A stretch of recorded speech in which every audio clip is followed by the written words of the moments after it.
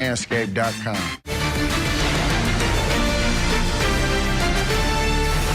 Top of the hour. Welcome back to Court TV Live. I'm Ted Rowlands. Glad to have you along with us on this very important Thursday. Johnny Depp back on the witness stand for day 2 of cross-examination. There he is. He's already seated. He's in place. We're just waiting now on the judge and the jury to enter the courtroom. But this is going to be a long day for Johnny Depp because we all know the direct examination and cross-examination are two very different things. He's standing up as the judge walks into the courtroom. Let's go in and listen to see what Her Honor has to say on this Thursday. Oh, perfect. Which exhibit? 1458, Your Honor. 1458. And it's with signatures redacted. All right, with redactions. All right, that's already been entered in evidence. We'll just take a copy of it. Thank you. Thank you. Anything else? We have the thumb drive with the additional. With the knife pictures on it for me, 92 and 93. Great. Thank you. All right, I'll take any evidence you have. Perfect. All right, anything further? All right, we're ready for the jury.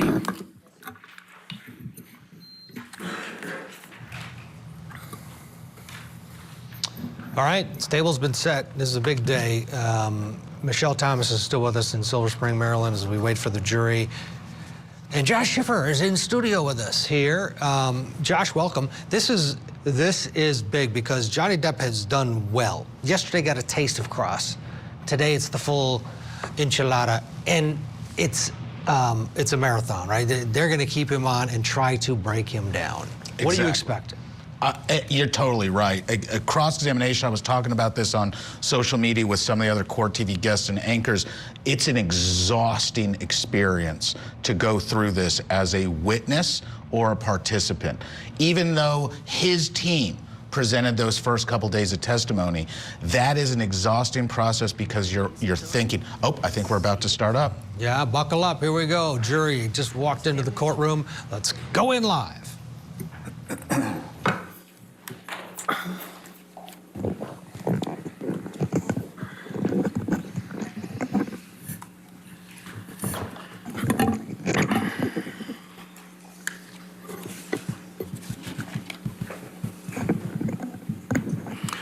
Morning, Mr. Depp. Morning, Mr. Rodenborn. Yes, 2 days ago, when you first took the stand, you discussed your upbringing and some of the abuse that you suffered at the hands of your mother. Do you remember that? Yes, I do. And you testified how she abused you physically, right? Yes, sir. Throwing things at you, hitting you. Yeah, there was quite a, various forms of physical abuse. And she abused you verbally by insulting you and your siblings, right? Yes, she did. And you testified that sometimes that verbal abuse, that emotional abuse was worse than the beatings, right? Do you remember that? As a child, it has more of an opportunity to plant itself in your head. Sure. Yes. So you'd agree that abuse can take many forms. It can be physical, can be verbal, can be emotional, right? Indeed. And you testified that your dad wasn't abusive, but that you saw him punch walls when he was in an argument with your mother sometimes, right? Excuse me. I witnessed my father, the only reaction that would be called a physical reaction from the abuse he was very stoically taking from my mother. I saw him maybe twice, 3 times, punch a wall. Once, as I said, once he punched the corner of the wall and I watched his hand, his hand basically shatter. Right. Mr. Depp, your walls weren't the only thing that your father punched, were they? In fact, once he punched you in the face and knocked you down, didn't he? Yes, when I was 15 years old, this was This was just before I'd dropped out of high school. One morning, yes, in my mind, I was done with school. So he had asked me to, I believe it was something, it was very, he asked me to take the dog for a walk or something, or take out the garbage, something menial, something strange. And I just said, no. And he just gave me a quick shot, pretty hefty, and it rattled my head. It rattled the cage, you know, Tweety Sure. birds and stuff. Sure. So the jury hadn't heard about that before. When he punched you in the face, it actually knocked you to the ground. And then when you got up, you were all too happy to take care of what he wanted you to take care of, right? I was excited to take care of it at that Right. point. And yesterday, I believe that you testified, why would you hit someone to make them agree with you? It doesn't work. You gave that testimony yesterday, didn't you? Yes. Now, you try to conduct yourself as a gentleman, right? Yes, sir. And you think that you live up to the standards of a Southern gentleman, right? That was essentially, you know, when you have deep, deep roots in the South, in Kentucky and such, it's not just your parents, your father, your mother, it's your grandparents, it's your uncles, it's your aunts, it's this, it's that. Yes, raised to be a Southern gentleman, that is to say, when chivalry was still alive and allowed. Right. And you think you live up to the standards of a Southern gentleman, correct? I believe I do. I certainly have done my best all my life. Paul Bettany's a good friend that you've done drugs with, right? That's a strange question. Paul Bettany is a good friend. Yes. You've done drugs with him. Yes, I have. Cocaine, right? Cocaine, yes. Alcohol, Alcohol, yes. pills, including Xanax and Adderall, right?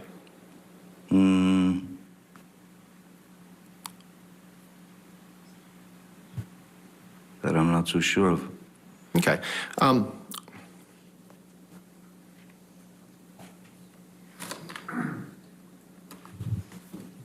Where's he gone?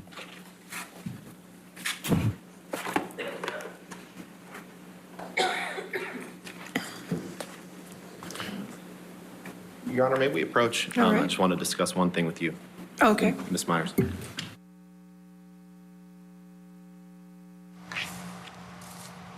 It's time for a sidebar. Just beginning, the first couple punches, Josh Schiffer, being thrown. This is going to be a long day, is it not? Yeah, it's absolutely going to be long. There's a lot of worry and concern from the defense about how this first impression comes out.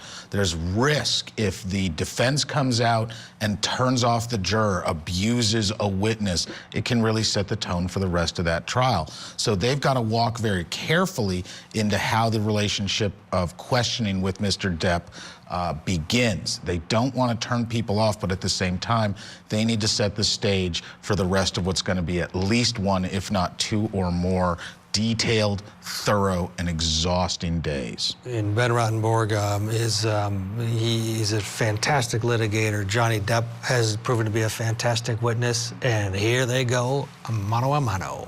Let's go back in live.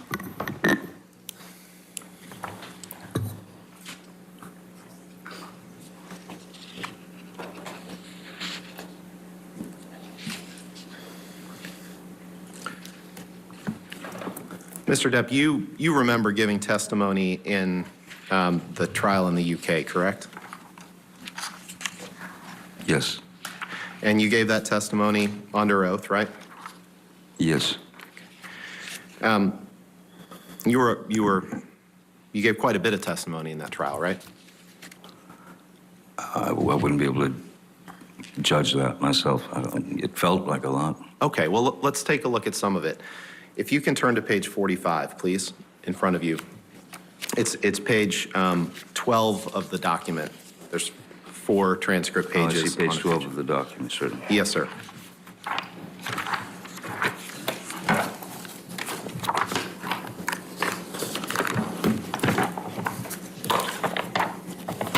Oops. Hold on. Yes, sir?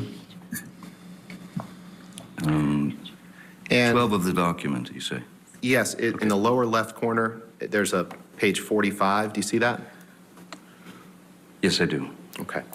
And you see that on the bottom of that page, there's a discussion of Paul Bettany and the drugs that you did together. And there was a question. The question is, any sort of pills? And your answer is yes. There could have been Xanax, or if he asked for Xanax or Adderall, whatever, I would, of course, give it to him. Question, so you would supply Paul Bettany with whatever medication or controlled drugs he asked for, is that right? Answer, if he was feeling anxious or if he was feeling unpleasant, I would give him what he asked for. Question, would you give him a Xanax? Answer, yes. Did I read that right? You certainly did, yes, sir. And you shared, the two of you shared an enjoyment of controlled drugs or alcohol at that time, right? The two of us were making a film together. With respect, sir, that wasn't my question. My question was the two of you shared an enjoyment of controlled drugs and alcohol at that time. Yes or no? At times. Yes. And Ms. Hurd was quite adamant that you didn't drink anymore and that you should stop using recreational drugs, right? Oh, yes. And she didn't like it when you were high on drugs or drunk on alcohol, right? She didn't like it when it was her perception that I was high on drugs. Okay. Her perception's quite different than the truth. And that's what we're after, is the truth. Let's turn to, Yes, sir. can you pull up Exhibit 178, please, Michelle? Is that defendant's 178 or? Yes, Your Honor. Okay, that's all right, I just want to make sure. Oh, I see.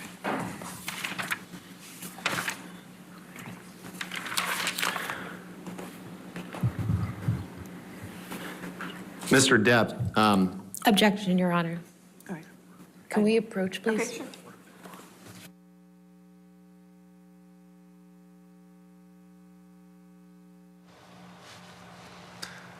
All right, sidebar, get a break. More testimony when we return. Don't go anywhere. We're just getting started.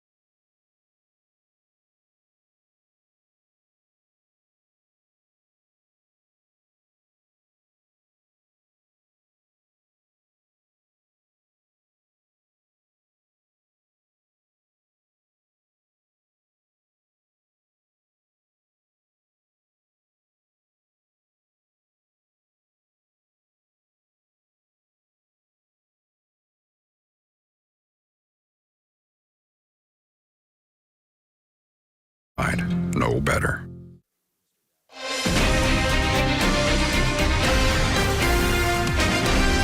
Welcome back. Sidebar is over. Let's pick it up as soon as the sidebar concluded just a minute ago. Here we go.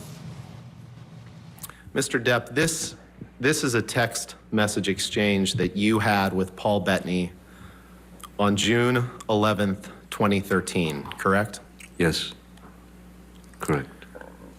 Your Honor, permission to move for admission of redacted Defendant's Exhibit 178 and permission to publish, please. We, based off of Your Honor's ruling. All right. That's fine. 178 with redactions.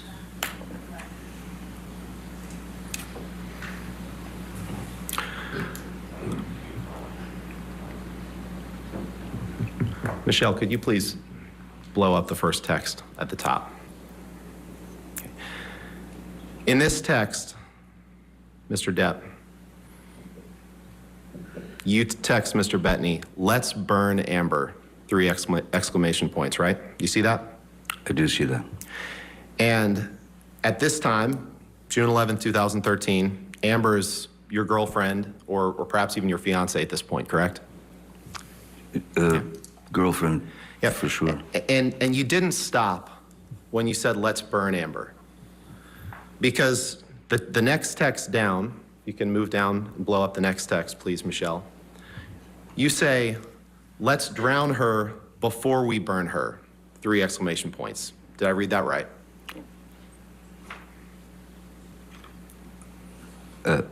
Yes, it's referring to the and you text didn't- prior to. You didn't from Mr. stop when you Bettany. said, "Let's drown her before we burn her." After that, you made another comment, and I'd like to apologize to the court and to the jury for some of the language that I'm gonna have to use today, but unfortunately, you're gonna see a lot of documents with language like this. After you said, "Let's drown her before we burn her,"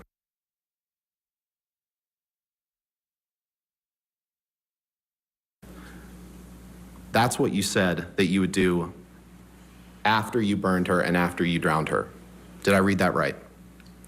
You certainly did, yes. And you wrote that about the woman who would later become your wife. Yes, I did. Okay. Can you pull up Exhibit 245, please?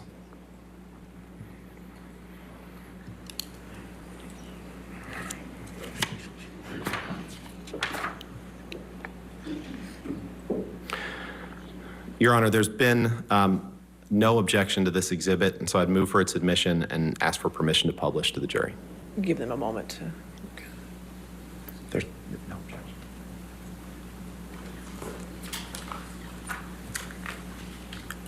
Your Honor, we have no objection to the portions that have Mr. Depp's text messages, but at the bottom portion, there is some from his daughter that we would ask be redacted. Okay, the last 2. And Your Honor, that's okay, but there was no objection to this I on the understand, but- exhibit list. But they don't appear to be relevant, which, That's fine. We're happy to redact those. okay.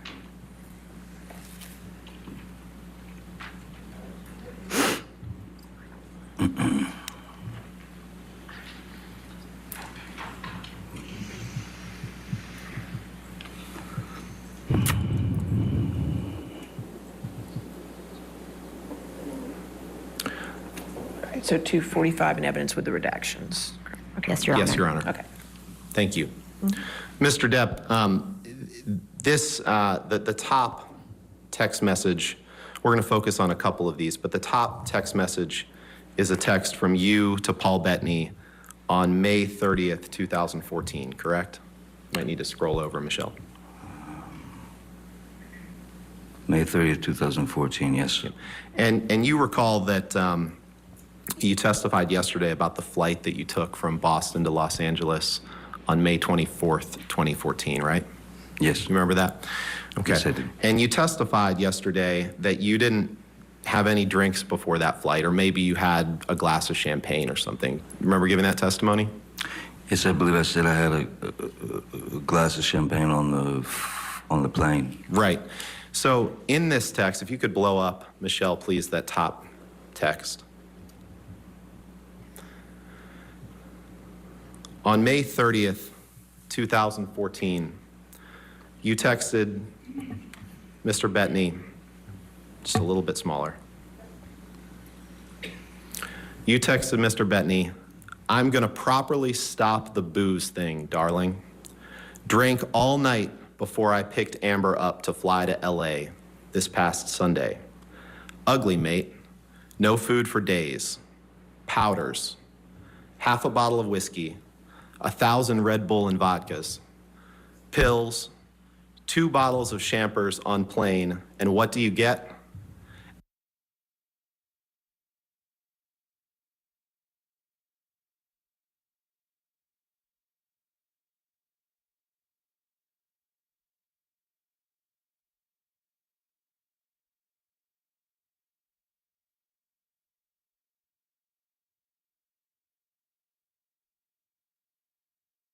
Spray my rage at the one I love.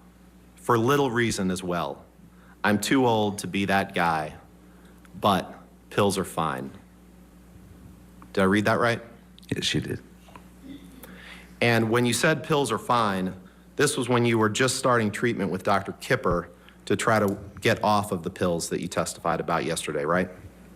This is when I was still on the roxicodone. It was before the detox on the island, yes. Right, and you testified that when you were in Boston filming Black Mass, which you flew from Boston to LA, that you had just retained Dr. Kipper to help you try to combat that pill problem, right?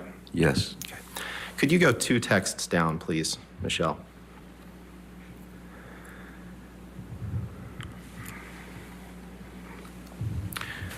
And this is a text that you sent on June 8th, 2014, just scroll over, to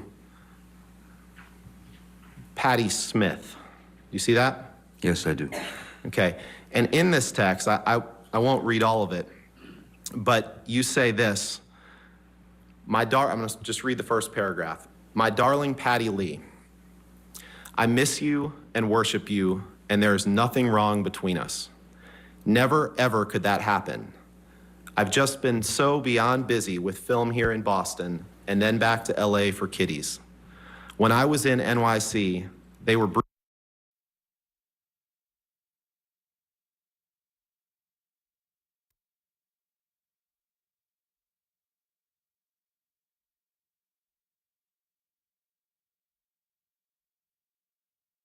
$3:30 a.m. the last time I was there, unable to stop he tears." Did I read that right? You did. Michelle, can you please take that down and let's pull up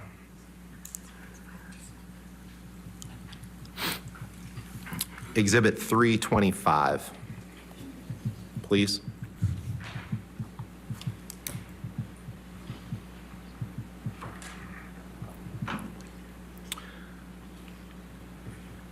Mr. Depp, is this a text message exchange that you had with Ms. Heard on December 18th, 2014? I see that. Your Honor, I would move for admission of this exhibit and ask for permission to publish. All right, any objection? May I have a look at the, Of course. You can look at the Your bottom. Honor, may we approach real quick? Okay, sure. Okay, another sidebar. The punches, are they landing? Oof, we'll have more right after this. Stay with us.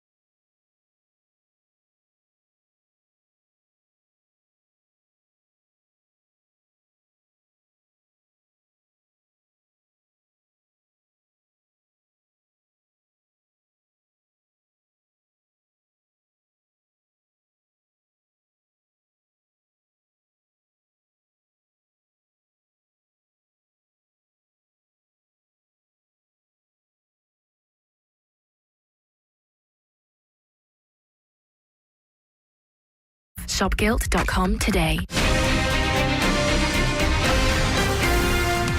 Okay, welcome back. Perfect timing. An extended sidebar has broken up. More cross-examination of Johnny Depp. Let's go.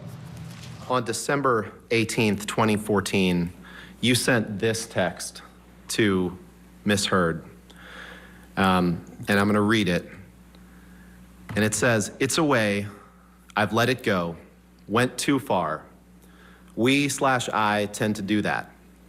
I always regret it when I jump, or worse, when you jump. I don't want to be conditioned to continue that behavior. Therefore, I'll put in heavy work with shrink. I'm sorry for being less, for your disappointment in me, for my gotta lose that, gonna lose that. The devil is all around, right? I wish I were able to bring even just a glimmer of a smile to the pretty face of my most gorgeous of dreams and darkest nightmares.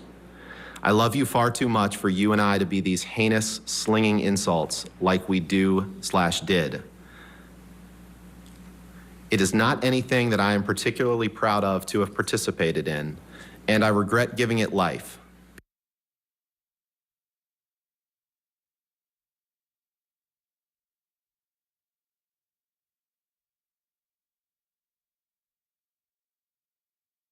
Right.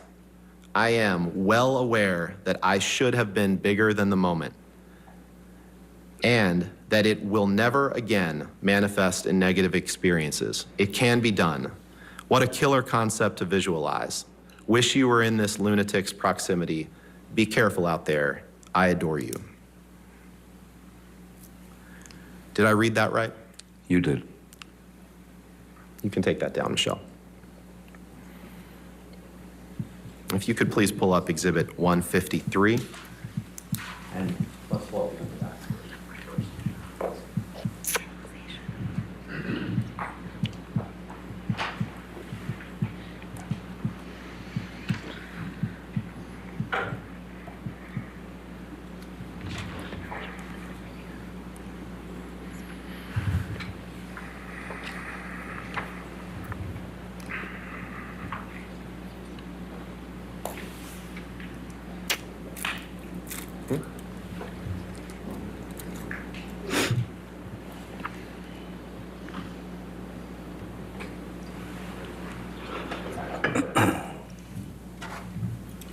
And Your Honor, we have a redacted version of this, but we'll put up the fully unredacted right now. All right, just give counsel a moment to review. Of course.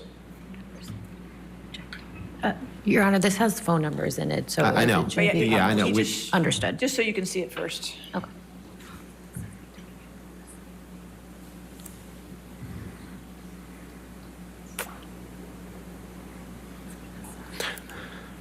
Okay. Could I have the photo? You don't take pictures of what's on their screens. I'm not. Okay, I'm just making sure. Absolutely. Thank you. Thank you, Your Honor.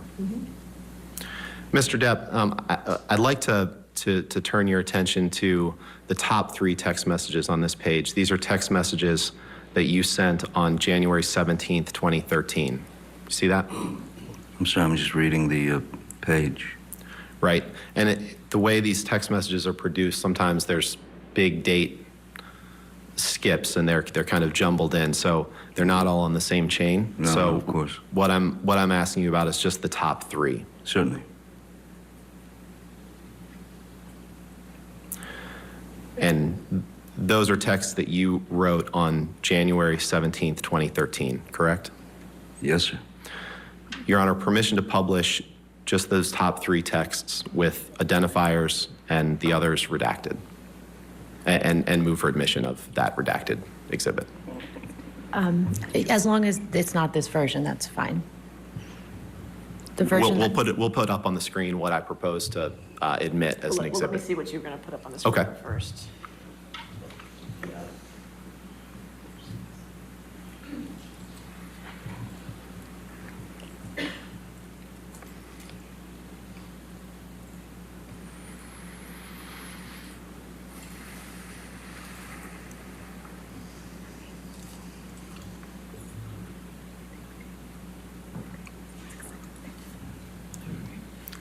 We have no objection to this version, Your All Honor. right, we'll have it as redacted. Okay.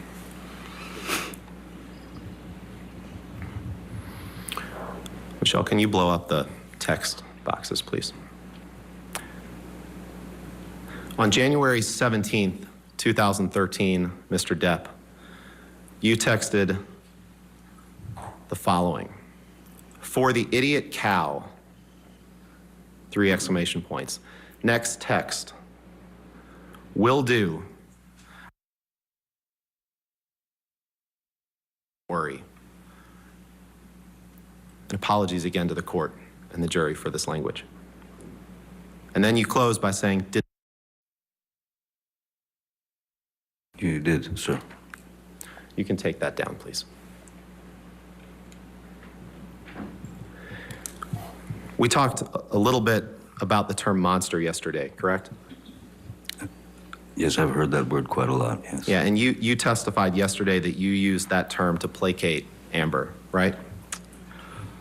And I believe that you testified that it was the word that she clung to describe what was in her mind, not yours. I wrote down what you said. Do you remember giving that testimony?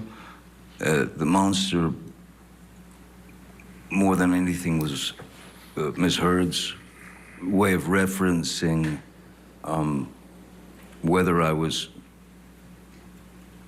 whether she perceived that I was on substances or taking substances. So the word monster became, it represented for her the consumption of alcohol or any other substances, whether it was actually happening or not, her perception. And so monster became her click word, Right. if you will. But actually the term monster to describe yourself came from you. Well, initially, Ms. Heard, I believe she started out with demons. She started out with, saying that I had demons.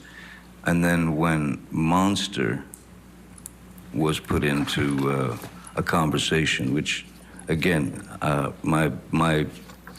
have a particular way of using words, vocabulary in my vernacular. So monster was something that which she stuck with, tried and true. I mean, she just stayed with that. Right, but you'd have to it accept came from you. The term unless came you from wanted you. to argue. The term came from you, didn't it? It's very probable. It's possible. It's probable that I might have used that word. Certainly. Right, and in 2012, in fact, Elton John was one of your friends who was trying to help you get sober, correct? Yes, sir. And you sent him a message in 2012 where you thanked him for his help, and you said, quote, "I would have been swallowed up by the monster were it not for you. That is a simple fact." Isn't Yes. that true? Yes. Again, the monster referring to alcohol and substances. Correct. And you didn't send that message to Miss Heard. You sent that to Elton John. "I would have been swallowed up by the monster were it not for you." Correct? Elton Can you pull up Exhibit 408, please? was a dear friend who has been sober for 40 years, 30 years. So he was. We'd had discussions, and he wanted me to get clean, sober. So Elton actually sent a fellow called Charlie Dunnett, who worked with Elton for years and years. And Mr. helped Depp, Elton. I appreciate that. My only question was just to confirm that you had sent that message to Elton John, nothing else. Thank you. So I'll just stop talking. Thank you. I appreciate it. I want to be Certainly, respectful of the not a court's problem, time and Mr. the Roddenborn. jury's time. Sorry? I just said I want to be respectful of the court's time and the jury's time, and I trust that you do too. So, Well, I don't feel like I'm wasting anyone's time, sir. could you pull up Exhibit 408, please?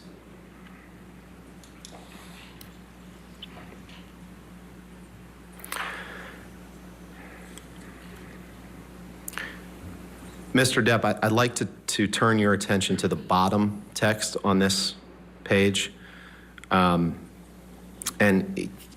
can you confirm that this is a text message that you sent on April 9th, 2015, while you were married to Amber, to your sister? Do you see that?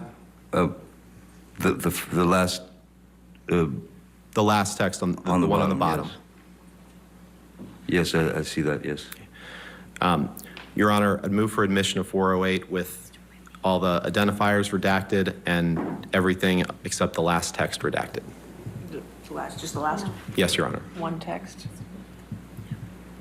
We object, Your Honor. If we could approach just very quickly.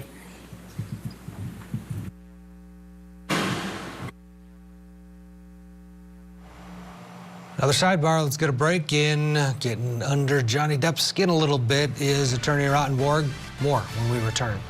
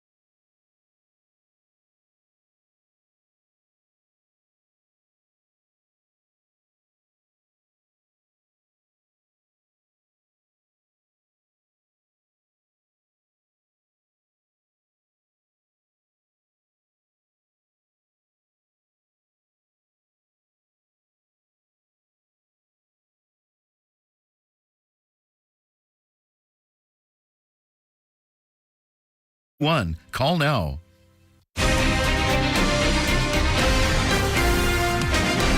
Sidebar has broken up. Let's get back into the courtroom, and it's getting a little heated.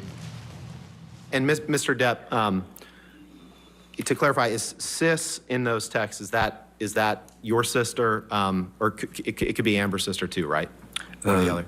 Sis, I was referring to Whitney. Whitney, Bird, okay, yes. so Amber's sister. Okay. Yes, Amber's Okay. sister.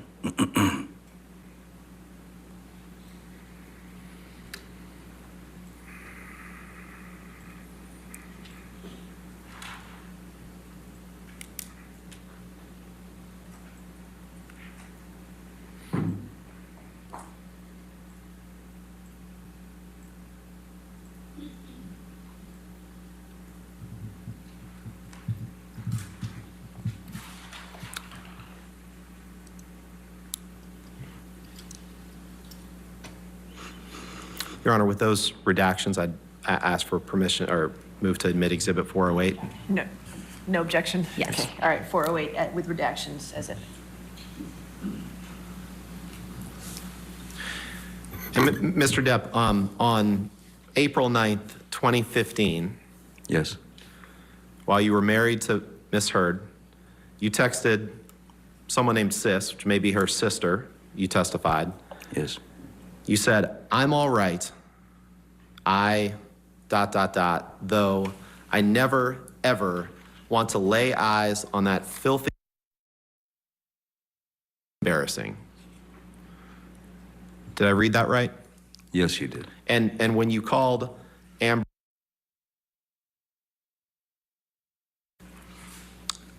Yes, sir. let's pull up Exhibit 427, unredacted, please.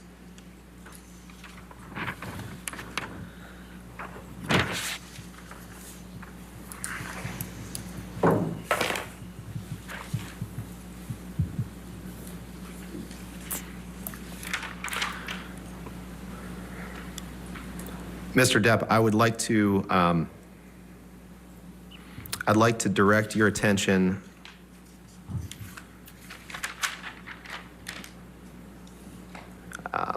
Okay. Is there another, let's see.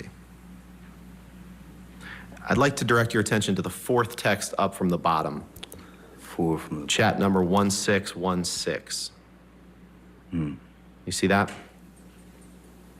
Yes, I do. And that's a text message exchange between you and Jerry Judge on April 26th, 2015, just a couple of weeks after you referred. Yes, I do, sir. Okay. Your Honor, permission to and move for admission of this exhibit with the two text exchanges in that chat between him and Jerry Judge. All right, well, why don't you show me what it would look like redacted? Okay. Can we do that? Okay, sure. It's just Before we those two, publish it. Michelle?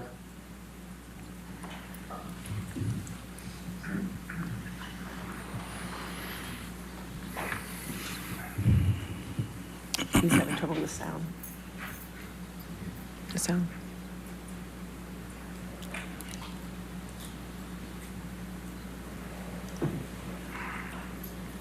Oh.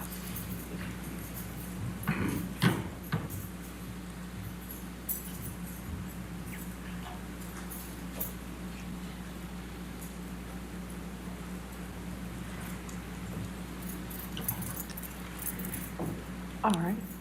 Any objection to 427 No objection, with Your Honor. redactions? Okay, 427 with redactions. Thank you, Your Honor. If you can just blow the text up, Michelle, of both of those. Mr. Depp, on April 26th, 2015, Jerry Judge, and Jerry Judge is your former security guy who passed away a couple years ago, right? That's correct. And he writes you and says, "Hi, boss. Just wanted to say if you and Amber need anything, just let me know. I will be there in 20 minutes. Johnny, it is lovely to see how you and Amber are so happy. The other day, watching the two of you sitting on the bench by the sea was fantastic. The two of you need happiness, and it is really great to see that. Love to you and Amber. XOXO, Jerry." Did I read that right? You did. And beneath that, you texted him back and you said, Thank you, my dear Jerry. Very, very kind, mate. We've been perfect. All I had to do was send the monster away and lock him up. We've been happier than ever. All caps. Love you, brother. JD. Did I read that right? You did, sir.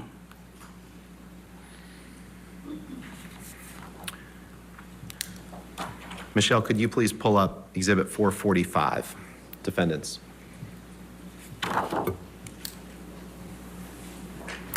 And in the text that we just saw, when you used the word monster, that Miss Heard wasn't on that text message, was she? No, that was between Jerry and myself. Okay, thank you.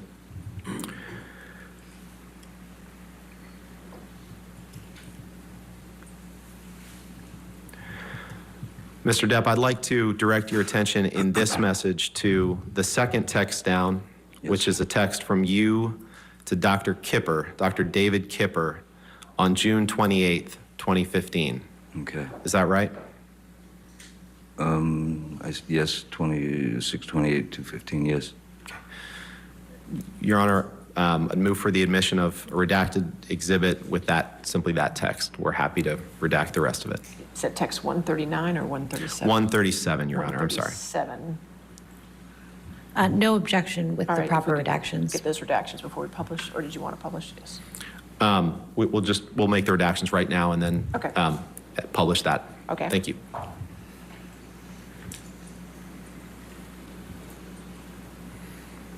All right, 445 as redacted. Yes, Your Honor. All right, in evidence. Thank you.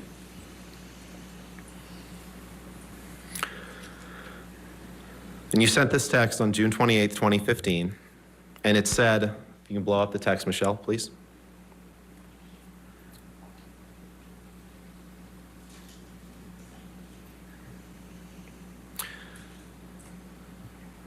Thank you, my darling Kipper. All those technical abbreviations left me flummoxed and in the dark. Soon, soon, I must see you and just hang out. My deformed finger and I have no friends. By the way, Amber and I have been absolutely monster child away in a cage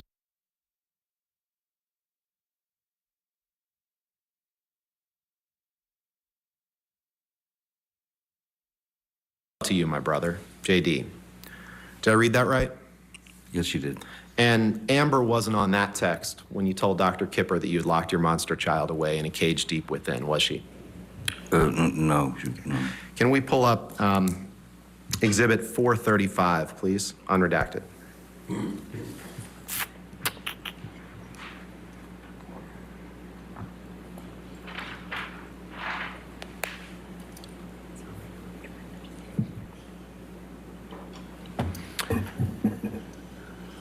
It's just the bottom text that I'm going to direct your attention to, Mr. Depp. This is a text that you sent to Stephen Deuters on May 14th, 2015, right?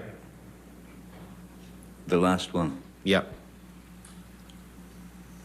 May 14th. And Stephen Deuters is your personal assistant, or was your personal assistant at the time you were with Miss Heard, right? Yes, he's now my partner. And Okay. Now he's the president of the European branch of Infinitum Nihil, right? IN2, yes, sir. Okay. Move for admission of a redacted version of this document with just the bottom text, Your Honor. No objection. All right, if you could just redact it just to the bottom text. Thank you, Judge.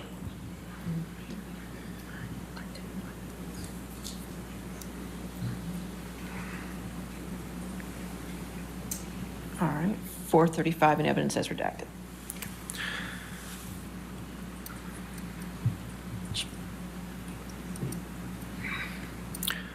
And on May 14th, 2015, you can blow up that text, Michelle, please.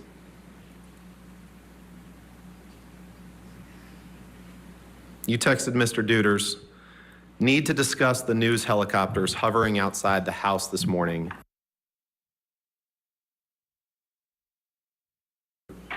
The monster is not involved, correct? I see that, yes. And Miss Heard wasn't on that text, was she? No. Let's pull up Exhibit 196, please.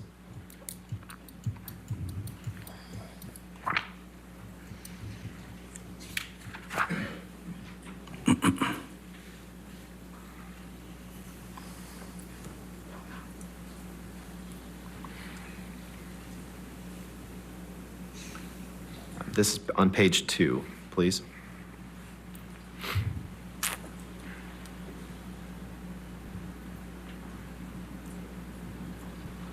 Are we on page 2? Yeah. So it's, Mr. Depp, I'd like to direct your attention to line 24. You can see in that left-hand column there. And this is a text message from you to Stephen Deuters, your personal assistant at the time, on October 31st, 2013, correct? Yes, sir.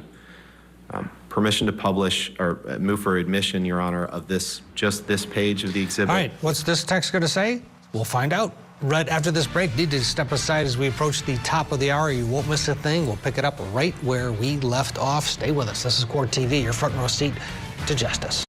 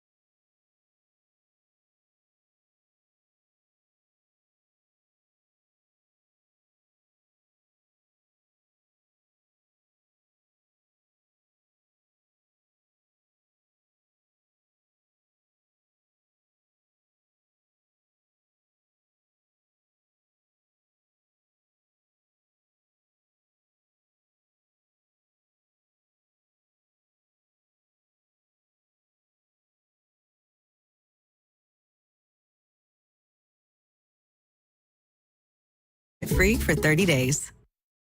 I just said I want to be respectful of the court's time and the jury's time, and I trust that you do too. So, Well, I don't feel that I'm wasting anyone's time.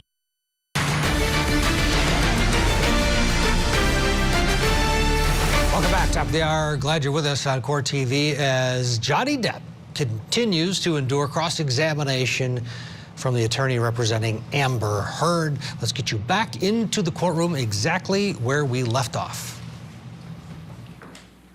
With the phone numbers redacted, we have no objection. You could do those redactions, so it'd just be page 2 of Exhibit 196. yes, Your Honor. Are you ever going to enter any other pages of this exhibit into evidence? I'd like to reserve the right to Then we'll call to this do that. 196A. Okay, thank you. This makes it easier for the record. All right, thank you. Okay.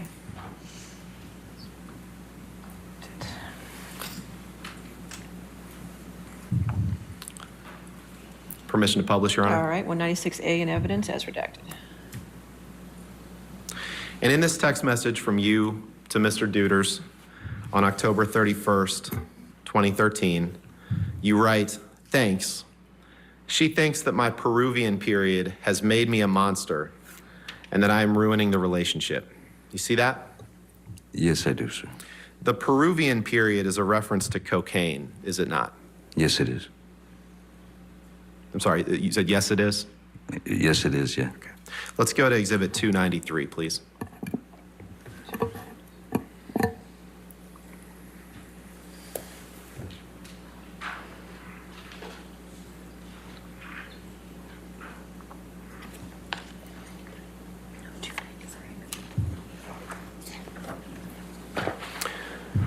Mr. Depp, I'd like to direct your attention to the bottom text, which is a text from you to an unknown number on October 4th, 2014. Do you see that?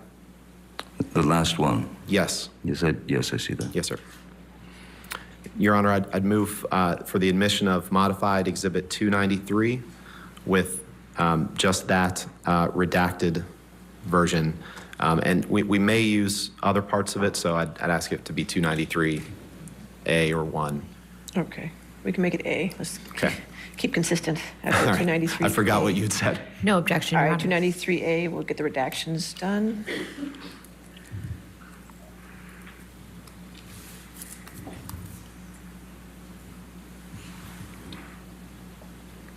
All right, 293, maybe. There we go. All right. Back to 293A in evidence with redactions. Thank you, Your Honor. And in this text message on October 4th, 2014, you text someone, it's unclear who, you say, "I am going to, quite gracefully, glide into a massage of my broken back and neck. I shall exit in 1 hour, a monster. Shall we each swallow an E each, parentheses, or perhaps it's MDMA, at around 8 p.m., and go to dinner with a few of my wee team at a wonderful Peruvian spot. Let us enjoy this night, my brother. Let us reward ourselves for the hard work and misery of the heat that we push ourselves to." Did I read that right? You did. And E here, that's a reference to ecstasy, correct? It is. You can take that down, Michelle, please. You would agree that you found drugs and alcohol at an early stage in your life, right? I've certainly, yes, I did. And you testified a couple days ago that you had done just about every kind of drug there was by age 13 or 14, right? 15. 15. And you found that drugs are the only way to numb your pain, right? They've always been a medicine for me, yes, a numbing agent. And you said yesterday that, in fact, I think you said you take drugs to numb the demons, right? I don't know that I said to numb the demons, but I have, well, if I did say demons, it is to numb the residual pain that I carry from my youth. Right. And One of your good friends that you've taken drugs with before is Marilyn Manson, right? Yes, we've taken, we've drank together.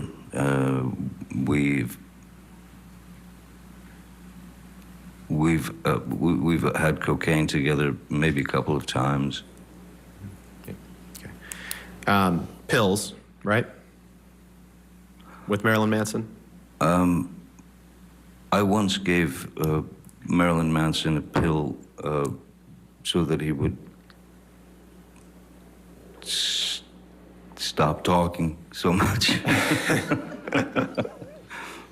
Sorry. All right. I get it. You employ a lot of people that work for you, right?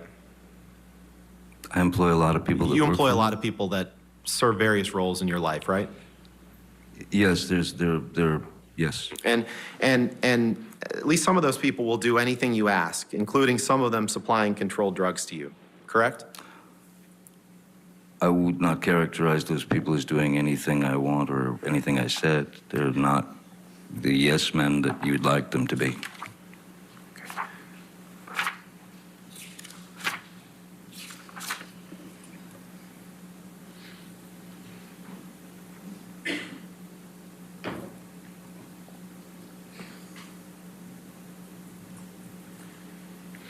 Can you pick up your testimony from the UK trial and turn to page 48, which is page 13 of the document, please? Yes, sir.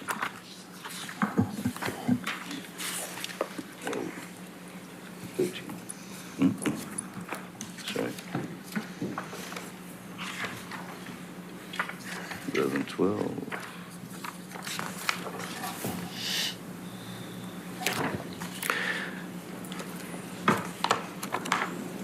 Oh, yes, sorry.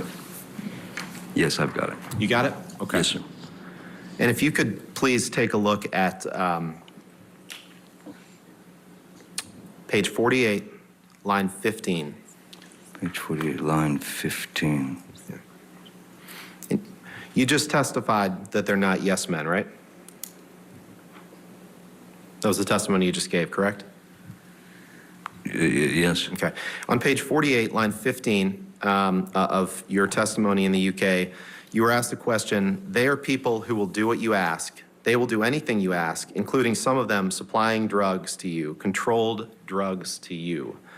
Your answer was, there are people who work for me, work with me, who, yes, in the past, have been asked to provide whatever I have felt was necessary at the time. Question, well, putting it bluntly, if you wanted illegal drugs, controlled drugs, and you asked one of your staff, and I am not going to name anybody particularly right now, that member of staff would provide you with those drugs if he could. Answer, at times, yes. Question, despite the fact that it was illegal? Answer, yes. Did I read that right? You did.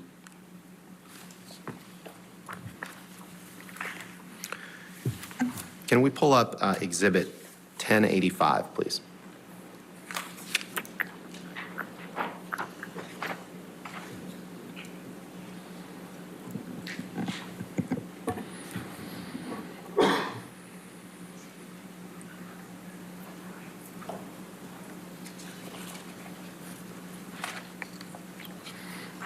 You've seen this picture before, Mr. Depp, right? Yes, I have. Yes. And this is a picture that was taken in Miss Heard's former house or apartment on Orange Avenue after you two began dating, correct? Yes, sir, and it's quite a composition. The composition of the photograph is very interesting. I think that's something we can agree on.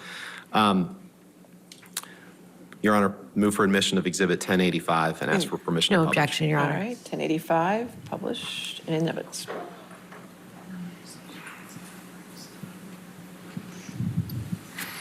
And this picture, you recall, Mr. Depp, was taken in or around March of 2013, after you had fallen off the wagon, right? I'm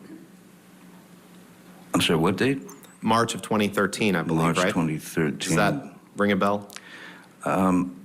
If March 23rd, I had fallen off the wagon from when I was doing Lone Ranger, when Mr. Evans was with me when I was sober. Okay. But that was the whiskey that's on the table was an average. Every day I would come home to her place and there would be a glass of whiskey waiting for me. And you would sometimes drink whiskey in the mornings too, right? During this time period. Isn't happy hour any time? And that cocaine, those white lines, those are cocaine. That's cocaine, right? I would assume. It Yeah, looks and like it. that's your cocaine that you kept in that box that says property of JD with the skull and crossbones, isn't it? Well, the beautiful composition of the photograph would suggest that, certainly. Yeah. You don't dispute that. I don't see me in it.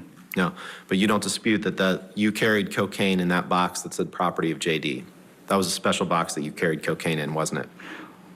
The box was a gift from someone. I can't say that I carried cocaine in it, no. You can't say that you carried cocaine in that box? No, but it looks like it would fit some cocaine.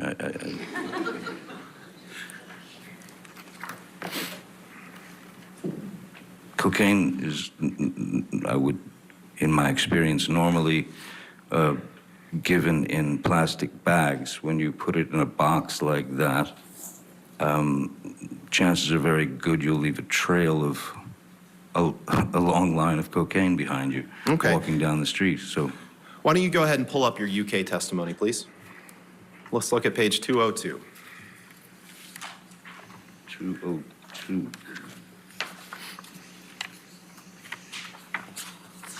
Oh, boy. Oh, I see. Yeah, you're going by those things.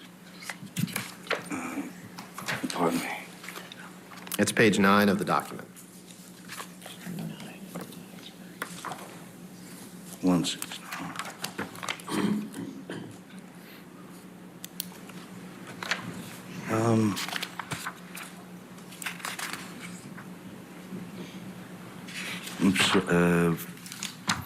I'm having trouble finding 202. Are you saying page 9 because there's no 2? That's my fault. It's day 2, so I owe you another transcript. I'm sorry. My apologies. Oh, We're moving into another day now.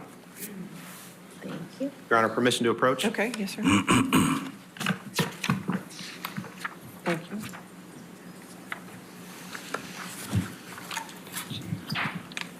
thank you. So 202.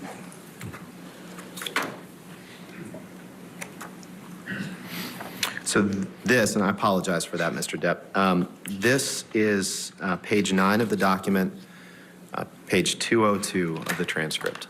This was day 2 of your testimony in the UK.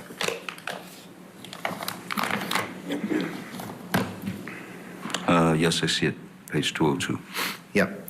And on that, on page 202, you were asked a question. We'll have to work out what that was at a later stage. Can you see in the front that there is a little box about 2 inches by 2 inches if we compare it to the size of the credit cards? Answer, yes. Property of JD with skull and crossbones on it. Yes, I do. That, I suggest, this is a question. That, I suggest, is your cocaine box. That is where you would keep your cocaine, a special box that you had. Answer, I do remember the box. Question, do you remember it now? Answer, yes. I did not remember the property of JD. Yes, that is a box. It was carrying cocaine in it. I would say I probably was then. You see that? Did I read that right? Yes, you did.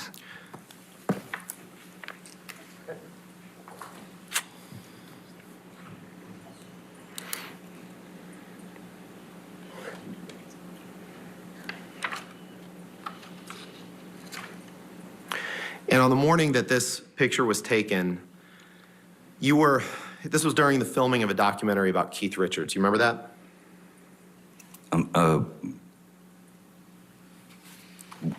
I'm sorry, could you This- repeat that? Yeah, sure. This picture was taken while you were filming a documentary about Keith Richards, correct? I'm sorry, the date again on this? Do you remember that?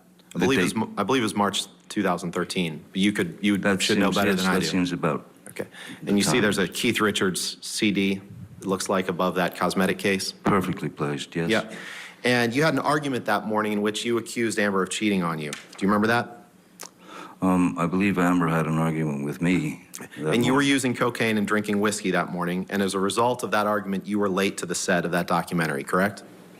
In fact, I was not late to the documentary. Well, I was late, but I had called my crew because it was a day of filming performance between, it was Keith Richards, Tom Waits, and some other very talented musicians. The only thing that needed to be done in terms of performance was capture the performance. So I wasn't needed on the set, so I could come in anytime I wanted. Okay, you just said that you were late, though, correct? Oh, So I you was just yes. testified to. Okay. Yes, yes. All right, And due to the argument, of course. sure. Yes. I'd like to shift gears a little bit now. Well, actually, let's not.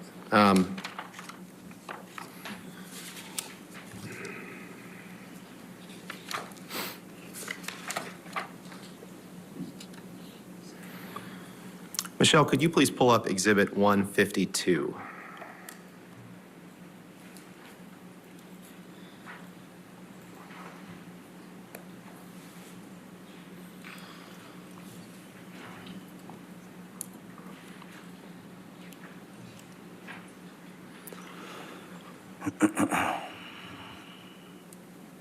Mr. Depp, these are various texts that you sent and received to various people in 2012. Do you see that? Yes, it seems to go from July to September. Right, right.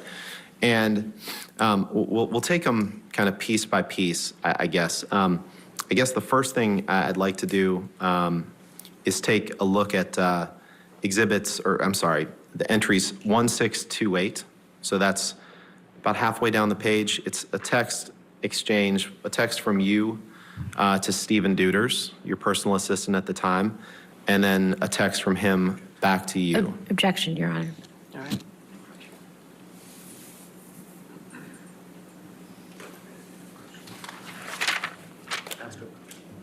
Did you, are they, All right, Sidebar, let's squeeze in a break here. More testimony. Johnny Depp being cross-examined after this. Stay with us.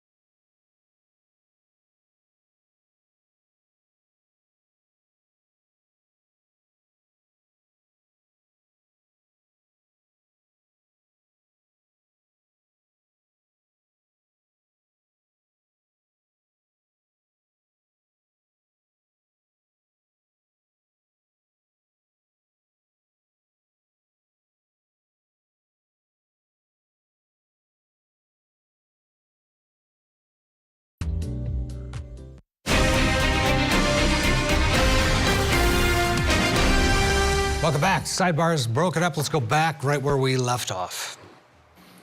Mr. Depp, we're going to take a look at two text messages here, or three text messages. On August 4th, 2012, you exchanged text messages with Stephen Deuters, one from you to him and one from him to you. Do you see that midway through the page? Yes. And Michelle, can you blow those up, please?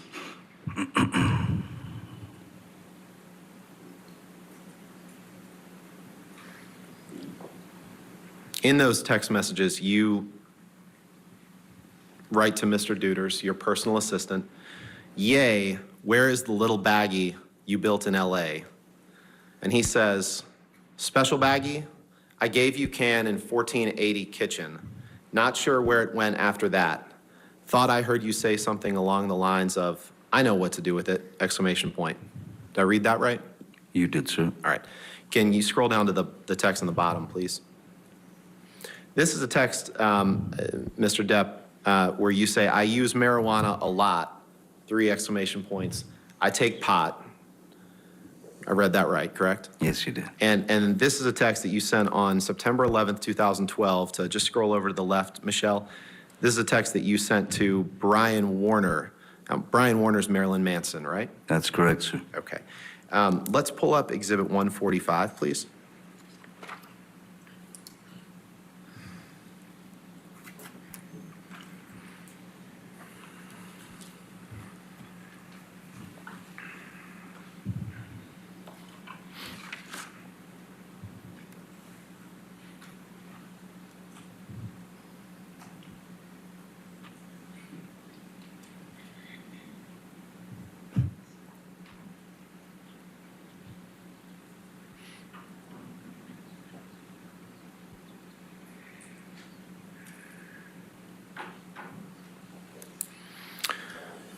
Mr. Depp, this is a series of text messages from you to and from various people in 2012, right? Yes, sir. And Your Honor, the text messages that I'd like to ask the witness about are the first 2. And then the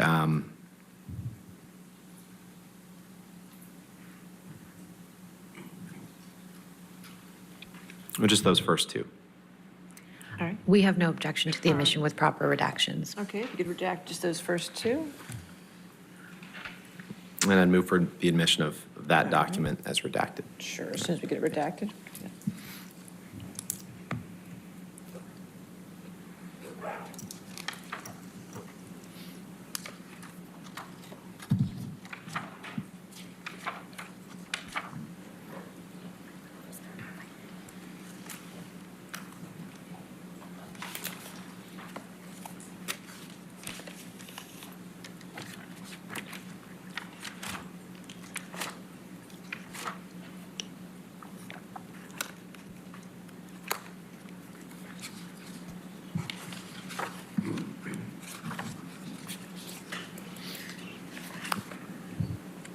Thanks, Michelle. That's fine. No objection. Okay. All right, 145 and evidence as redacted. Thank you, Your Honor. So this text exchange, Mr. Depp, between you and Marilyn Manson on September 11th, 2012, you text him, "The pill and the plant stuff keep me calm and detached."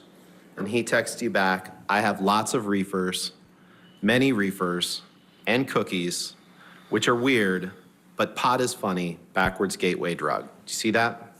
I do, sir. Did I read that right? You did. All right. You can take that down, Michelle, please. And if you could please pull up Defendant's Exhibit 1089, 1089.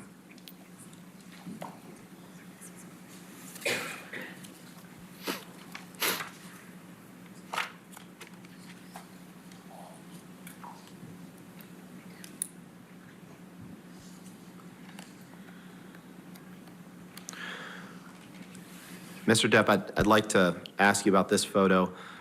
This is a photo of 4 pretty huge bags of marijuana, correct? Yes, sir, that is a lot of marijuana. A lot of marijuana. Yes, sir. And the coffee cup that's right next to that, that's a coffee cup for your company, Infinitum Nile, right? That's correct. And the furniture, this is taken in one of your residences? It's taken in the studio, the recording studio. In the recording studio, okay. Your Honor, move for the admission of Exhibit 1089, Defendant's Exhibit 1089, and No. permission to publish. No objection, All Your right, Honor. 1089 in evidence. You can publish.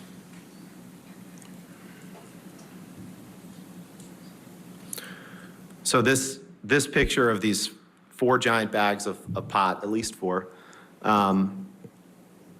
was taken in your recording studio. Is that right? Yes, sir. Okay. You can take that down, Michelle.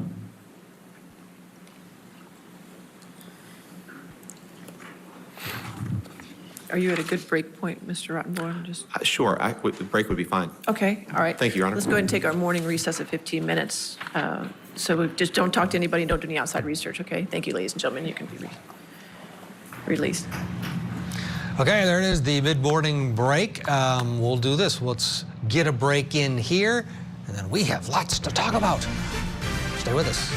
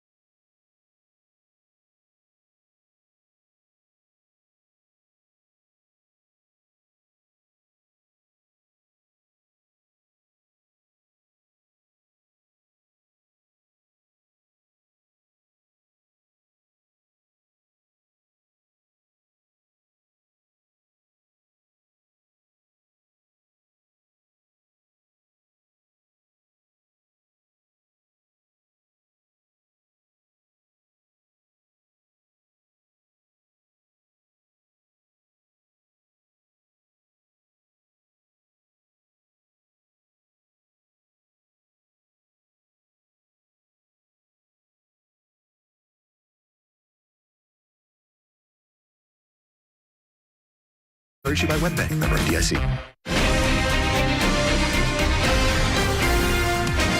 Welcome back to Court TV Live. Our cameras are bringing you live coverage of actor Johnny Depp on the witness stand in Fairfax, Virginia. We're in the middle of his cross-examination. This is day 2, but day 1 was pretty minor.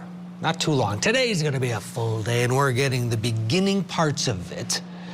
They're at a short mid-morning break right now. We'll take you live back into court as soon as everybody is back in court. Joining us in studio, criminal defense attorney Josh Schiffer, watching along with us. So the Amber Heard's team is trying to establish that Johnny Depp's alter ego, the monster, is fueled by drug use.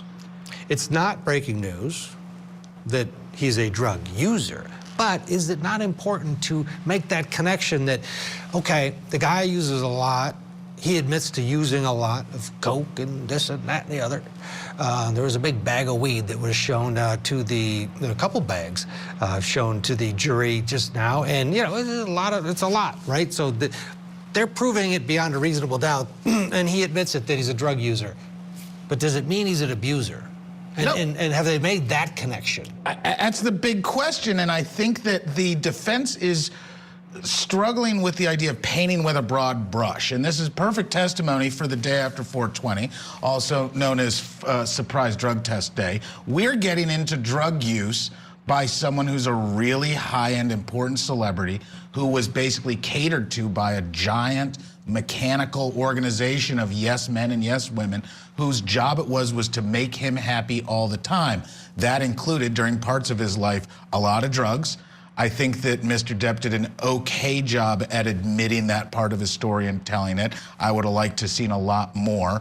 But what it's not illustrating is the connection you're talking about. Using drugs doesn't make you an abuser, even though they could be connected. And I feel that as this cross-examination continues, hopefully Ms. Heard's attorneys are going to be able to illustrate that connection clearly. Yeah, see everybody standing in the courtroom, the jury making their way back in, and we've caught up. Basically, we had a couple delays because of the commercial. You haven't missed anything, so this is live. They're getting ready for the continuation of Johnny Depp on the stand for cross-examination. Let's go back in live.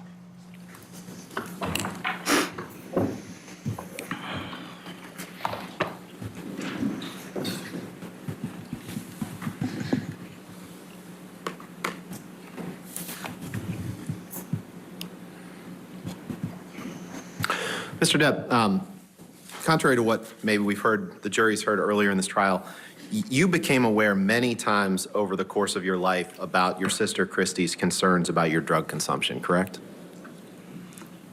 Over many times in my life? Yes. I think you'd have to ask her that. I'm not aware that she was concerned for the period of my life. No. Well, in fact, your sister's had a number of worries about your drug consumption over many, many years since your youth that you've become aware of, correct? In my youth, Since your youth, sorry. Since your youth. Since my youth, my sister has not been necessarily privy to every single, let's say, move that I've made, whether it be where you'd like me to go with the drug dependency or whatever. She's been a concerned sister in every way, that even having to do with relationships that I was in that she was quite worried about. Right, right. And I wasn't asking about relationships. What I was asking is... No, I was just... let's do it this way, given your testimony. Let's turn to day 2 of the UK trial, the transcript that's in front of you, please.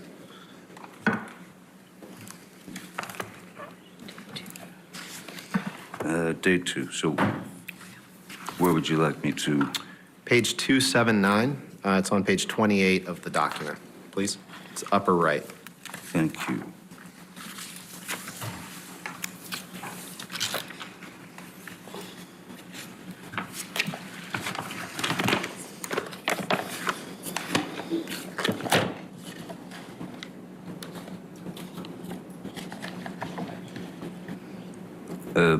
Page 279, that was. Yes, sir. Thank you. And on line 11, are you there? Do you have the document up? Online? No, I'm sorry. Is it in your hand? Okay, great. Yes. On page, or line 11 of page 279, you were asked a question. Question, did your sister express anxiety to you about your drug intake at around this time? Your answer, my sister Christy has over many, many years, since my youth, had a number of worries about my consumption growing up. Yes, she talked to me many times over the course of my life, and yes, with Miss Heard, we did speak about it. I think she and Miss Heard's ability to speak to one another stopped not long after this. Did I read that right? You did, sir. When you first started seeing Amber, you had you'd filmed the Rum Diary, but then you went a couple years without being involved, and then you saw each other on the press tour for the movie, right? That's correct. And when you first started seeing her after that couple year period of not seeing her, you had just been checked out of a New York hospital where you had been for a couple days to fight alcohol use, correct? Yes. And you were drinking, you were abusing alcohol toward the end of your relationship with your prior partner, Vanessa Paradis, correct? I was drinking. You were drinking pretty heavily. Were you there? It's my question to you, sir. No, I wasn't drinking that heavily. We can, let's turn to the UK It's 116, definition, please. what you define as heavily, sir. Let's just look at what you said before. Let's go to page Certainly. 116 of the UK transcript, please. This would be in day 1. 116.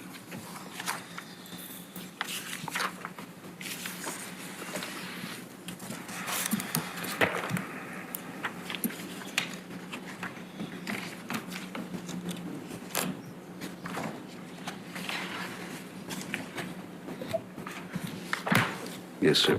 116 it was, yes. Yeah, 116 down onto 117, okay? On 116,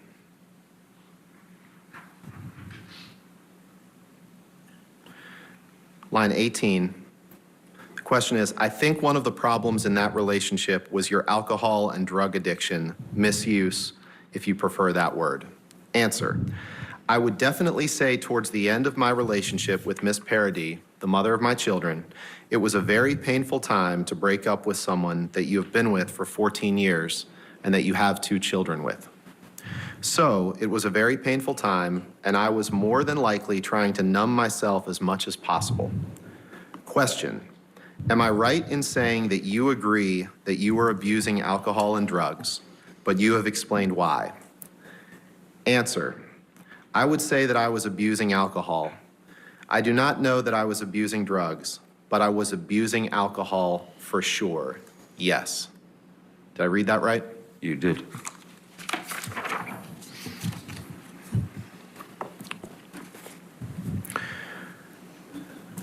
And there was a time in the early stages of your relationship with Amber when you explained to her that you weren't drinking alcohol at that time because you had a problem with your liver, correct?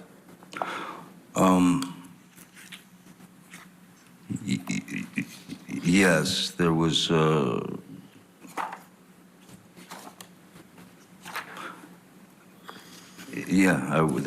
was concern over the numbers, as they call it, over my, about my liver. And you shared that with Amber, right? Yes, I did. And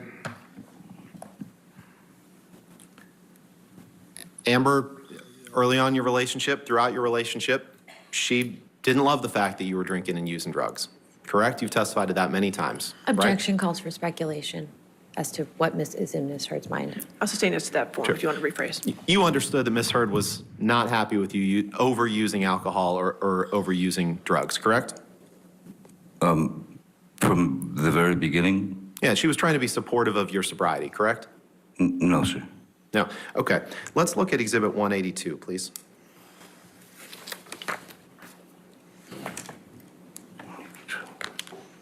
Are we in day 2 now? Or is this? No, sorry, this is an exhibit. Oh, I see. Yeah, you can set that to the side, sir. Thank you. This is an email from exchange from you, between you and Elton John in 2013, July 2013. Correct? Correct. Okay. And the second email down is an email that you sent to Elton John at 5:05 in the afternoon on July 13th, 2013. You see that? Yes, I do. Okay. Your Honor, move for the admission of Exhibit 182 and permission to publish. I assume there's redactions that need to be done, but Yes, Your Honor, there's some email addresses in here, and I would ask that the portions that are not Mr. Depp's also be redacted as well. all right. That's fine. Okay, so no objection with those redactions, is that correct? Okay. Let's just get those redactions.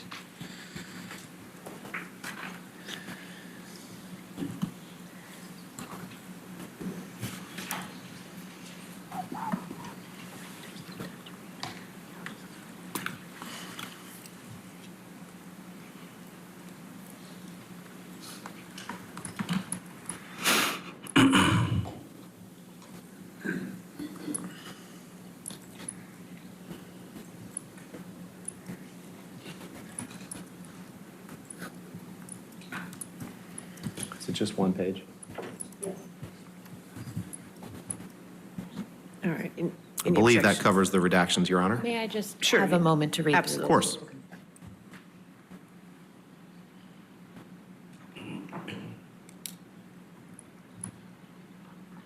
All right, let's get a break in here as they obviously redact Elton John's email address so we can't see it. Back with more after this.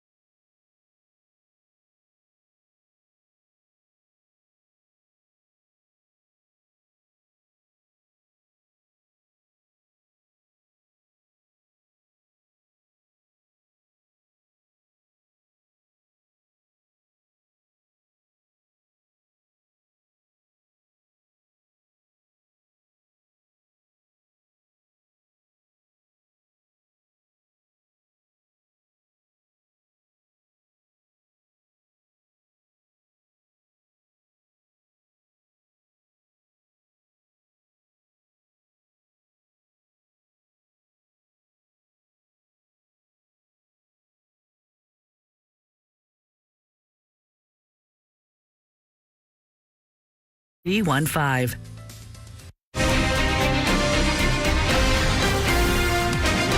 All right, what did Johnny Depp and Elton John chat about via email? Well, the redactions have been redacted. Let's go back in right where we left off. This is an email that you sent to Elton John, July 13th, 2013. And Michelle, could you scroll down to the third paragraph up from the bottom that starts with the words "on the other side of the coin"?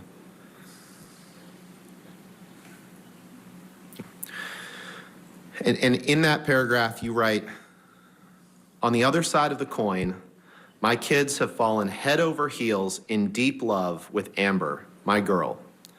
And that press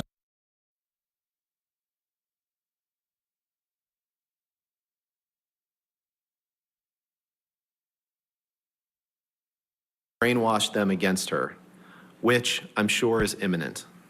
I read that right, didn't I? You did read that very well. And when you referred to the French extortionist, Vanessa Paradis, the mother of your children, correct? Yes, sir. Things got a little You can take tight that down. at that point between us, as they would. Can you pull up Exhibit 214, please? Defendant's Exhibit 214.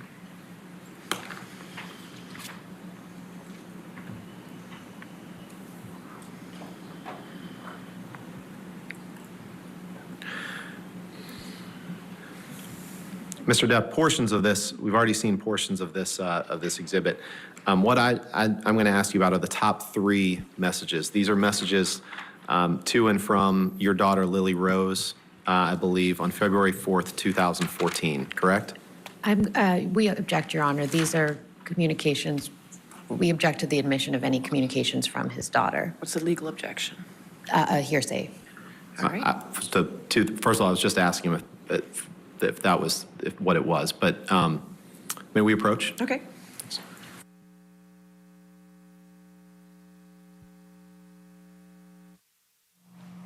Sidebar, Josh Schiffer watching along with us. Elton John.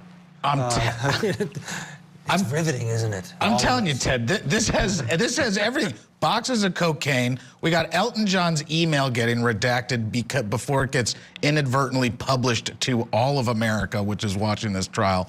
My social media is just exploding. No one expected it to quite go this deeply into some of these issues. And as you and I have talked about, one of the big questions is, what is Johnny running from? Is he running from anything? And whether he should just own some of this story. What about the language? I mean, we have to bleep it out so our viewers don't know the words that are being used, but just know that it's that really, really, really bad one that keeps coming up. Yeah. And does that have an effect?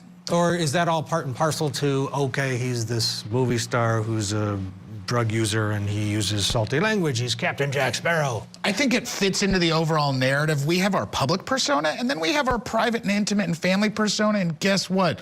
People use really purient language, and that, as you said, that's about as bad language as you get. I can say a lot of stuff in front of my mom, but there are certain lines that will result in a firm slap across the face, and that got tossed around a bit. I don't think the jury gets upset about it. I think it intrigues them, and they might look down upon him because there are certain ways you don't refer to anyone like, especially someone that you had an intimate relationship with. The line has been crossed. He's used it now for, and the point from Amber Heard's team is like, look, he said it about his other ex-wife.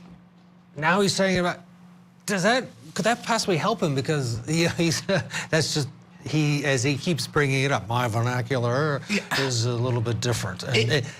So can he kind of twist that? Is it point scoring? Yeah, man, you might be able to score a couple points by showing that the guy uses bad words and really treats people poorly. And women. And women, specifically women. And there may be a misogynistic theme that develops. In fact, the lack of theme right now is a big question that myself and a lot of other people are thinking about, because there hasn't been a specific overarching theme other than let's show everybody in America a bunch of embarrassing messages that are tasteless and wrong. And I'm sure if you asked him, he would say, I feel really awful about saying that. But it's very human of him And it's really authentic that these are things that he wrote during the time. There's a lot of passion, there's a lot of anger. He's not excusing it. He's not running from it the way a lot of people would. So I think right now in this battle of two brilliant and sophisticated people, it's kind of an even draw. What do you think of the Marilyn Manson? They've used the opportunity a couple times to bring Marilyn Manson into this, and he, of course, is fighting his own legal trouble, having accusations against him from a female. Is that lost on the jury, picked up on the jury? Can you take offense on the jury? Because it's obviously strategery at its best. Yeah. I think that the lawyers are hoping the jurors who are allowed to bring in all of their life's experience have independent knowledge of what's going on with Marilyn Manson and those kind of allegations being made against them. I think it's a little bit exploitative. Hey, famous person has other famous friends, but I don't think it shocks anybody that incredibly highly paid, popular, surrounded by sycophant entertainers have access to all kinds of crazy party drugs and used them and had what many people would call a great time. And there are country songs written about what happens when you get rich and famous like this. And these gentlemen, they pursued some of those activities. I'm not right or wrong, but don't run from it. And then the big question, of course, is can you put the monster alter ego fueled by drugs into an abuser? And that's what Johnny Depp team says is not true, and that he has the history of actually being a placid drug-using, trash-talking Captain Jackie guy. We'll have to wait and see. We're going to slip in a break here. They're back at it, and they will be soon. When we come back, we'll get you back into the courtroom. Stick around. This is Court TV, your front row seat to justice. Stay with us.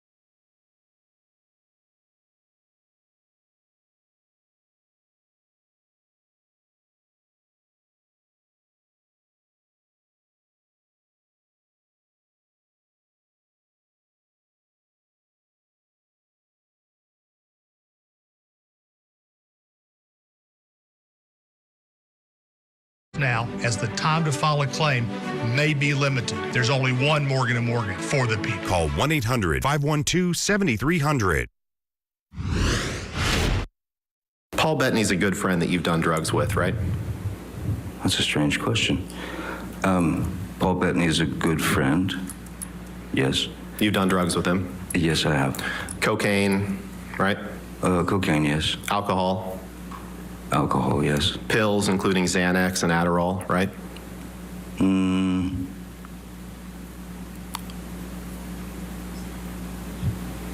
That I'm not so sure of. Okay.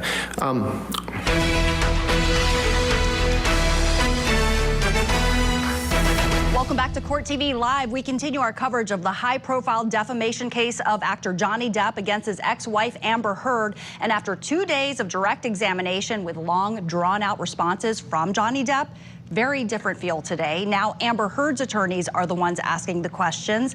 It's led to some very contentious exchanges at times, to say the least. So day 8 now in this dueling defamation trial with Hollywood A-lister Depp suing for $50 million. His ex-wife countersuing for $100 million. We promise you will not miss a second of this testimony, and you haven't. So let's bring you back inside the courtroom for more cross-examination of Johnny Depp. Specific. Sorry. Can you please pull up Exhibit 839? Your Honor, this is a recording. And we plan to play 6 minutes and 55 seconds through 7 minutes and 29 seconds. Is this a recording we already have in? No, this I is a don't- new recording. I don't believe so, but I'm not 100% sure if this has been 839. the defendant's 839. Is there any objection to that audio recording? I don't believe, assuming this is an audio recording between Mr. Depp and Ms. Heard, then we have no objection. All It right. is. Okay. Thank you, Your Honor. And so no objection to it being entered in evidence, correct? That's correct. And it's full content, but we're just playing a portion of it, is that That's correct? exactly Okay. right. All right, Yep. 839 in evidence then. Okay, thank you. And permission to play the clip mentioned to the jury? Okay, I assume there's no objection since it's in. That's fine, go ahead.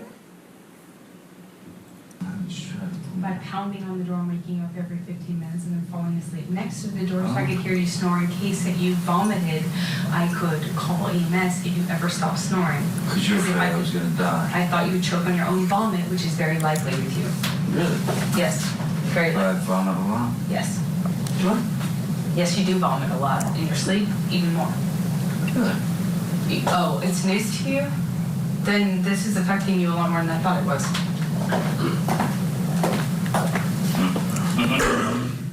That'll be used.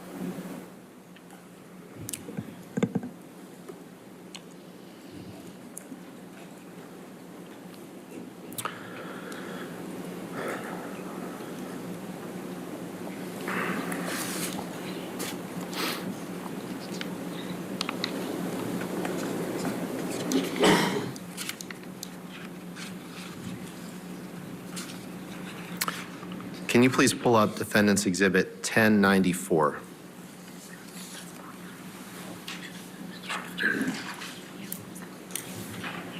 Your Honor, may we approach briefly?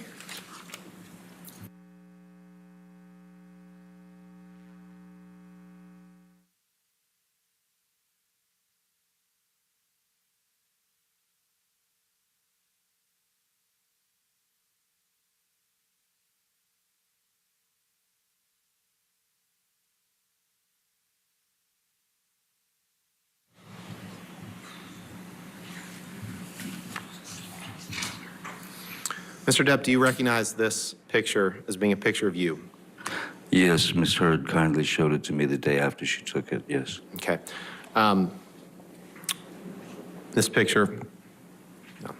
I'd move for the admission of Defendant's Exhibit 1094 and ask for permission to publish, Your Honor. We have no objection, Your Honor.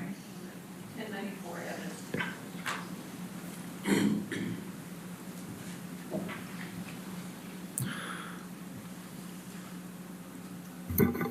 This is a picture of you on a black leather couch, passed out, correct? Passed out's an interesting way of putting it. Maybe asleep. Where is it? What residence? That's in Boston. I'm sorry? That was in Boston when I was doing Black Mass. In Boston. And that's ice cream on your lap, correct? It is indeed. Ms. Hurd asked me to hold the ice cream as she noticed that I was on the nod. That means falling asleep from the 17-hour day that I'd worked and also the opiates that I'd ingested. And if you'll notice, my right hand is in my pocket. So I wasn't participating in the festival of ice cream. Okay. I was holding her ice cream, and because she knew what was going to happen, that I would fall asleep and it would drop. And that was a wonderful picture to take for her. Sure. I don't know why she took it, but Well, so it's Miss Hurd's fault that that picture was taken. Is that what you're saying? she snapped it. Okay. All right. Let's talk about this because you say you were in Boston. This is when you were filming Black Mass, Yes, sir. and you testified that that was kind of the last film that you did when you were taking opiates, right? Yes, it was right before the the trip to the island. And you testified detox. yesterday that opiates, you don't take opiates to get high, right? You've testified to that on a couple different occasions, correct? You certainly can take opiates to get high. If I doubled the dose, then I would most assuredly be ready for sleep. That's not a blackout. That's Sure. So if you double the dose, you'd be ready for sleep, but it wouldn't get you high in the way that other drugs would, correct? well, the high is it's a extreme downer. That's its job. Right. And for that reason, I believe you testified yesterday or 2 days ago.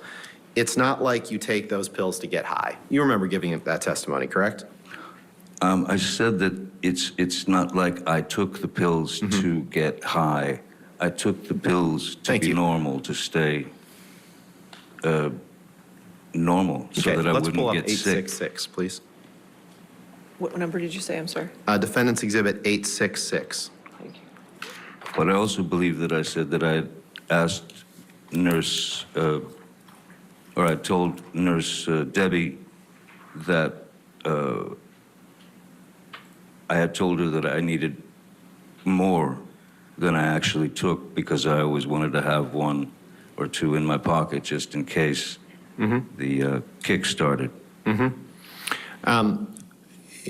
If you could take a look at the text at the top of that page. Yes. It's a text exchange between you and Erin Borum. Erin Borum, you testified as one of Dr. Kipper's nurses, right? Yes, sir.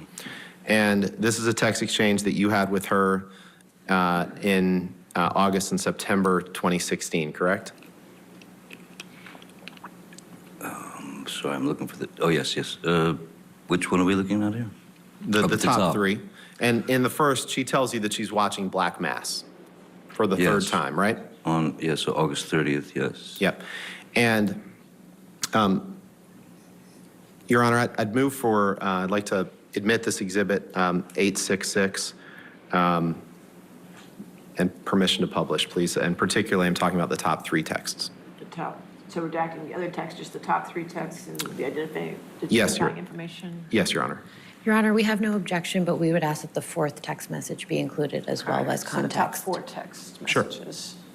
And obviously, the phone numbers redacted Right. as well. Of course. Let's get that up. We'll see what that looks like.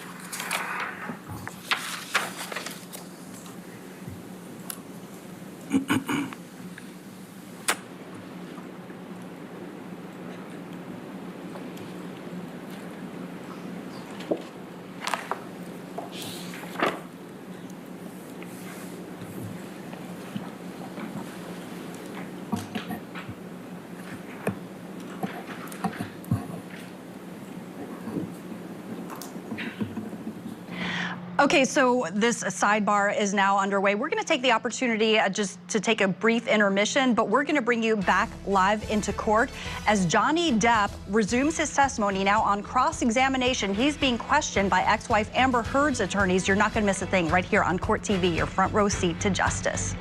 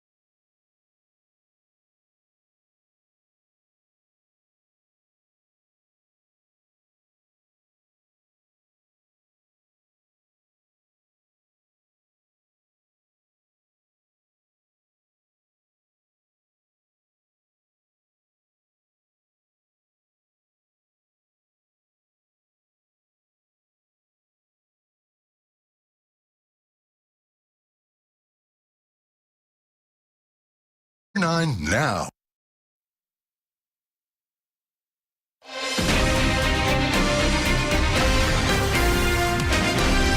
Welcome back to Court TV Live. Insults, injuries, a severed finger. On the witness stand, Johnny Depp has described for the jury the tumultuous relationship he had with his ex-wife Amber Heard during their dueling defamation cases. The award-winning star has directly addressed Heard's allegations of domestic abuse head-on, arguing that it was actually Amber Heard who was the aggressor in many of these altercations, including the 2015 incident when he severed his finger after he says Heard threw a vodka bottle at him.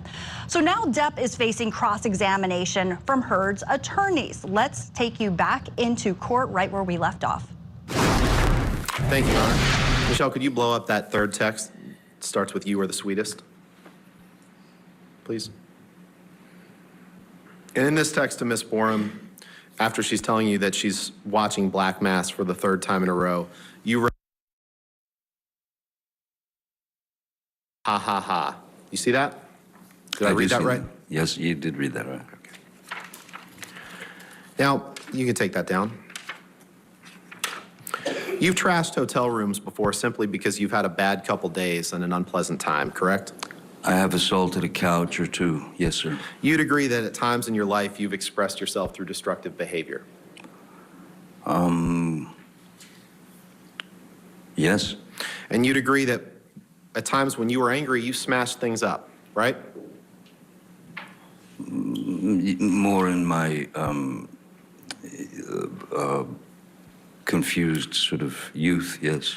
And you said in an interview one time, you said the following quote, "You know, you have bad days and, you know, some guys go play golf, some guys, you know, smash hotel rooms." You've said that before, right? It was It's just a yes or no question. You've said that before, right? In an I've interview. said it as a joke, And yes. you believe that if something feels stronger than you, that it's a human reflex to smash something or throw something against a wall or punch a door, correct? I don't believe that I'm the only human being that's ever punched a door or broken something in an internal bout with myself. No, You- I you don't believe believe that that I'm that's- unique in that way, sir. You believe that that's something that happens when you get frustrated, right? And that it's a mini explosion that comes and goes quickly. You agree with that, right? When I was younger, it was a little bit more accessible, if you will. Right. Let's pull up Exhibit 143, please.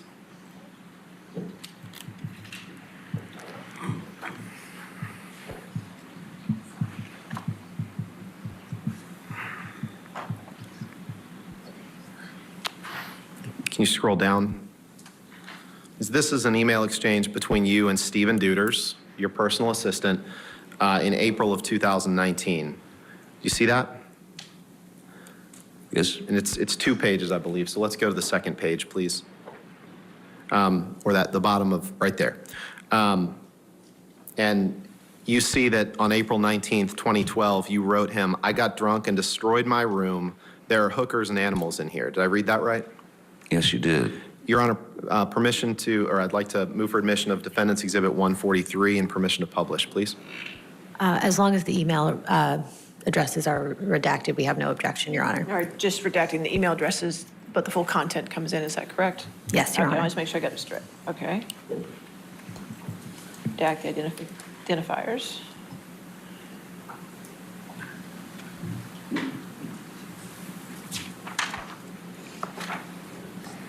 All right. You agreeable to Let's just, that? can we just, let's make sure that that's the only, is that the only email address?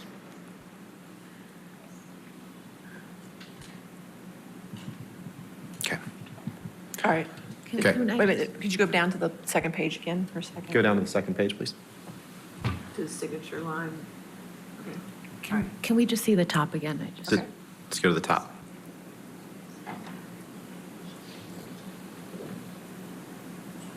The top of the first page. The top of the first please. page, thanks. Okay, In thank fact, you. is it- No Approved. objection? Okay. Do you mind if I read this, or are you going to Right. read this to me? We're gonna take a look at it. All right, 143 in evidence, you can, Okay? Thank you, Your Honor. Can you scroll down, Michelle? So you write to Mr. Duders, "I got drunk and destroyed my room. There are hookers and animals in here." And then if you scroll up, he writes simply, "Watch out for Mike Tyson. Have you num-nummed?" Correct. And then you write, "Don't want nummies. Thank you. Is it okay to put on a condom after the fact? I mean, if I just wear it for the rest of the day, like, that works, doesn't it? I've had to kill a few of the animals for sustenance. I've made quite a mess. There's blood and animal tracks everywhere." Did I read that right? You did. Okay.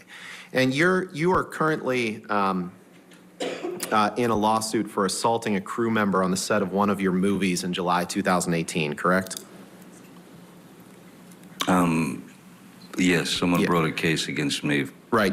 A man by the name of Greg Rocky Brooks is suing you for allegedly Objection, Your punching him Honor. twice in the Relevance wrist. and All right, 403 and 404.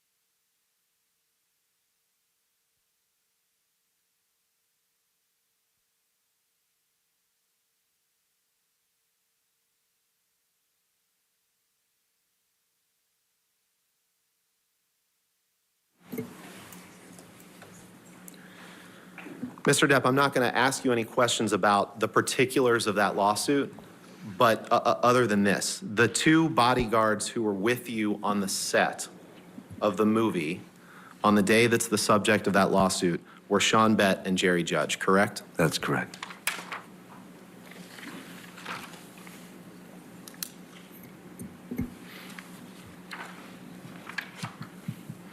Your Honor, can we please take the exhibit? Sure, yeah, we can that's take that available down. Thank you.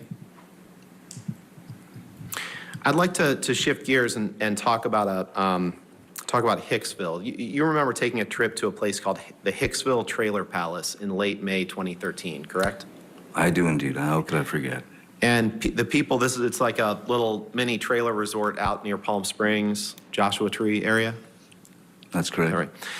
And the people that were there with you on that trip were Amber, her sister Whitney, right? A woman by the name of Christy Sexton, right? Oh, yes, okay. Rocky Pennington, Yes. right? Someone named Kelly Sue Milano or Kelly Sue Eater. You got me. You just remember Kelly Sue, right? I don't remember a Kelly Sue. Okay. Well, in fact, Kelly Sue, you recall, was sitting close to Amber, and you thought she was being affectionate toward her. You'd agree with that, right? Sitting close is not the description I would give it myself. Well, you just testified you didn't remember someone named Kelly Sue, but I'm putting it to you. Well, I you remember remember someone named Kelly Sue who was sitting close to Amber and being affectionate, and you took exception to that, didn't you? I wasn't aware that her name was Kelly Sue. Terribly sorry about that. I didn't know her name, but it was someone I'd never seen before who had clearly taken some happy something and was very affectionate with my girlfriend. And so you removed Kelly Sue's hand from Amber, and you yelled at Kelly Sue and told her that Amber was your girl, right? That's not correct. That's not correct? No, sir. Not in the way that you're saying it.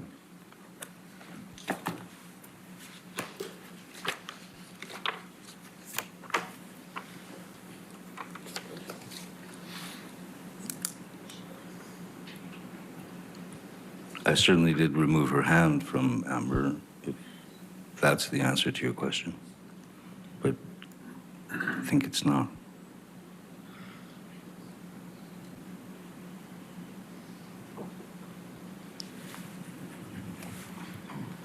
Well, Mr. Depp, it's not a matter of how I said it, it's a matter of how you've said it. So let's take a look at page 239 of the UK transcript, please. This will be day 2.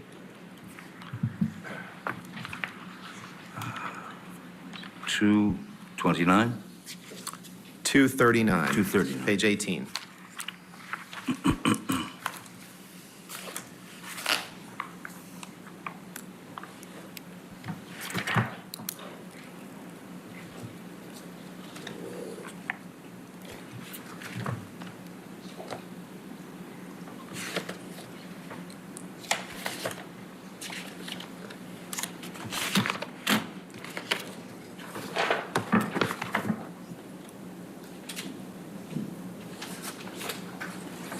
Sorry. That's all right. A lot of papers. 239, yes. It's going to be 239 and 240. Okay. Thank you. And you see on page 239, line 22, you're being asked a question about the incident we've just been discussing. And you're asked a question. And how did you deal with that uncomfortable situation? Where are you reading from, sir? I'm sorry. Page 239, line 22. 22, okay. Yep. You got it? Yes, I do. All right. Question, and how did you deal with that uncomfortable situation? Answer, I removed Miss Kelly Sue's hand from Miss Heard's body, and I told her, do not do that. That, first of all, that is my girl. Second of all, it is rude and invasive. She was quite glassy-eyed, and she seemed pretty unsure of her surroundings. She seemed very unstable on her feet, and I remember saying to her, if you were going to take this drug, MDMA, you should know if you were able to handle it or not, correct? Did I read that right? That's correct. Okay. And after this incident, you went back into the trailer that you and Miss Heard were sharing, and you had a big argument, right? Yes, there was an argument. And the argument started about Kelly Sue, correct? I don't Amber was recall. unhappy with your reaction to her and what happened, correct? Objection calls for speculation. I'll sustain the objection if you could rephrase. You had an argument with Miss Heard, and you understood her to be upset with the way that you had handled that situation with Kelly Sue, correct? I mean, I recall that that was a part of the argument, but as I had told Ms. Heard, I was sorry if this, I mean, I was protecting Ms. Heard's honor, and I was protecting my girl from someone who was clearly unable to deal with the substances that she'd taken. Right. She was a little forward. And I know that there will be differing accounts of what happened in that trailer over the course of this trial, but you would agree with me, Mr. Depp, that at a minimum, you smashed up a bathroom sconce during that argument, correct? Yes, sir. I punched a bathroom sconce that was right by the mirror. And apologies if we've already covered this, but this trip was in late May 2013? I don't recall. Okay. If you could pull up Exhibit 181. Michelle, this has already been admitted into evidence this morning, Your Honor. All right. 181? No. No, I don't have 181 in evidence. Did we not? Oh, you know what? I forgot that this morning. I'm sorry. So 181.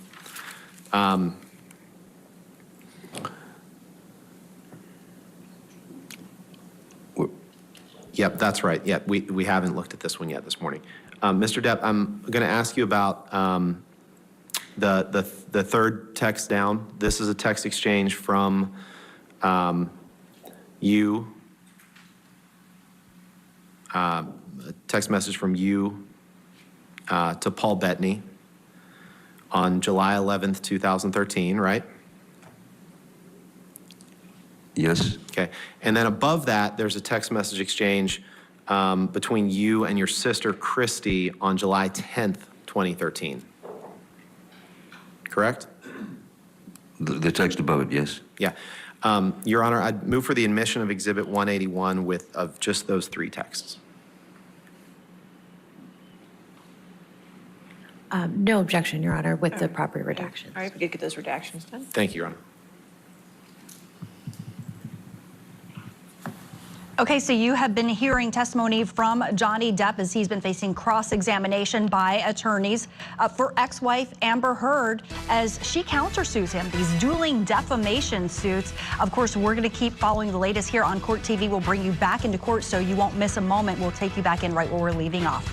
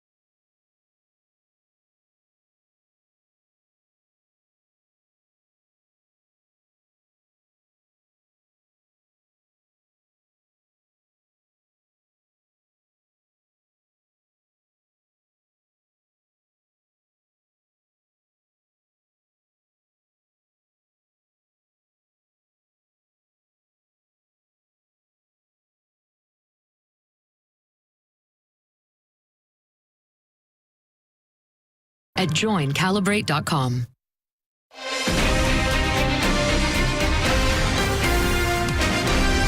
Welcome back to Court TV Live. Of course, serious allegations of abuse have been hurled in front of a Virginia jury this week in the dueling defamation cases of Johnny Depp and ex-wife Amber Heard, with both sides laying blame on the other. We've seen images of injuries they sustained during their apparently tumultuous relationship. And during his 3 days on the witness stand, Depp has repeatedly denied ever getting physically violent with Heard. He argues that Heard actually abused him. So let's bring you back in right where we left off with cross-examination of actor Johnny Depp on the stand.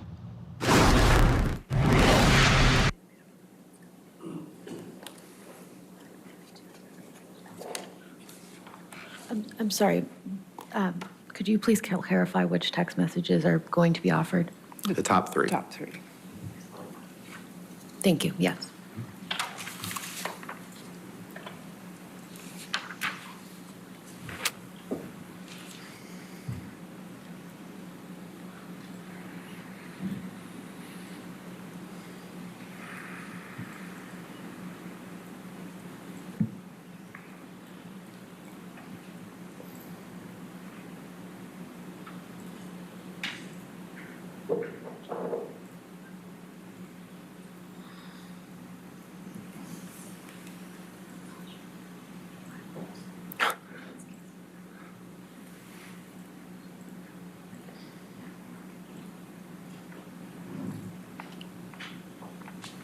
There we go. All right, any objection then to those redactions? All right. No objection. Okay, 181 in evidence with redactions. Thank you, Your Honor. All right. I'd like to take a look at the text that you sent to Paul Bettany on July 11th. If you could blow that up, please, Michelle.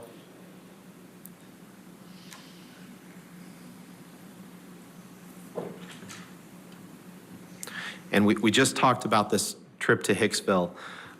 If you just, yeah, there we go. If you go to the second paragraph, or the kind of the fourth line down, you write to Mr. Bettany, missing you and yours, and await our dangle on the island. You may have to drink for me. I, of course, pounded and displayed ugly colors to Amber on a recent journey. I am an insane person and not so fair-headed after too much of the drink. Weed, pills, fine. Booze, my capacity is too large and I won't stop. Ugly and sad, oh, how I love it. Did I read that right? You did. If you go up, please, this is a text message from exchange between you and Christy, in which Christy texts you, she wants to talk to me, she doesn't know what to do, loves you, but doesn't know always what to do. She's worried about it all. And you write to her, it was not pleasant today. I wasn't aware.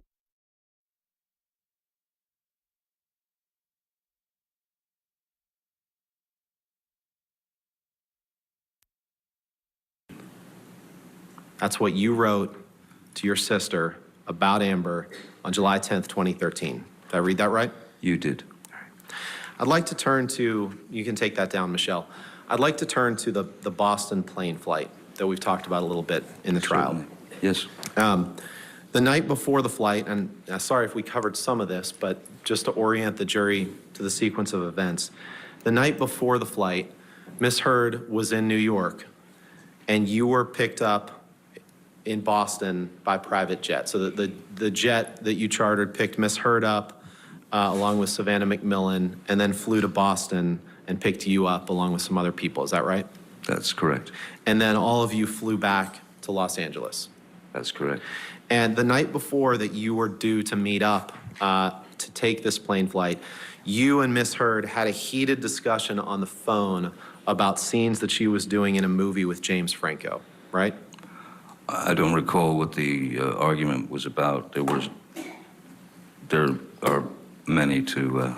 Let's go to page 293 of your UK transcript, please. Yes.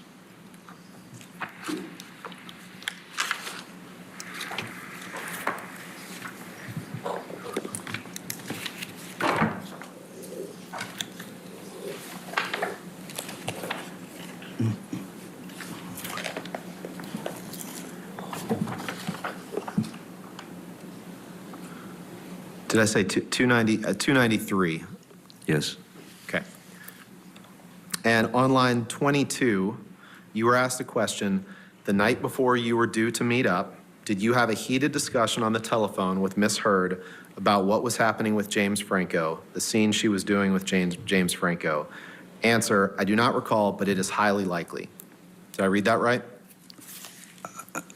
In fact, I'm not sure where you are. Okay. Day Sorry. 2, page 293. It's on page 32 of the document. Line 22, I think, is the issue. Page 32, line 22. Thank you, Your Honor. Line 22. Line Okay. 22 on page 32. Yes. Too many numbers.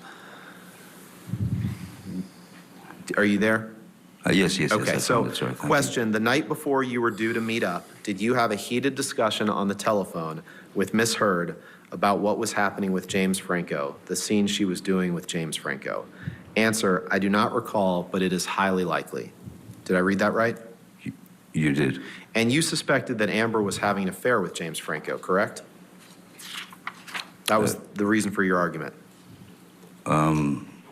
Yeah, yes. And when you got on the plane, you considered that she was also being judgmental toward you because she believed that you were inebriated and under the influence of drugs, correct? That was a constant. And I'm talking about this particular plane flight. Well, You considered that she was being judgmental toward you because she believed you were inebriated and under the influence of drugs when you got on this plane, correct? Yes, And at some point on the flight, you ended up sleeping on the bathroom floor, right? I did. You testified to that yesterday, I correct? did, yes, sir. And when you landed, you were quite ill when you landed in Los Angeles, correct?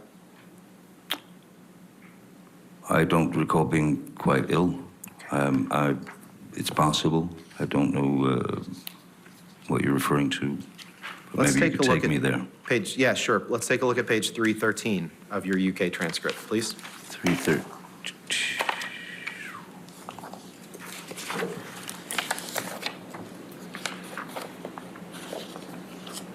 It's on page 37 of the document.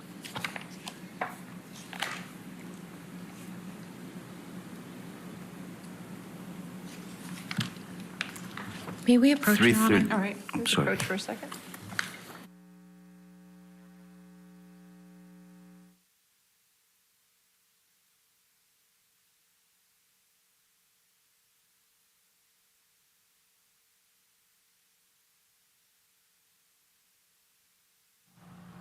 So we're just going to take this opportunity to take a brief intermission here on Court TV. But as you see, actor Johnny Depp has been on the stand for the third day now, this time facing some tough questions on cross-examination from the attorneys of his ex-wife Amber Heard as they sue each other. Of course, we're going to continue our coverage here on Court TV, and we're going to bring you back into court right where we're leaving off. So keep it right here.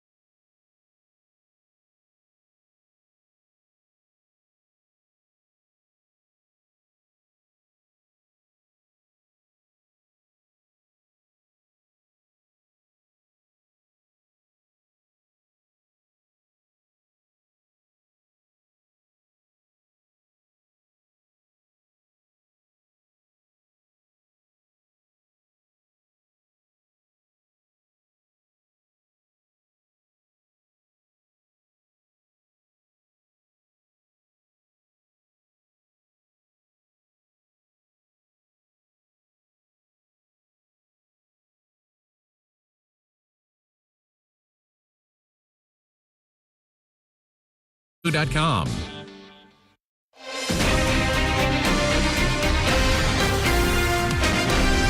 Welcome back to Court TV Live. You know, tensions are at an all-time high in the dueling defamation cases of actor Johnny Depp and his ex-wife Amber Heard, with millions of dollars and, of course, reputations on the line here. Remember, it all started with that 2018 op-ed that Heard wrote in the Washington Post. Depp claims that she defamed him, suggesting that he abused her, even though he was not explicitly named in that particular piece. The jury will also consider Heard's countersuit against Depp, which seeks $100 million in damages and alleges that his legal team falsely accused her of fabricating claims against Depp. So today we've heard Johnny Depp on the stand for the third straight day. This time he's being cross-examined by Heard's attorneys. So let's take you back into court. Mr. Depp, do you have page 313 in front of you? I do, sir. Okay. Can you just read, you can read to yourself, the page 313, line 14, that starts with the word were. Okay. And then read that question and answer.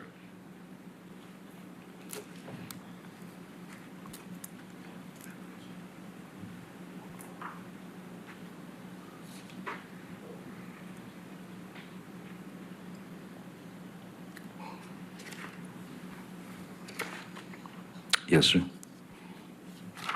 Does that refresh your recollection that you were quite ill when you landed in Los Angeles?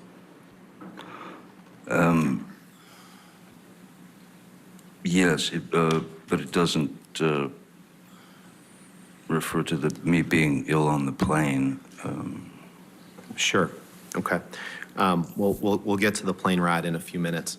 Oh, I thought we just did. Let's turn to Exhibit 236, please. Defendant's Exhibit.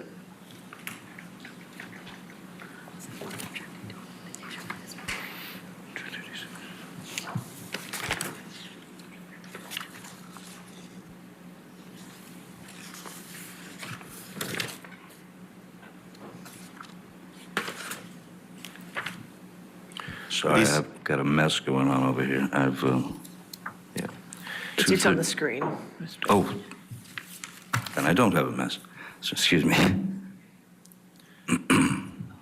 These are text messages that you sent to Amber on May 25th, 2014, the day after that plane flight, correct? Okay. Yes, okay, yes.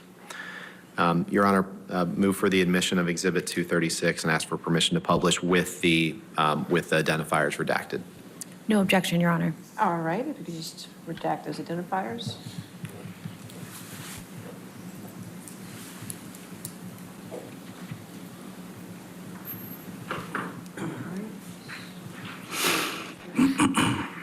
All right, 236 in evidence with the redactions. You can And publish. thank you. Okay. Blow up the top email, please. And in this email to Amber, the day after this plane flight, you write her and you say, once again, I find my place, sorry, start over. Once again, I find myself in a place of shame and regret. Of course, I am sorry. I really don't know why or what happened, but I will never do it again. I want to get better for you and for me. I must. My illness somehow crept up and grabbed me. I can't do it again. I can't live like that again. And I know you can't either. I must get better, and I will. For us both, starting today, I love you.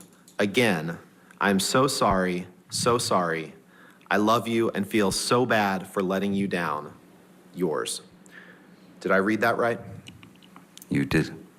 And let's pull up Exhibit 245 one more time, which has been admitted into evidence this morning, Your Honor. Correct. With the ID, which is ID identification.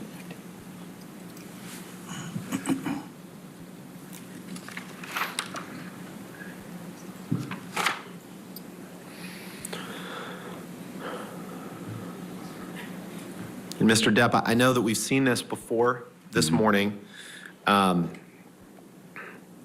your email that I just read to you to Ms. Hurd, or your text, was from May 25th, 2014. 5 days later, you text your good friend Paul Bettany, and you tell him that you had drank all night before you picked up Amber to fly to LA.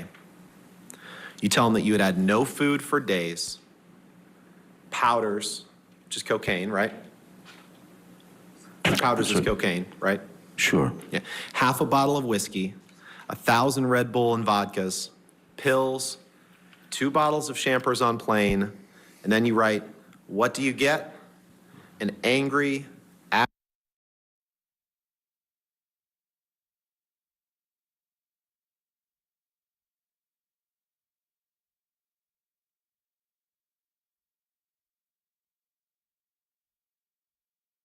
rage at the one I love. I For see little that. reason as well.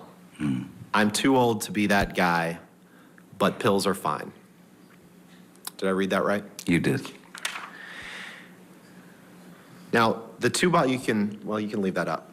The 2 bottles of champagne on the plane, that was about, when you wrote 2 bottles of champagne on the plane, that was about the plane ride from Boston to LA, correct?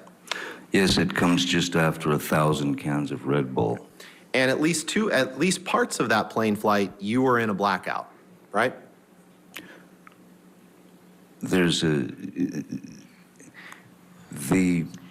Okay, so we're just going to hit pause there, but you're not going to miss a thing because, of course, we're going to bring you back in where we're leaving off with the testimony of Johnny Depp being cross-examined now by Amber Heard's attorneys. But I want to bring in at this point some experts joining us here in studio. Forensic psychologist Don DeLatorre in San Antonio, Texas. And right here, criminal defense attorney Josh Schiffer joining us live here in our Atlanta studios. John, perhaps we should start with you. John, we're listening now to this cross-examination, very different kind of feel to what we saw the first 2 days that Johnny Depp was on the stand, where there were these long, drawn-out answers. How's it going for him? I think it's going well. The longer that cross-examination goes, the more Johnny is learning how to manage being interrupted. It doesn't sound like that he's all that good at being interrupted, but the longer that this goes on, he's kind of learning. He's getting these quick witticisms in there, so he's learning the repartee that's going on between the two of them. Josh, what do you think? I think that's a really great point being made because you're right. It's like a sports adjustment where we know this is going to be a marathon. This is going to be days, potentially many days of vicious exchanges. That change in attitude, I'm now going to be paying attention to that. That really hit with me.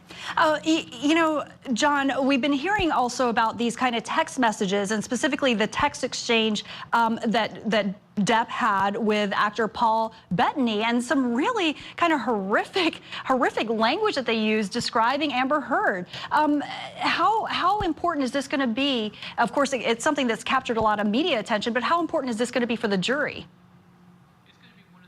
Where the jury's going to have to understand the close relationship that these two actors must have had, that he's willing to admit to a lot of these vile kinds of things, the vile kinds of actions that he's done, or the vile kinds of fantasies that he's had about Amber. So it's gonna play a huge role.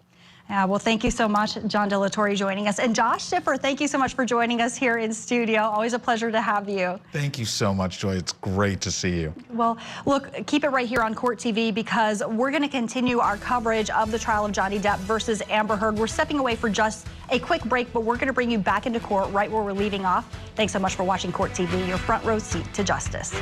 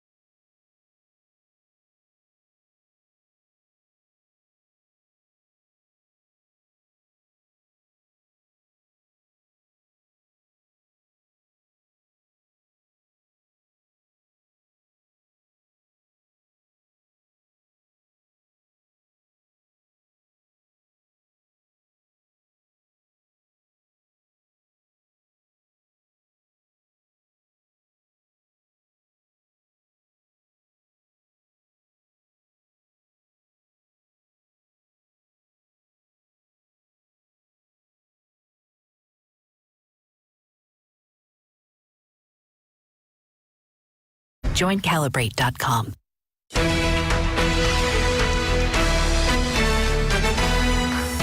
Welcome back to Court TV Live. I'm Joy Limnacher in for Julie Grant this afternoon. We continue our coverage of the high-profile defamation case of actor Johnny Depp versus his ex-wife Amber Heard. Remember, Depp is suing Heard for $50 million over a 2018 Washington Post op-ed that she wrote. He claims that she defamed him, painting him as a domestic abuser. Well, she's countersuing him for $100 million, also claiming defamation, among other things. This is the third day now that Johnny Depp has been on the stand. The first 2 days he was on direct examination, gave some long, drawn-out responses to his own attorneys, but today he is taking some questions from Amber Heard's attorneys, and at times it has certainly been contentious. So we want to take you back in right where we left off in court. There's no reason to tell Paul Bettany that you were in a blackout if it wasn't true, correct? There are again, when I write something, when I write a text, especially if I'm in a particularly impassioned place, it's a canvas, it's a painting. Right. You choose your appreciate colors. that wasn't my question, sir. My question was very simple. Okay. Would you agree that at least on parts of that plane flight you were in a blackout? No, I wouldn't agree that I was in a blackout. Okay, I would let's say look that at page there's a difference between 333 a of your- blackout and when you're on opiates. Let's look at page 333 of your transcript, please. 333. This is day 2. This is from the UK trial. Yes, we seem to be there a lot. 333.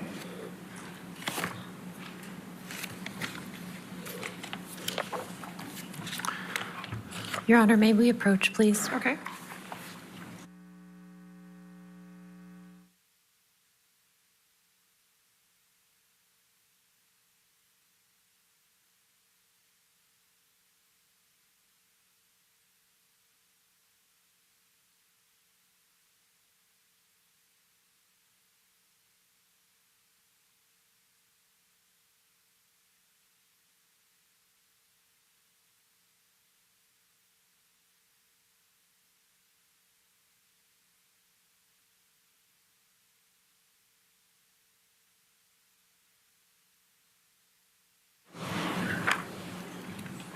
Do you see that page, Mr. Depp?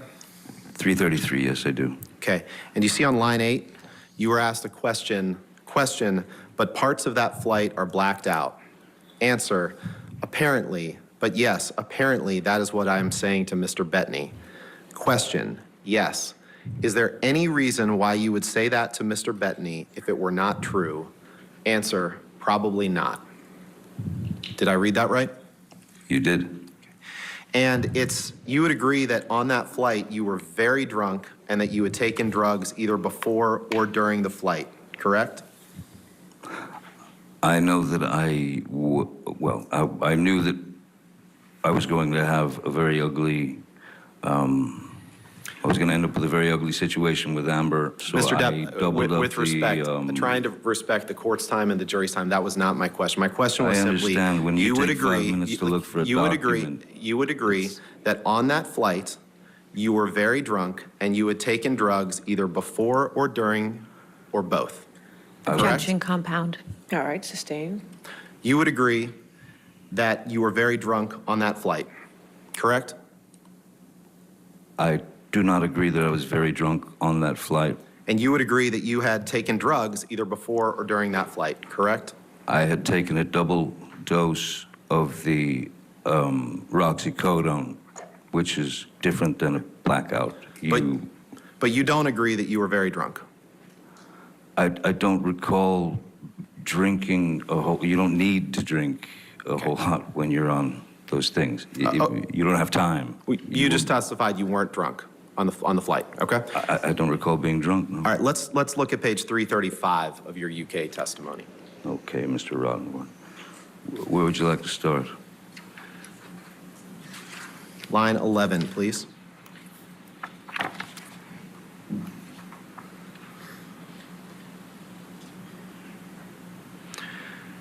You were asked a question. I want to make sure it is quite clear what you are saying about the Boston plane incident. You were very drunk. You had taken drugs either before or during or both. Do you agree with that? Answer, sure. For the purposes of getting through this, let's say yes. Everything you have said, I agree. Did Yes, I read that right? You did. I was caving in from... My question was simply, did I read that correctly, yes, Mr. Depp? I understand. Now, can we pull up Exhibit 243, please? Actually, no, you know what? Let's go to Exhibit 221. Your Honor, this is a recording, and I'd be happy to read. We're going to play three excerpts from it. Okay, and there's no objections to the entire audio recording coming in, is that correct? May we approach? I would just like to know what it is first. Okay. Sure.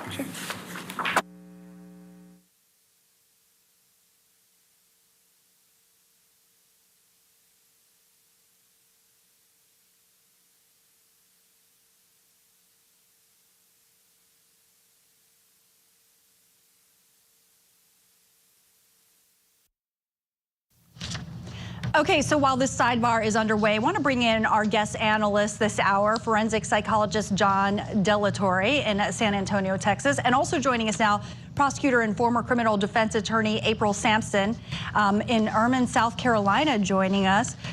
So April, I mean, we've seen this certainly has been contentious at times as this cross-examination is going on. How do you think Johnny Depp is doing? And how do you think that the attorneys are doing?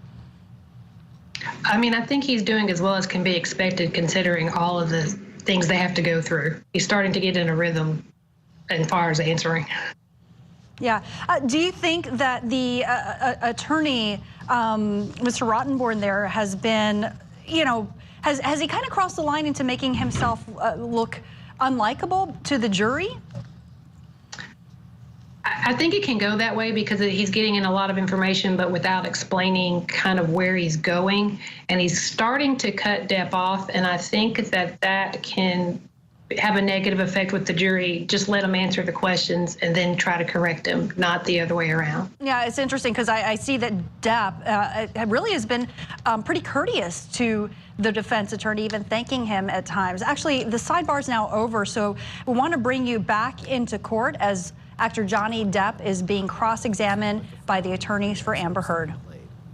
The first is the start of the audio through 1 minute. Just the first full minute. And then 2:50 through 3:20, 2 minutes and 50 seconds through 3:20. And then 9:30 through 10 minutes. All right. Please. So 221 in its entirety in evidence, but you play those excerpts. Got it.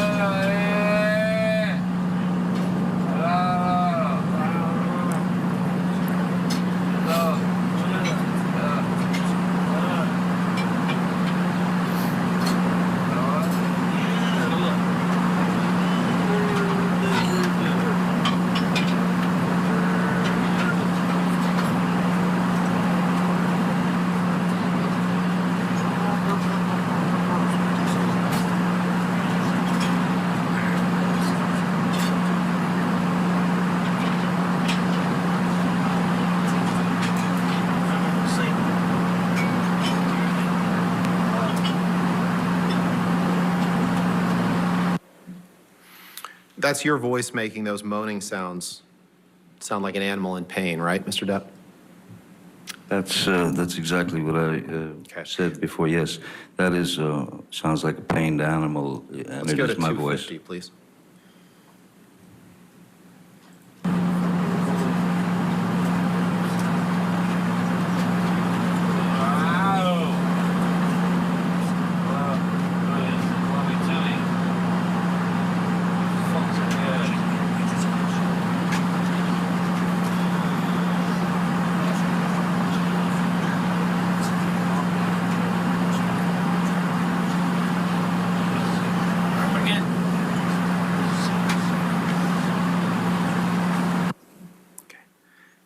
and let's go play 9:30, please.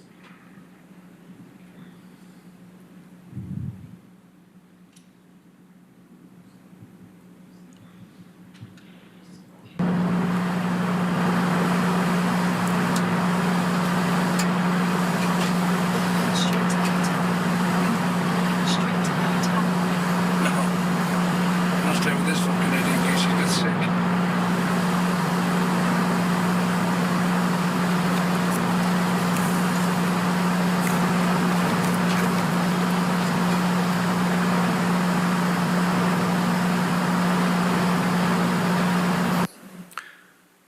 Mr. Depp, do you know who the male voice is who at around 9:41 says no? Voice that Oh, was? I didn't hear those words, Okay. but All right. yes, that's Jerry Judge, if you wanted me to answer that. That was Jerry Judge's voice. Okay. Yeah. So you finish this flight. You send the text that we've seen to Amber. You send the text to Paul Bettany, and at some point after this, you decide that you want to go to detox. And you went to detox. You testified a little bit about it yesterday in August of 2014 in the Bahamas, correct? The recording of the pain noises is not from that flight, sir. Not my question. My question is, you went to detox in August 2014, I right? don't recall exactly. And you were there on the island with... Oh, on the island, yes, Yeah, of course. you were there on the island with Amber and Debbie Lloyd and Dr. Kipper, correct? That's correct, yes. You and Amber were on one side of the island, right? Yes, And Amber was effectively dedicating herself to your well-being during this detox process, correct? you could describe it as that, as at the beginning, yes, certainly. She was trying to help you get through it, right? One would think. And as far as you know, she's never been in any sort of detox in her life, right? Certainly not when you were together, correct? No, I don't think so. Okay. And we all heard your testimony yesterday. Detox, it sounds painful. It sounds tough. Fair? Yes, that's...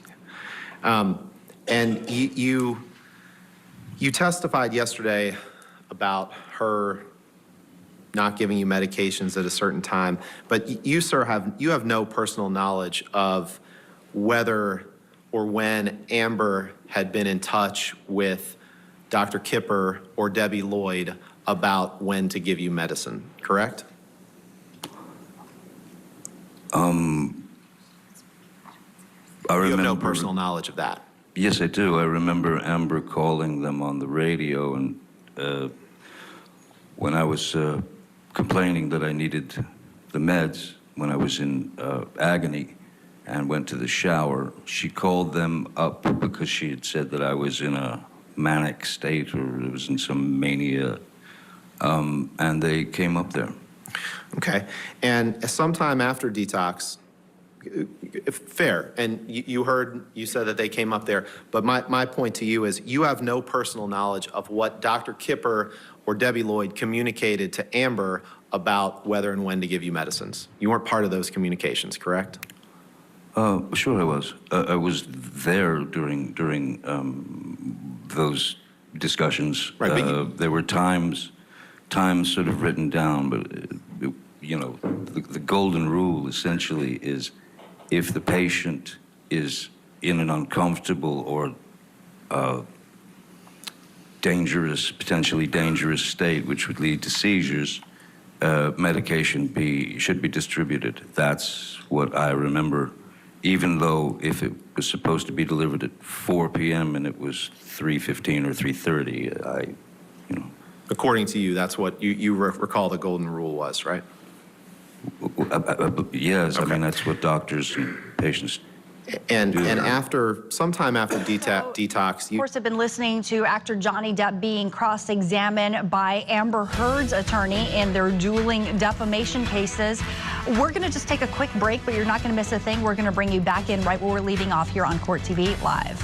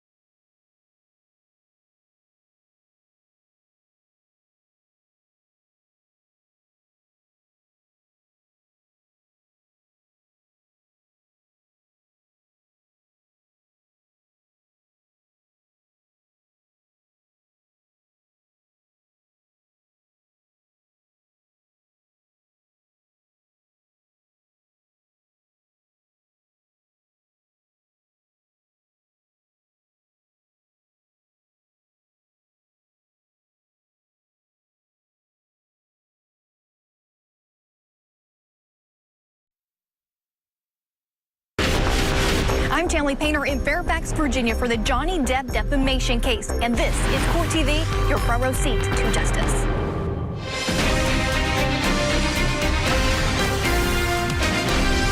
And we're going to bring you back into court, into that Fairfax, Virginia courtroom where Johnny Depp is on the stand for a third straight day in his defamation case against ex-wife Amber Heard. But we also want to bring you this quick update on another trial that we've been following here at Court TV, the romance novelist murder trial. The state has now rested their case in chief in that trial. Remember, Nancy Brophy is accused of killing her husband of 26 years, Chef Dan Brophy. Prosecutors allege it was because millions of dollars of insurance money was at stake. Well, the trial will resume next Wednesday. We're going to bring you updates as that case develops. But for right now, we want to bring you back into the courtroom where Johnny Depp continues testifying in his case against Amber Heard. Let's take you in right where we left off. Said Amber, and you said, thank you. Right? Remember that? Yes, I did. Okay. And you, actually, let's pull up. You didn't just express your thanks to Amber. You expressed it to other people as well, what Amber had done for you, correct? Let's pull up Plaintiff's Exhibit 120, page 41, please. This is Plaintiff's Exhibit, Your Honor. Thank you.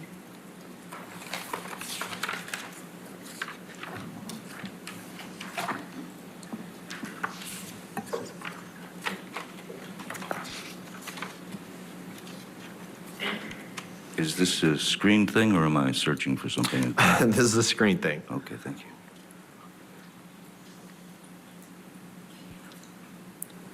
The screen thing that we have to rotate.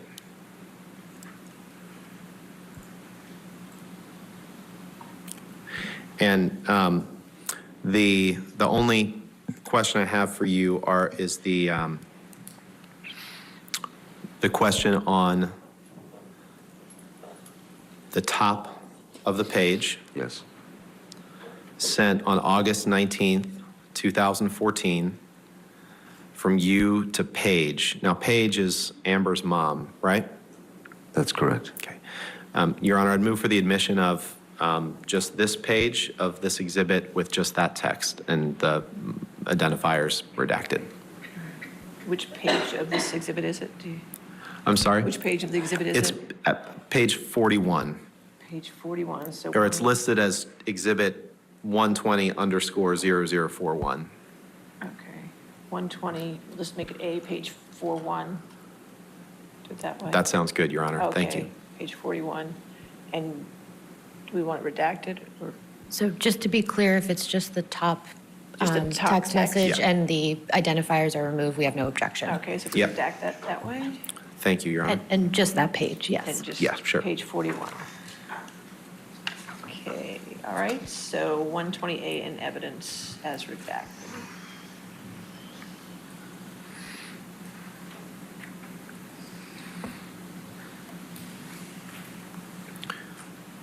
Permission to publish, Your Honor? Yes, sir. Thank you. Mr. Depp, this is in this text that you send to Paige Heard, Amber's mom, on August 19th, 2014, you say the following, and I understand that you gave certain testimony yesterday about what you perceive Ms. Heard's role in your detox to be, but on this date, you sent this text to Ms. Heard, to Paige Heard, and you say, I couldn't have made it without her. I would have gone for a swim and swallowed a big drink of ocean without her, to be honest. It was a hell of my own doing, and your little girl walked through with me step by step. I know you're already proud of her, but if you'd have seen her in action, amazing. It was an exercise of monumental patience and instinct. I wouldn't be alive, sweetheart. There were more than a few times when I thought it would be more simple to take that route. It was Amber and Amber only that got me through this, and it was not easy. Thank you for her first, and thank you for words of support. I'm through the other side now, I think. I hope. All this boy's love, your son Outlaw.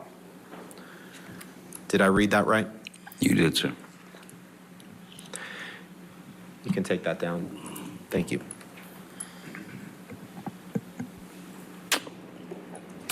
Now, you flew, you got married to Amber on early February 3rd, 2015? Apparently, is that right? yes. Okay.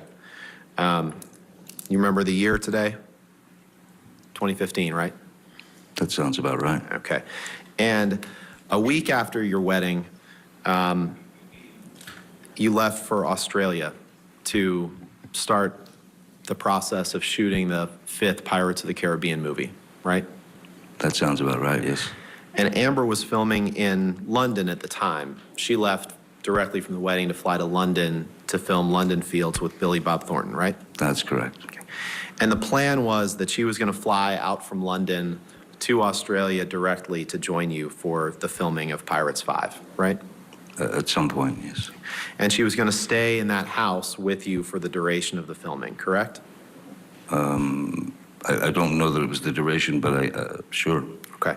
And you testified on Tuesday, I guess, that when you went there in February of 2015, you'd been off of alcohol for 18 months. You testified to that. Remember giving that testimony? Yes. That's just nonsense, right? We've already looked at. Thank you. May 2014, you were drunk on that plane, and you've admitted to that. So that's not 18 months before. So that testimony that you gave when you said you had been sober for 18 months before you arrived in February of Objection, Your 2015 was not true, correct? What's the objection? May we approach? Your Honor. What's the objection? He's testifying, Your Honor. It's a compound. Could you just do maybe one question? Let's do that. Mr. Depp, you had not been sober off of alcohol for 18 months before you went to Australia in February 2015, correct? It's possible that it was not 18 months, maybe it was 17, maybe it was 16, maybe. It was actually a lot less than that, because at a minimum, you were drunk on that plane flight from Boston to Los Angeles in May of 2014. That's incorrect, sir. I said that I had had a glass of champagne and I had taken a double dose of the narcotics, of the opiates. Okay. That's a very different thing from being drunk. Okay, and a very different thing from what you texted Paul Bettany, correct? Again. Okay, so the Boston flight was in May 2014. You go to Australia in February of 2015, having testified that you were off of alcohol for 18 months. Now, when you went to Australia in February of 2015, you also lied to the cast insurance company that was insuring you for Pirates 5, didn't you? After she cut my finger off? No, well, that's your account of it, sir. Before you went to Australia, let's do it this way. Let's pull up Exhibit 500, please. 500? 500, Defense Exhibit 500. Defense Exhibit 500. Yes, I'd like to see who I lied to.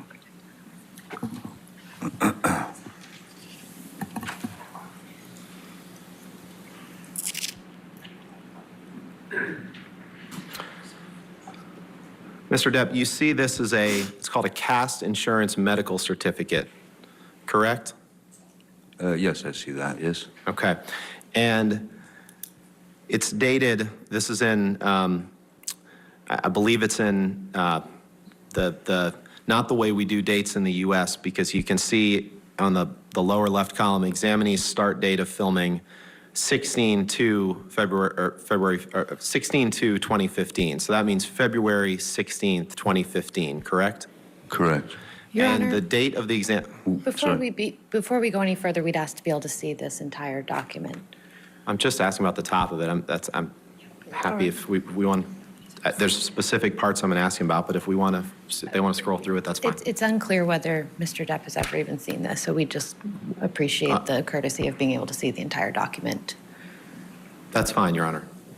I mean, All right. I'm going to direct him to certain parts of it, but that's fine if they want to. I'm just trying to move things along here. I understand.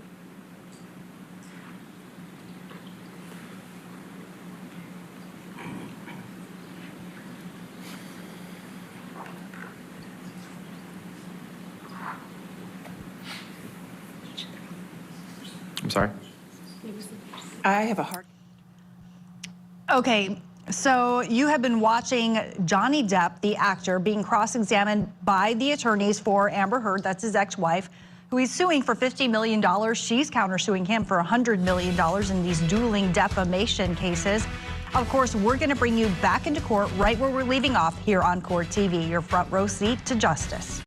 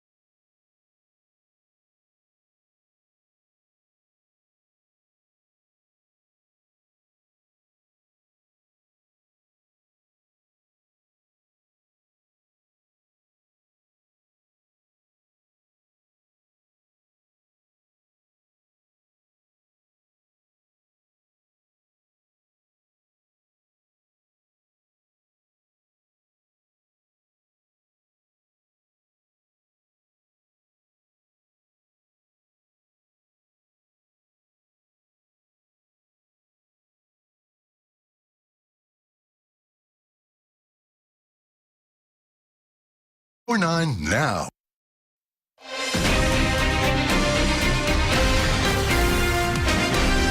Welcome Welcome back to Court TV Live. We continue our coverage of the Johnny Depp trial against Amber Heard. Of course, Depp is suing his ex-wife, accusing her of defamation. He's seeking some $50 million. She's countersuing him for $100 million.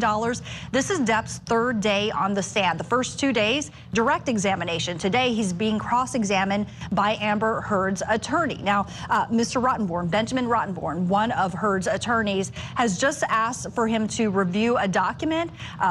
Depp's team asked to review that document before he's questioned on it any further. So let's bring you back into court where we left off. Okay. Thank you. Sorry. I appreciate that. Go, Mr. Rottenborn. Your question? Yes, I do. Mr. Depp, this is your signature on the page of the document being displayed here, correct? That is And it's dated February 11th, 2015? correct. Your Honor, with the understanding that if the exhibit for the court will have to redact signatures, I'd move for admission of this document and permission to publish. Any objection? Your Honor, this may have some medical information, so at this time, we'd like an opportunity to ensure. This is an insurance form with medical information. I just want to make sure we're not publishing anything that shouldn't be. Your Honor's made clear that anything that comes into evidence in this case will be published to the jury, whether it's Well, there may be confidential or irrelevant not. medical information that Your Honor has already ruled is not admissible. Approach, please come here.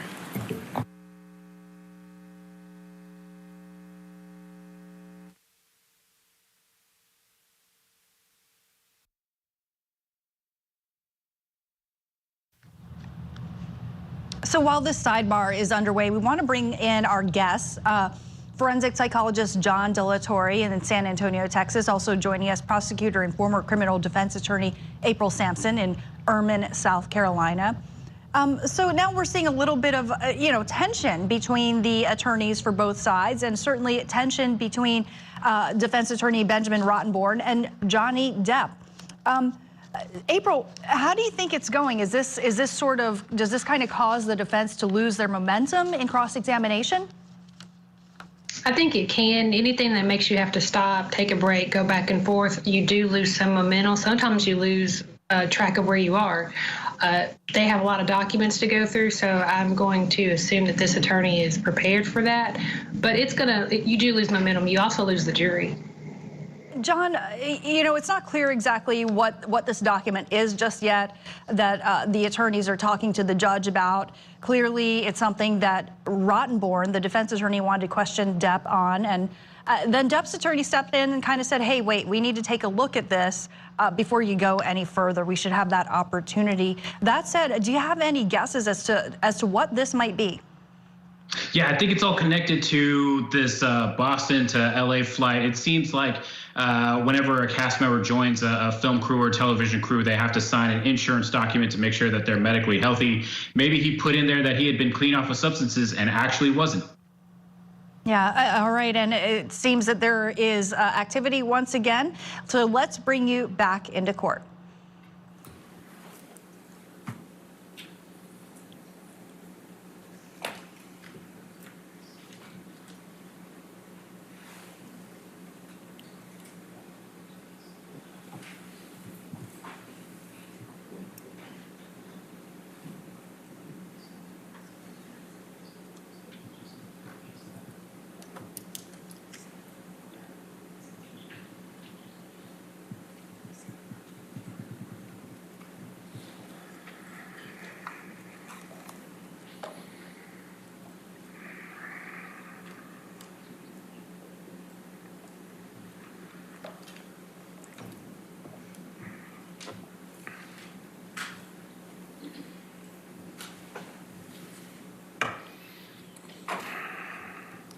And then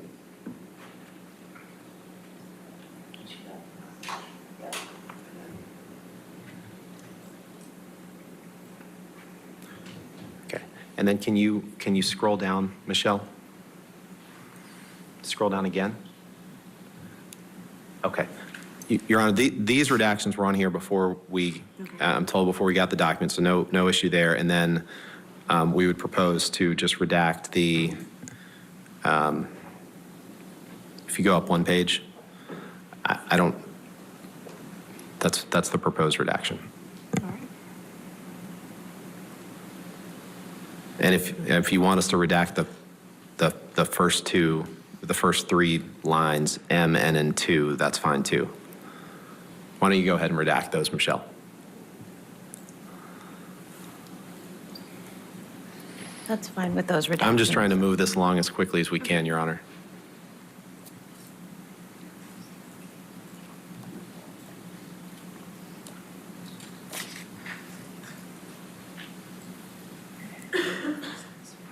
All right. All right. 500 then in evidence with the redactions, when you have agreed redactions? Okay. Yes. Thank you, Your Honor. So we looked at your signature, Mr. Depp. If scroll down, please, Michelle. 2 more pages. There's your signature, and then this is it's an insurance form for your that the studio Disney took out for your for you filming Pirates 5, correct? I guess so, yes. Okay.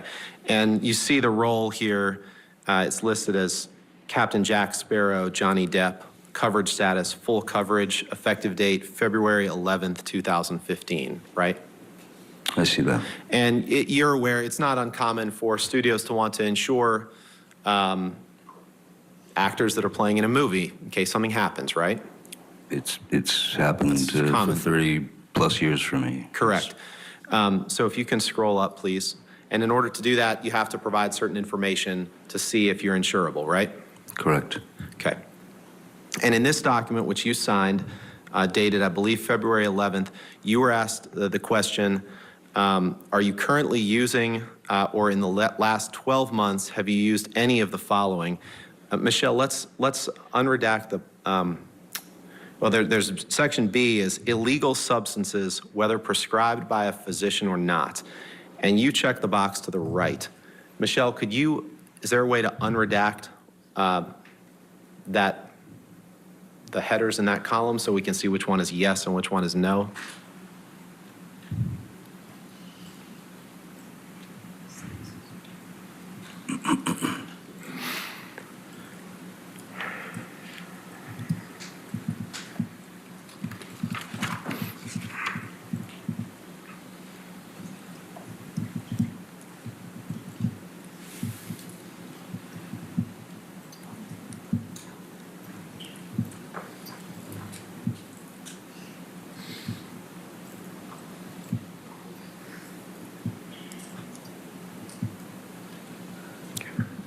Thank you.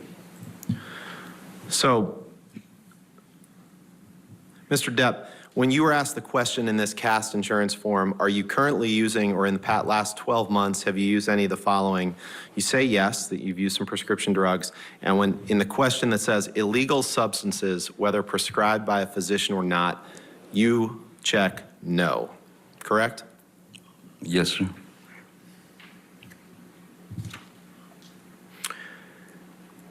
At around this time when you can take that down, thank you. At around this time when you flew to Australia in February of 2015, you were starting to feel depressed about your role in Pirates and your acting legacy generally, correct? Well, let's do it this way. Let's put up Exhibit 350, please. Well, we go ahead and take our lunch break. Sure. Thank you, Your Honor. Time, okay? All right, ladies and gentlemen, let's go ahead and take our lunch break. Let's go to 2:10, okay? Okay, as they're taking a break, we're going to take the opportunity to take a break as well, but we're going to continue our coverage of Johnny Depp versus Amber Heard right here on Court TV, your front row seat to justice.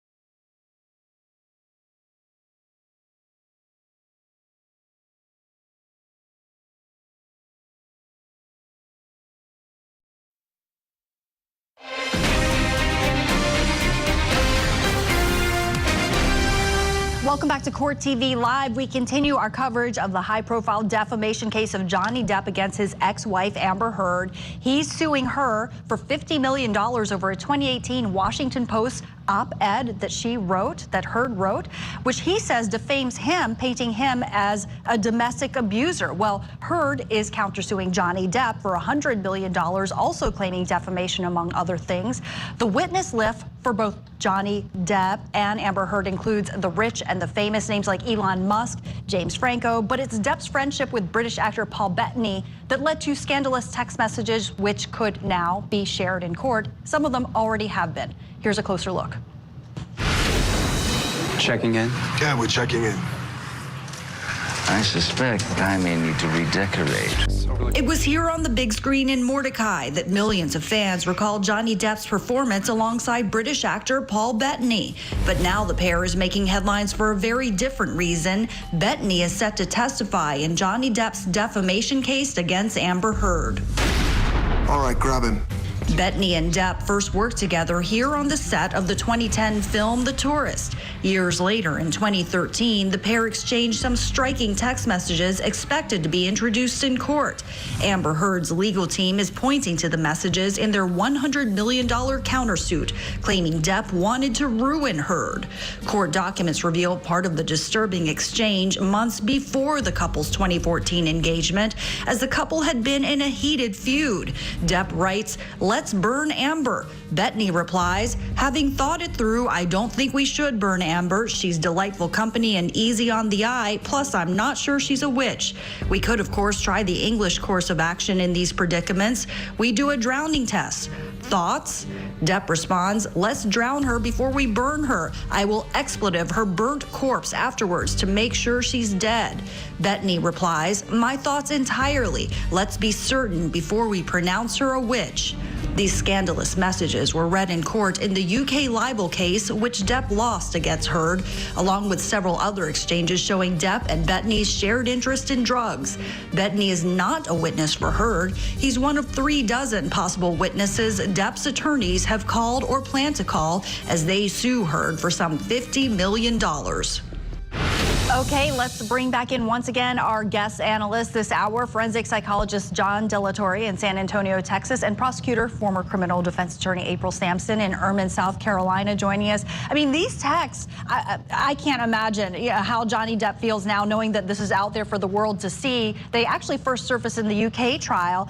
April, as horrific as the language used there, the sentiment there is, how relevant is it to this particular case?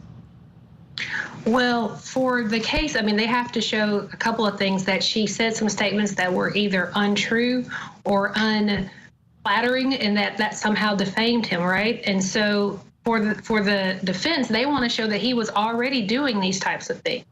So to show that he was already a bad person or already perceived by people as not being in the best of character. And so that's what these texts are being used for. You know, it makes me think about my family court friends who are lawyers who are always talking about you should text like you know somebody's going to read them, because that's exactly what's happening. Is he's just texting his friends, and now these are being used against him as if they were true. Well, it's interesting because, Paul Bettany has kind of spoken to media about the text messages and saying that, Johnny Depp had a kind of a dark sense of humor, and that's sort of how he was interpreting it and kind of replying back and forth. And then we had a witness earlier this week also testify as to Johnny Depp's dark sense of humor. Bear in mind, this happened before they even got married. So when you kind of consider that context, John, is it something that can be explained away by the Depp team? I mean, there's a notion of dark sense of humor, and there's a notion of being just hurtful and mean. And it's one thing to have comments about someone being a witch, and it's another thing to actually have comments about wanting to do the things that humanity did to women that were perceived to be witches. There's so much gendered stereotype commentary that goes along with this. I don't think it would, in the jury's mind, it might not be a far leap to go from these kinds of comments to actual actions. It's interesting. And, something else that the defense has brought out today on cross-examination is kind of the shared interest in drug use that Depp had with Paul Bettany, this actor who, by the way, again, is going to be introduced as a witness. Let's play a clip of some of the testimony where Depp actually touches on this topic. Paul Bettany's a good friend that you've done drugs with, right? That's a strange question. Paul Bettany is a good friend. Yes. You've done drugs with him? Yes, I have. Cocaine, right? Cocaine, yes. Alcohol? Alcohol, yes. Pills, including Xanax and Adderall, right?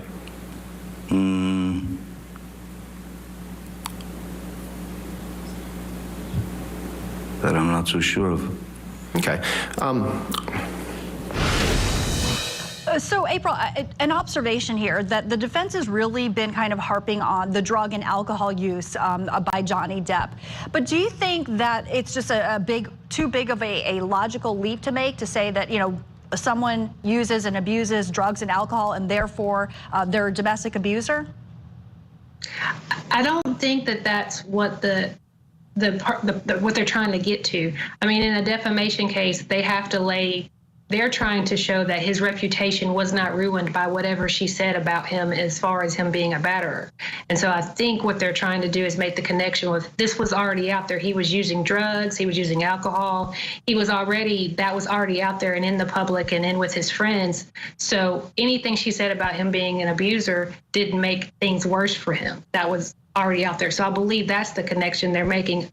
Not necessarily that if you do drugs, you are therefore an abuser, because I think it's very clear you don't have to use drugs to be an abuser, and people who use drugs aren't all abusers. So I don't think that's the connection. Well, it's interesting, though, because the timeline, right? I mean, it wasn't until after the allegations of domestic abuse surfaced that he then lost these deals. And, you know, let's face it, there are many Hollywood stars who are known to use drugs and alcohol. It's public, right? It's common knowledge.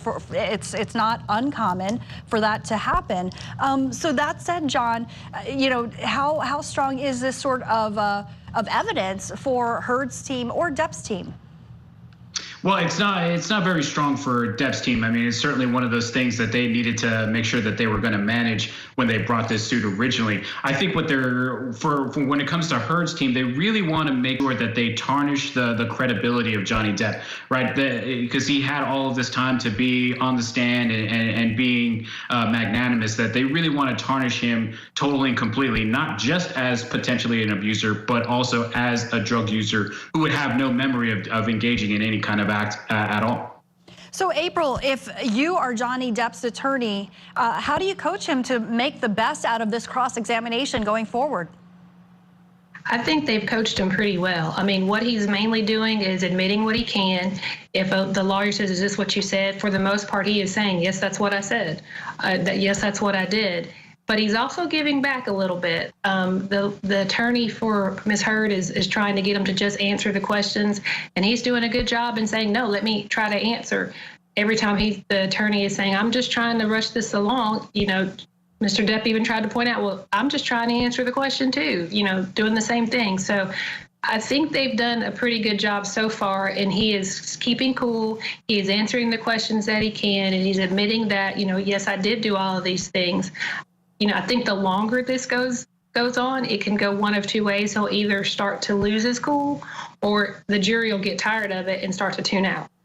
All right, prosecutor and former criminal defense attorney April Sampson, thank you so much for your analysis. Forensic psychologist John Delatorre, thank you as well. And of course, our viewers, thank you so much for joining us here on Court TV. We're going to continue our coverage of the high-profile defamation case of Johnny Depp versus ex-wife actress Amber Heard right here on Court TV, your front row seat to justice.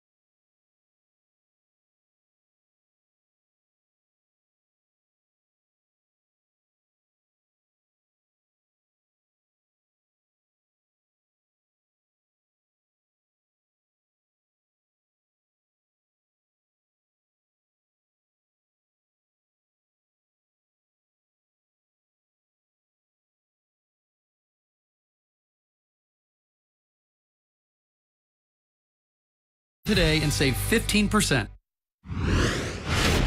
We talked a little bit about the term monster yesterday, correct? Yes, I've heard that word quite a lot, yes. Yeah, and you testified yesterday that you used that term to placate Amber, right? Monster became, it represented for her the consumption of alcohol or any other substances, whether it was actually happening or not, her perception. And so monster became her click word, right, if you will. But actually the term monster to describe yourself came from you. Well, initially, Ms. Heard, I believe she started out with demons. She started out with, saying that I had demons. And then when monster was put into a conversation. The term came from you, didn't it? It's very probable. It's possible. It's probable that I might have used that word. Certainly. Right. And in 2012, in fact, Elton John was one of your friends who was trying to help you get sober. Correct? Yes, sir. And you sent him a message in 2012 where you thanked him for his help, and you said, quote, "I would have been swallowed up by the monster were it not for you. That is a simple fact."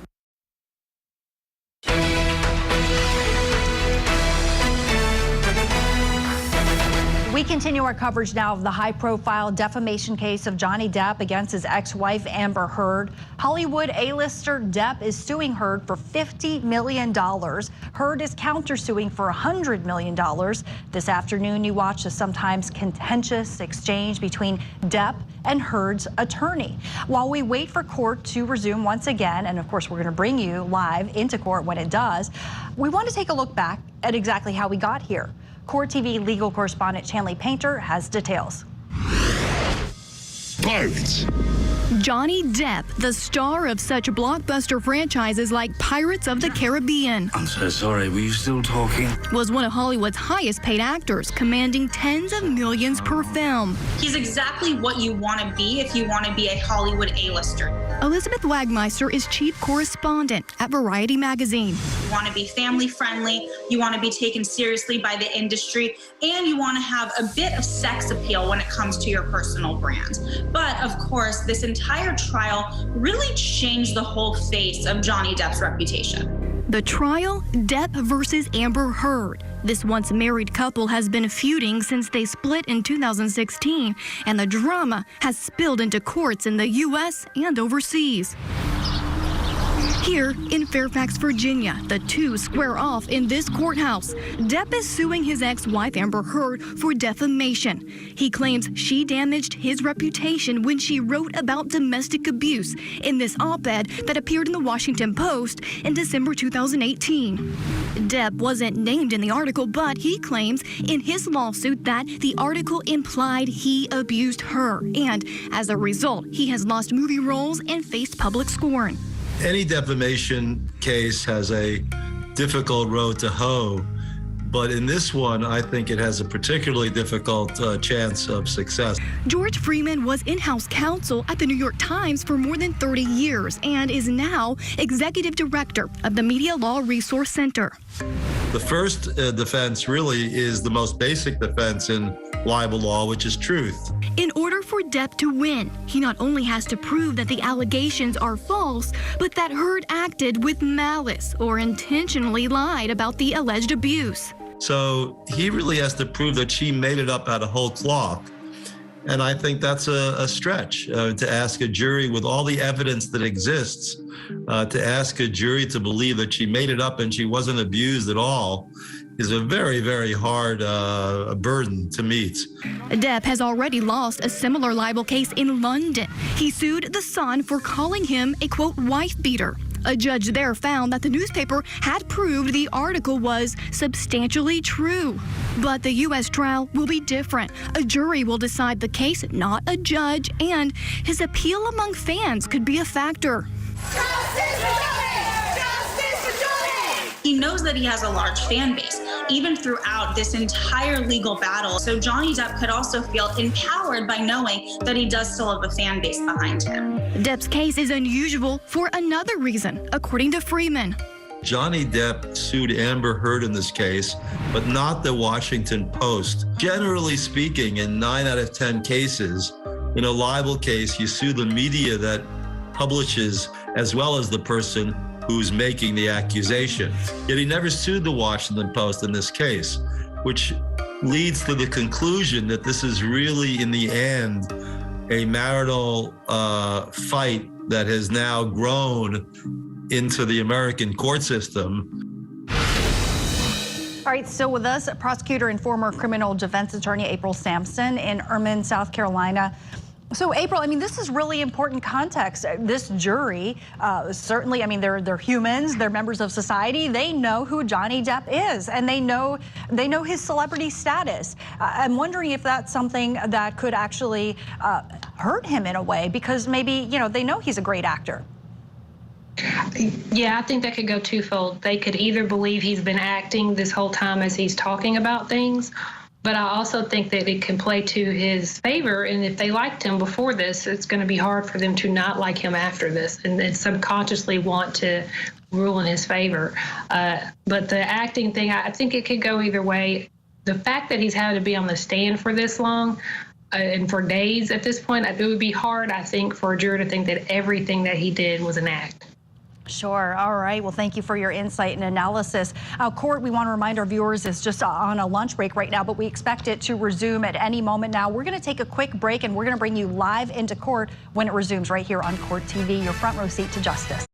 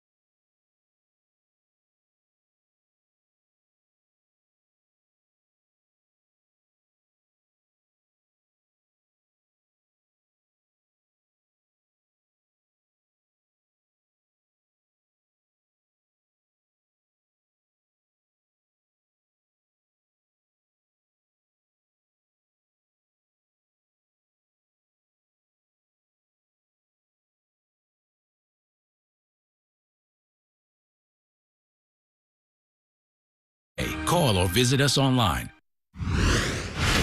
You text Mr. Bettany, let's burn Amber, 3 exclamation points, right? You see that?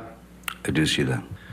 You say, let's drown her before we burn her, 3 exclamation points. After you said, let's drown her before we burn her, Mr. Depp, you said, I will her burnt corpse afterwards to make sure she is dead. That's what you said that you would do after you burned her and after you drowned her. Did I read that right? You certainly did, yes. And you wrote that about the woman who would later become your wife? Yes, I did. Okay. April 9th, 2015. Yes. While you were married to Miss Heard, you texted someone named Sis, which may be her sister, you testified. Yes. You said, I'm all right. Though I never, ever want to lay eyes on that filthy whore, Amber A., most embarrassing. Did I read that right? Yes, you did. And when you called Amber that filthy whore, she was your wife at the time, correct? Yes, sir. Wow. So those text messages being introduced during cross-examination by Amber Heard's attorney, of course, cross-examining Johnny Depp. Want to bring in prosecutor, former criminal defense attorney April Sampson in Ermine, South Carolina. I mean, Johnny Depp just owned right up to it. He said, yes, I did. I did text those things. What do you do in that kind of situation if you're him? I think that they'll probably, if they can and redirect, get him to explain what he meant. As we talked about earlier, maybe his dark humor, or that he was just blowing off steam, that it had nothing, that he had no intentions of doing any of that, because that does sound kind of crazy. And so they'll try to use that to just say he was just letting off some steam, but it doesn't show he was an abuser. Yeah, and so that's the next question I wanted to ask is, those are horrific things to write about, you know, a girlfriend or a wife. But does that then necessitate that he was an abuser? I think what they'll probably do is try to make some sort of correlation with what a lot of people do, all of us do when we're upset. We say things we don't mean. Unless there's some sort of proof that he was hitting her when he's making these text messages, or trying to do something that he's saying in the text messages, I think that it's then just talk. And they can say it was just talk. This is what he did, you know, when he was upset. This is what he did when he was high, as they keep talking about him being high or drunk. But it did not in any way mean he was going to do anything to her. Yeah, and you know, we've also heard him testify over the last 3 days about Amber Heard abusing him. That's what Johnny Depp is claiming, that she's the one who actually abused him. We also heard an audio recording that was introduced in which Amber Heard admits to hitting him, and actually says, I didn't punch you, I hit you, is something to that effect. So how important is that going to be in this? Because, I mean, it's a defamation case. I mean, they've had so much testimony about this marriage and relationship. I mean, I think there was some testimony yesterday about her defecating in the house and places you wouldn't normally go to the bathroom. I mean, and the abuse back and forth, not necessarily any by him, but a lot by her. And I think that is to the Johnny Depp's team wanting to make her not look so great, so to go towards what she would say against him to get back at him. It reminds me a lot of family court, where each person is just going back and forth trying to hurt the other one. That's what a lot of this is about, and I think it's going to continue even when they put her up. If she takes the stand later, it'll be the exact same thing. Yeah, I mean, you know, that's pretty stunning stuff. You're talking about the defecating in the house and defecating, you know, there's even that allegation that she defecated on the bed, and she developed that unfortunate nickname. Amber begins with a T, rhymes with Heard. But you know, I'm wondering how much does the jury just get put off by this? I mean, does the jury just think these people are just, you know, nuts, and I don't know who to believe? I think part of that is that they're seeing what we don't see about stars. We always see that, you know, some of the positives, but this is some of the negatives, that they go over the top in some of their emotions and some of the things that they do. I don't know that a jury would, how you would not think about that or separate that from the things that you're supposed to consider in terms of, is this true? Is this really their character? Did this decrease his ability to earn income and those kind of things? But it sure does make the trial more interesting for the jurors to pay attention and not start thinking about, you know, lunch and am I going to eat quesadillas for dinner? So, you know, sometimes that's what you're trying to do as a lawyer, is just keep them part of the case and listening to what you have to say to get to where you need to go. So I think it's been fascinating. I don't know that it's going to necessarily turn the jurors off. I think it will more likely keep them in tune when they start to get to more of the boring stuff. And we just want to let everyone know that we are keeping our eyes in that Fairfax County, Virginia courtroom where, of course, Johnny Depp is on the stand. He has been examined by the attorneys for Amber Heard. We are awaiting the jury. Actually, they are walking in right now, we are learning, after the lunch break. And of course, this is the third day of Johnny Depp being on the witness stand. First 2 days, direct examination. He was kind of giving long, drawn-out answers as he was talking to his own attorneys, but now it's cross-examination. So at times it is tense, it is contentious. And that's what he has to do, answer the questions from Amber Heard's attorneys as she countersues him. So let's go back live now into court.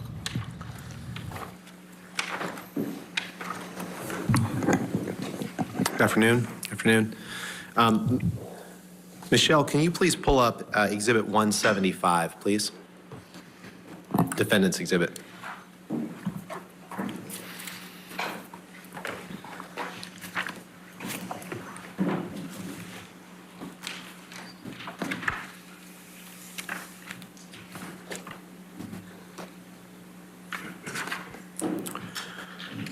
Mr. Depp, is this an email exchange you had with Bruce Witkin on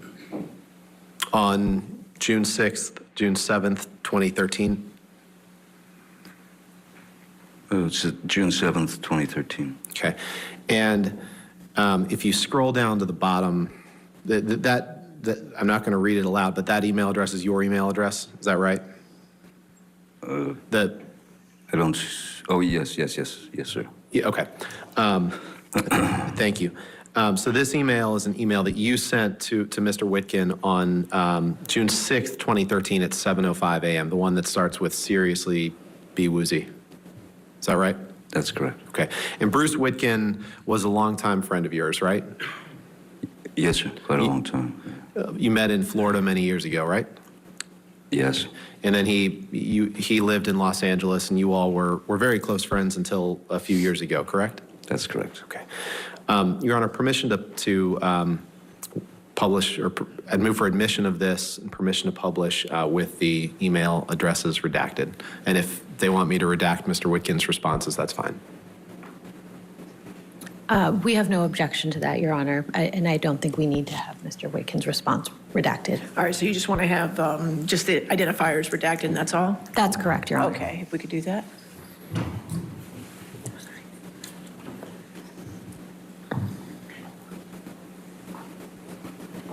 All right.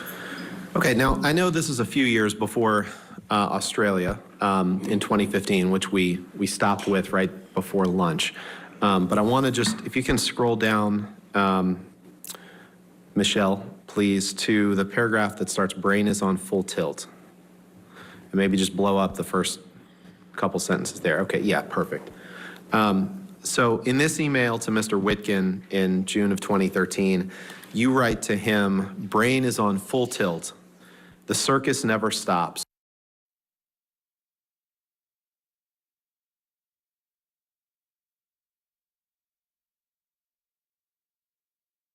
Enjoyable. You see that? Did I read that right? Yes, I see, yes. Now, Michelle, can you please pull up Exhibit 350, Defendant's Exhibit 350?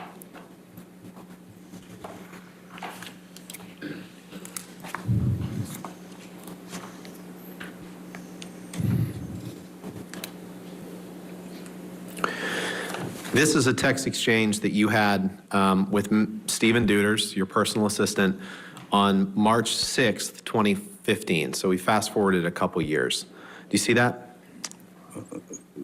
Is that 1628? Is that the third one down? Yes, sir. 1628. Third one down.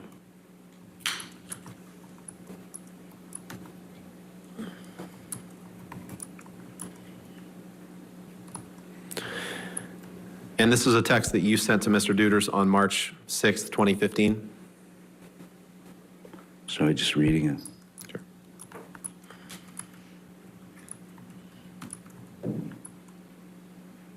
Yes.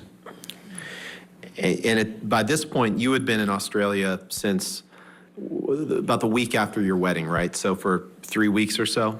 Is that about right? Seems right, yes. Okay. And Amber didn't arrive until around this time, correct? Beginning of March? Yes, I recall that Amber arrived around the 6th, 7th. The 6th or 7th of March, right? Okay. So you'd been outside of her presence for the last 3 or 4 weeks prior to this, right? I believe so, yes. Okay. Can you, Your Honor, I would move for admission of Defendant's Exhibit 350 with identifiers redacted. Your Honor, we would ask that the top email to Mr. Holmes and the last email from Mr. Deuters be redacted. So just the two in the middle? Yes. Sure, and honestly, Your Honor, then if we're going to do that, we can just redact the, actually, we can redact the second one too, so we just do the third. Your Honor, we believe that's necessary for context. Okay, for context, all right, so we'll just get rid of the first one and the last one and the identifiers. So it should be the two middle texts.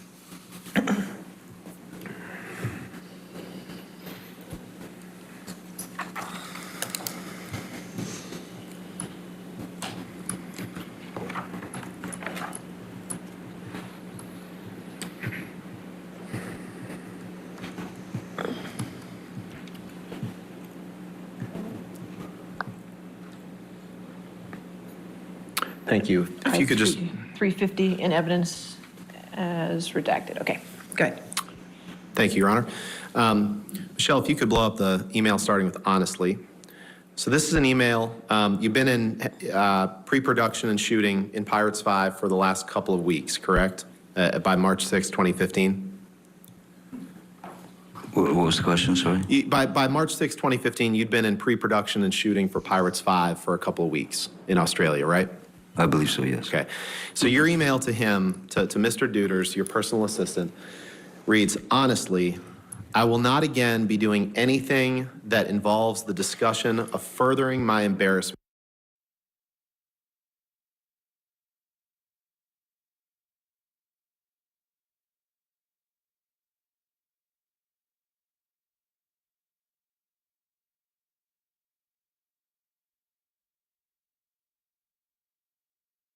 And check when there was still room in my head to do such a thing. Did I read that right? You did. And that's what you're writing to Mr. Deuters, having been on the set of Pirates 5 for a couple of weeks, correct? That's correct. Okay. The screenplay that I received was not up to snuff, I felt. And so that was part of this, was my anger was that the screenplay was very lazily written, and I had to do a lot of rewriting. And with you in Australia, I think we covered this, was Debbie Lloyd. You testified to that before lunch, right? Debbie Lloyd was your sobriety nurse, she's supposed to help you stay sober, correct? She was there to give me meds and right. The fact is, stay on the path. Okay. The fact is, Mr. Depp, you had been using a fair amount of drugs during those 3 or 4 week period before Miss Heard arrived in Australia, hadn't you? Marijuana was what I was using. And not just that, other drugs too, correct? No, not that I recall, no. Okay. Let's take a look at Exhibit 346, please.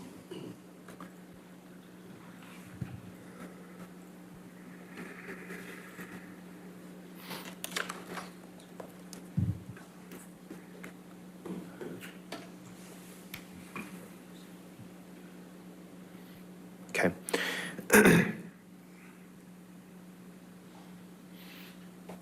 This is a text message exchange between you and Nathan Holmes on February 25th, 2015. Correct? That's correct. Mr. Holmes was another one of your personal assistants, wasn't he? Yes, he was. He and Stephen Deuters were kind of the two main personal assistants during this period of time, right? That's correct. Okay. And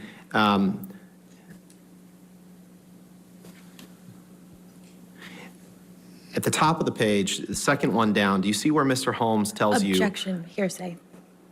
He just testified that he was only using marijuana, and this is clearly impeachment to that, Your Honor? This is Mr. Holmes' words. We're gonna go text by text, and before I ask for permission to publish and for a motion for admission, we'll go through it, but I'll sustain as Mr. Holmes, so.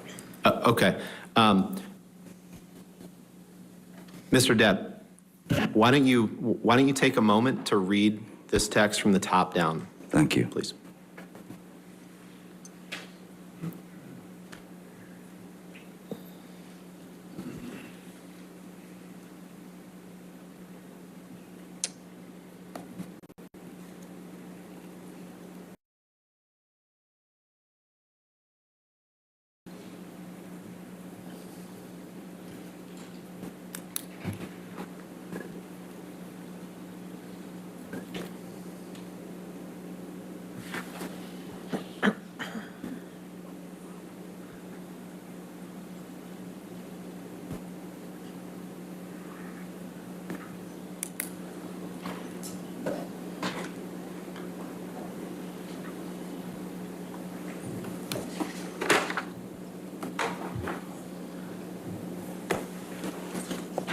Okay, yes. Okay. So, Mr. Depp, does this refresh your recollection that, in fact, you weren't doing just marijuana in late February 2015? In fact, you were doing cocaine that Nathan Holmes was supplying to you? In fact, there's nothing in there that says I've been doing cocaine. Does this refresh your recollection, Mr. Depp, that you were given cocaine by Nathan Holmes in late February 2015? Even if I were given cocaine by Nathan Holmes, there's nothing here that says I was doing the cocaine. And Nathan Holmes was upset, or you understood that Nathan Holmes thought that you might be upset with him for taking some of your cocaine. Isn't that right? Objection, Your Honor, hearsay and speculation. Excuse me. I said, what was his understanding? I'll sustain as a speculation. Next question. Okay. And in fact, Mr. Depp, you also were going to see Marilyn Manson in Australia around this time, correct? Correct. He was coming to play a show in Melbourne. Okay. Your Honor, I would move for admission of this document with the following text messages. We can redact whatever else they want, although I think, well, the ones that, of the witness's own words that I'd like to show are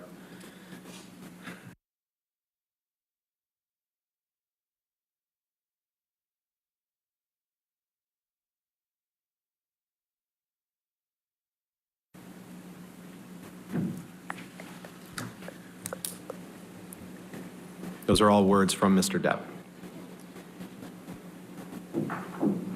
I have a highlighted copy if you'd like me to approach. Yeah, we have no objection as long as everything else is redacted. You just want to look at his highlighted copy and make sure that's. Sure, I touched the screen horribly. No, that was Pardon me. you. It's okay. You're good. All set. Okay. So no objection to the redactions? No objection to 346 admitting those with redactions, yes. Yeah. Okay, thank you. Get those redactions.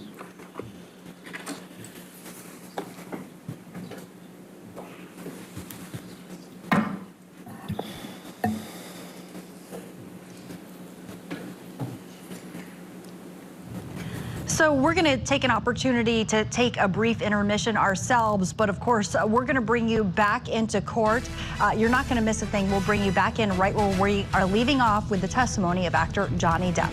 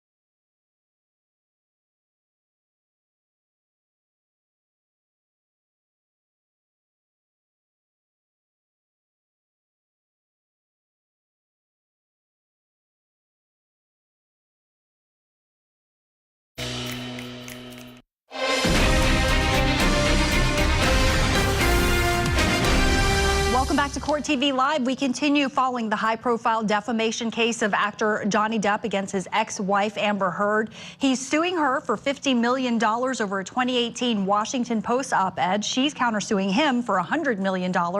This is his third day now on the stand, and he's facing some tough questions on cross-examination. Heard's attorney, Benjamin Rottenborn, has been asking him about cocaine use specifically. So let's bring you back in where we left off.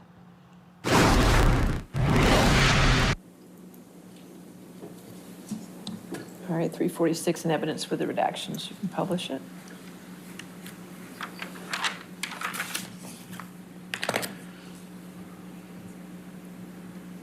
So you can see these texts were sent on February 26th and February 27th, 2015. And if you scroll over, Michelle, and can you just blow up the text portion of it?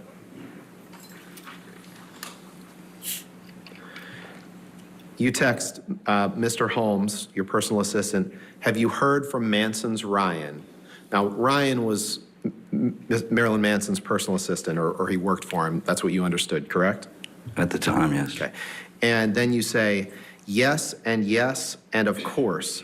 Yes, please, and you will pay Ryan for it. 2 exclamation points, 2 question marks. And then you write, disappear, we should have more happy pills. 3 exclamation points, 2 question marks, can you, followed by 3 exclamation points. Did I read that correctly? You did. Okay. Can you take that down and please pull up Exhibit 349? Instead of exclamation points.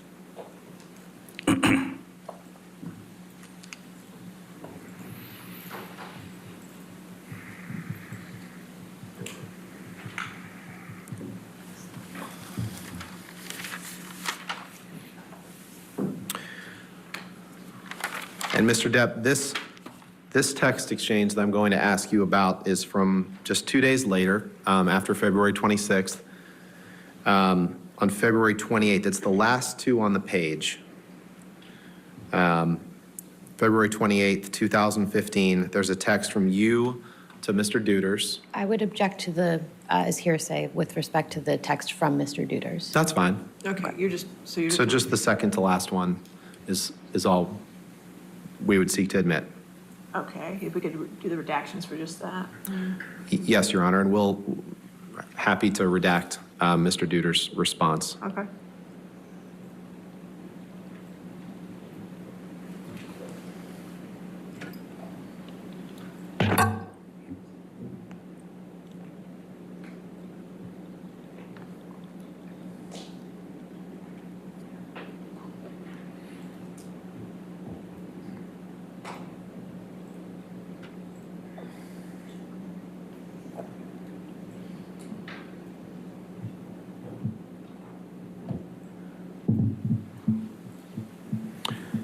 All right, so 349 in evidence with redactions. Okay. Thank you, Your Honor. So in this text message, Mr. Depp sent on February 28th, 2015, you send Mr. Duders an email, and if you'll remember, what we had just looked at was you reaching out to Mr. Holmes, asking if he had heard from Manson's assistant, Ryan, and then saying yes and yes and yes, of course, please pay Ryan for it, and then asking for more happy pills. And in this text message, you say, yay, hello, Master D. I say, I do believe that Ryan, parentheses, Munson's, gave you a wee baggage for me. Where does it reside? X. Did I read that right? You continue to read them right, yes. And the where it says Munson's, that's a typo and should have said Manson's, correct? It's a nickname. Okay. You can take that down. Thank you. So we've gone from February 26th to February 28th. I'd now like to fast forward to March 2nd of that year, 2015. Can you please pull up Exhibit 353?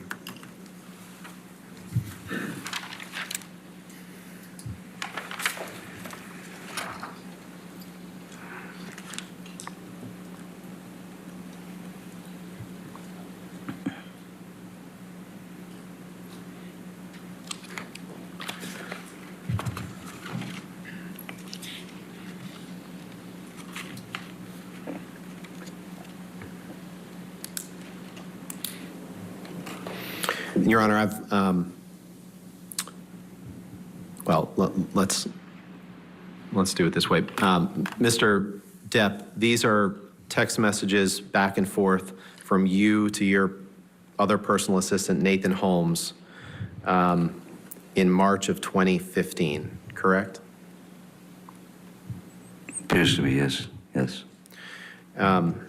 Your Honor, I know that the whole thing is going to draw an objection, but I would like to move to admit Mr. Depp's text, which I have here highlighted, and I think we can redact pretty quickly through this document. And I'm happy to have them highlighted if you'd like me to approach. Well, if you could just Sure. show it to council, the highlighted portions.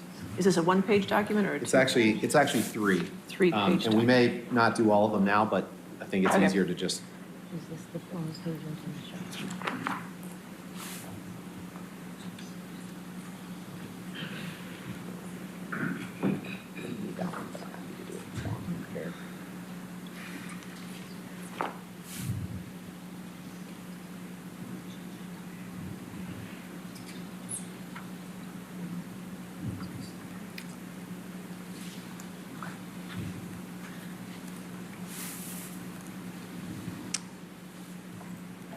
Michelle.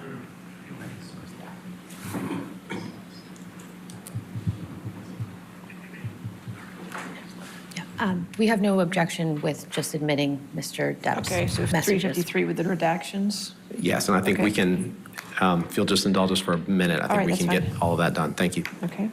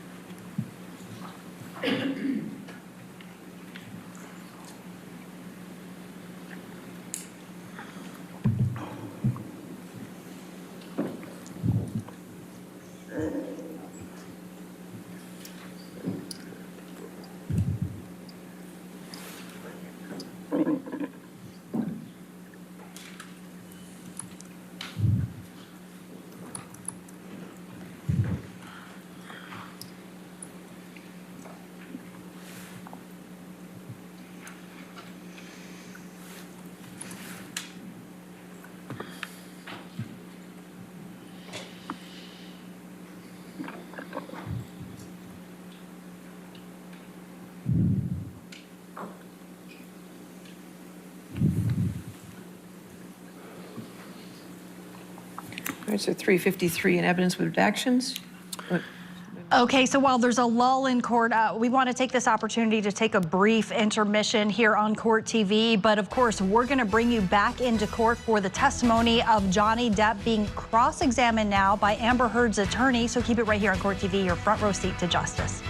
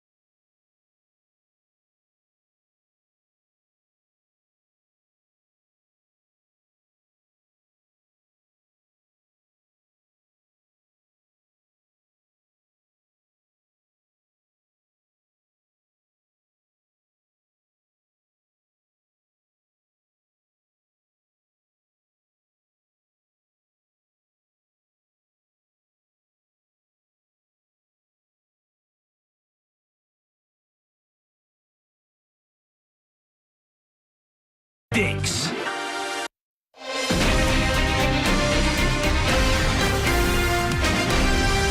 Welcome back to Court TV Live. We continue our coverage of the defamation case of actor Johnny Depp against his ex-wife Amber Heard. Now, he has been facing some tense cross-examination from attorney for Amber Heard, Benjamin Rottenborn. Let's bring you back into court right where we left off. Ms. Myers agrees with our redactions here. Make sure. Can we just see the other pages where the redactions were implemented? Okay.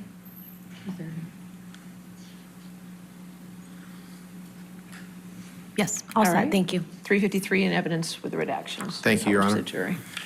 Can you please go to the first page of that document?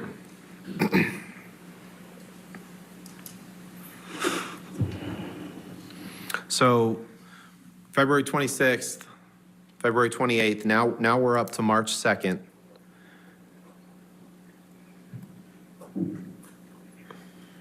And on March 2nd, a few days before Ms. Heard arrives in Australia, you text Nathan Holmes, and this is going to take a little bit just to kind of get through this, so appreciate the court and the jury's patience here.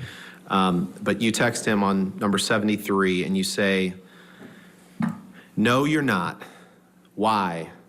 That is not a part of the job description. And I'm telling you now, any one of any of you guys start to lecture me, I just do not want to hear."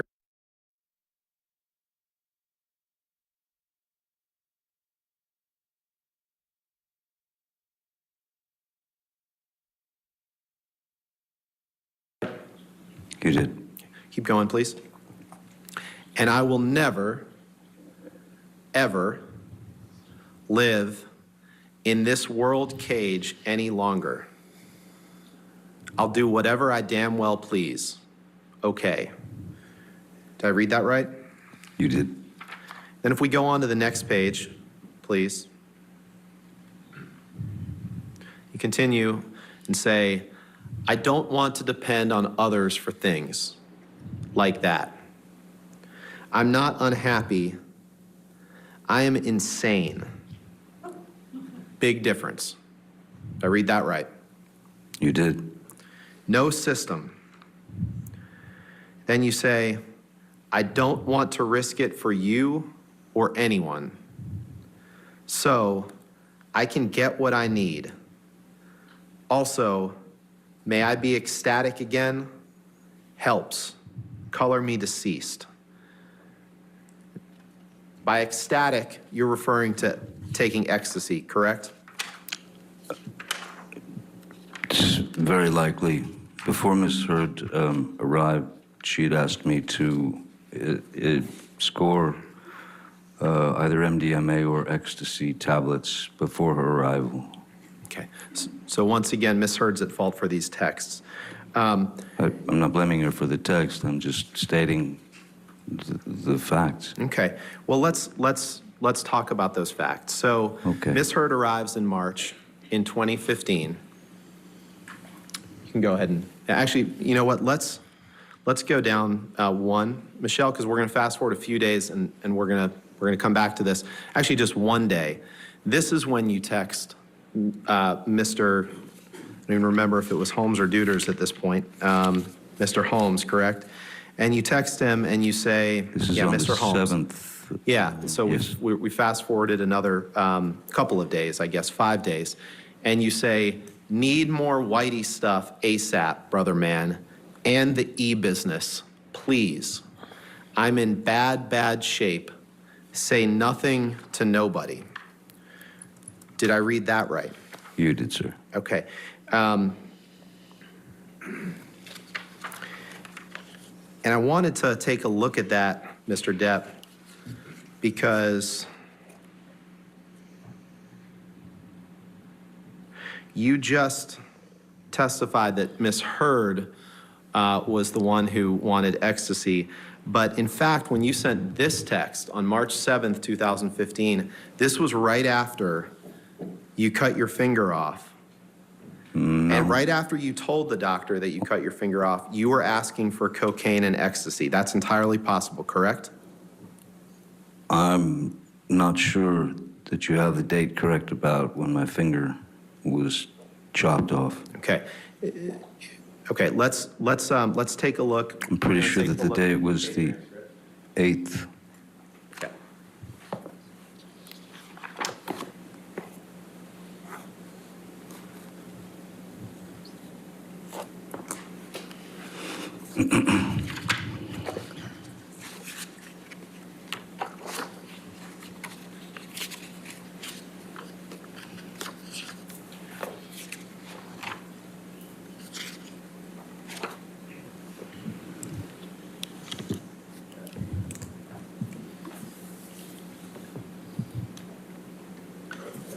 Now, Mr. Depp, you remember testifying, let's put it this way. Sometimes these texts, the dates of the text messages, you would agree that they're obviously Australia's 12 hours different from this part of the world, correct? Or something like that. Something like that, sure, I'll agree with you on that. So the date stamps and time stamps that are reflected on these texts may be reflecting a different time than when they were actually sent. Objection foundation calls for speculation. You'd agree with that, right? No, I'll sustain the objection. Okay. Okay. Well, then let's do this. So is it your testimony that right after you cut your finger off, that you, or right after, I won't give you anything to argue with me yet, right after you sustained an injury to your finger, that you, right after you sustained an injury to your finger, is it your testimony that you did not ask for cocaine and ecstasy right after you told the doctor about your finger injury? Is that your testimony?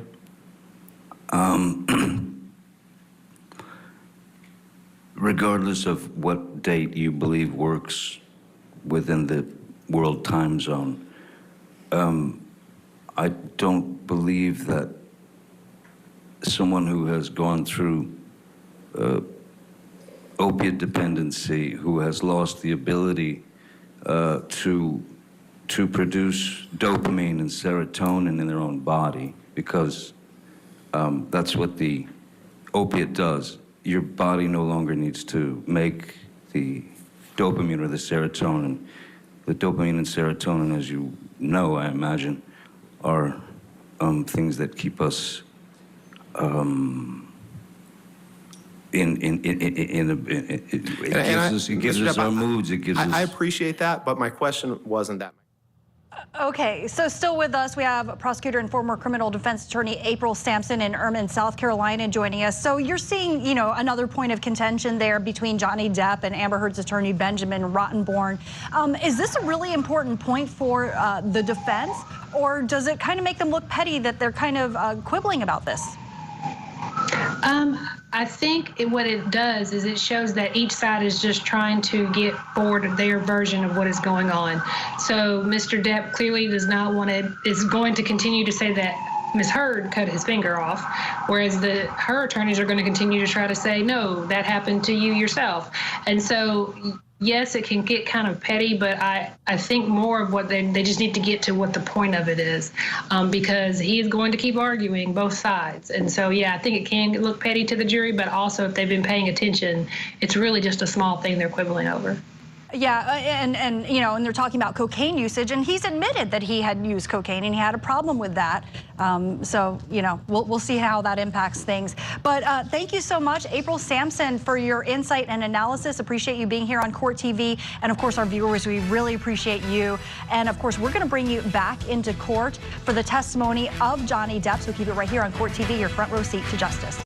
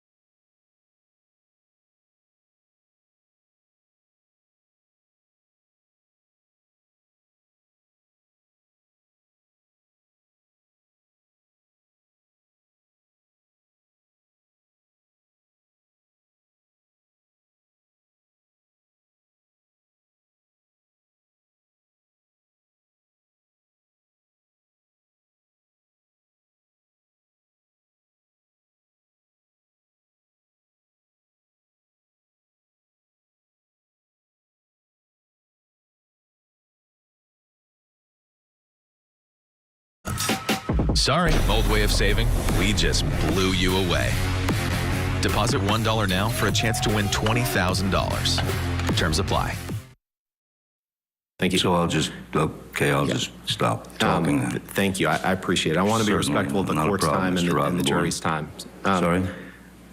I just said I want to be respectful of the court's time and the jury's time, and I trust that you do too. So, well, I don't feel that I'm wasting anyone's time, sir. Could you pull up Exhibit 408, please? Tense cross-examination of Johnny Depp continues this hour. The Hollywood A-lister sits on the stand for a third day of testimony.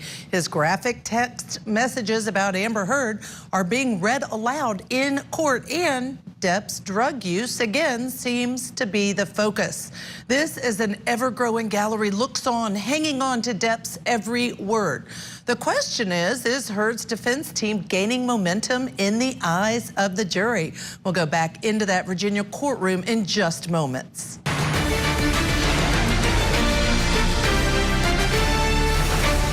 Welcome back to Court TV Live. I'm Judge Ashley Wilcott, always honored to be with you. We are continuing our live coverage of the high-profile defamation case of Johnny Depp against his ex-wife, Amber Heard. Hollywood A-lister Depp is suing Heard for $50 million, and his ex-wife is also countersuing him for $100 million. There have been sometimes contentious exchanges between Depp and Heard's attorney today. We want to take you back into that courtroom. You haven't missed any of his testimony for continuing cross-examination of Johnny Depp. Finger injury. We're asking for coke. It's entirely possible that you were asking for cocaine and ecstasy. Objection Yes calls or for no? speculation. No, I'll allow that question. Answer it. Clearly need more Whitey stuff. Yes, it's a reference to cocaine, but that doesn't. There's nothing here that says that I ingested the drug. Not saying there is, but you were asking for more cocaine and you were asking for more ecstasy, correct? I wasn't asking for more ecstasy. I was asking for ecstasy because that was what I was requested by Ms. Heard. Let's take a look at the UK transcript, day 3. Permission to approach with that, Your Honor? Okay. Day 3. Oh, yeah.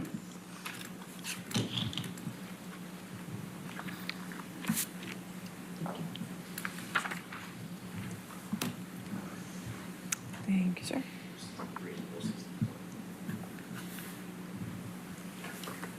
Thank you. I'm asking you to turn to page 463 and 464, please. I'm sorry, I couldn't hear you. I'm sorry. I'm going to ask you to turn to page 463 and 464 of this, please. Sure thing. 463, 464.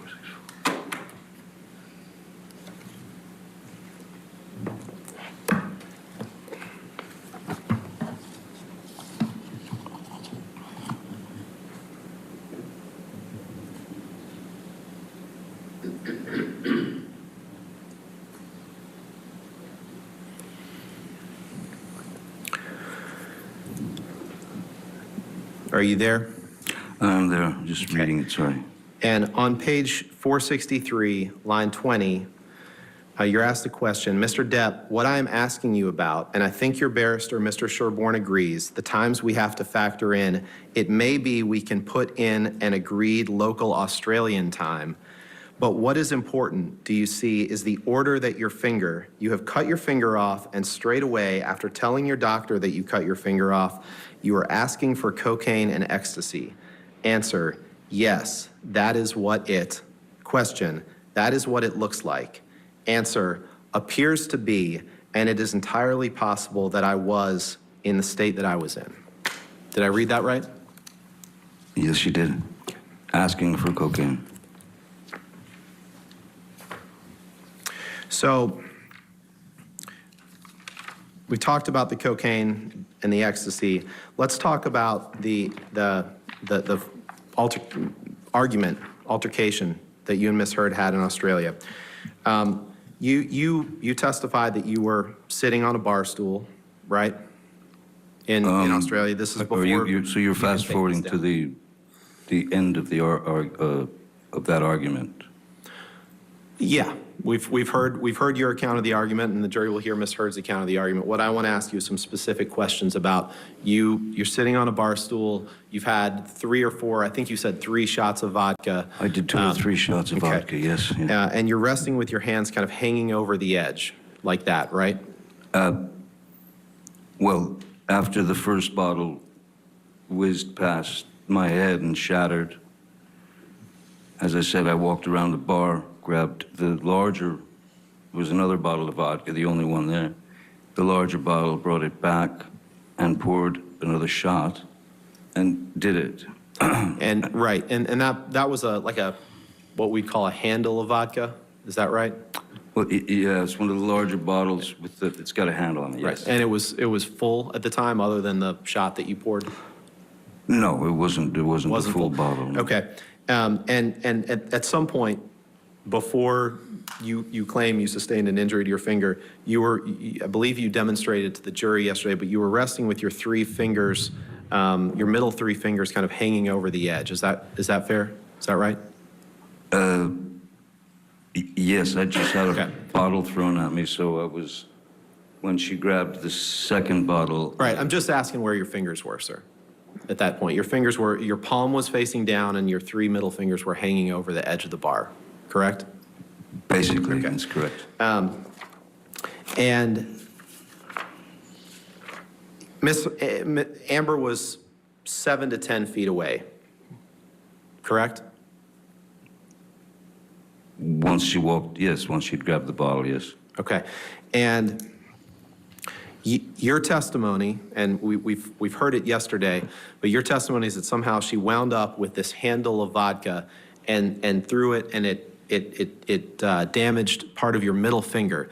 But what we didn't talk about, what I want to ask you about, is if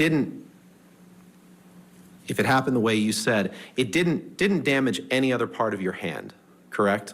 No other part of your fingers, none of the other middle fingers that were hanging over the edge of the bar were injured, correct? Objection compound. We can take it piece by piece. None of the 3 fingers that were hanging over the edge of the bar were sustained any injury other than your middle finger. Is correct? The middle finger certainly took the brunt of it as the tip. And there's cut off. There's no record of any glass being found in that middle finger, correct? Objection calls for speculation. I'll allow it if you can answer it. I'm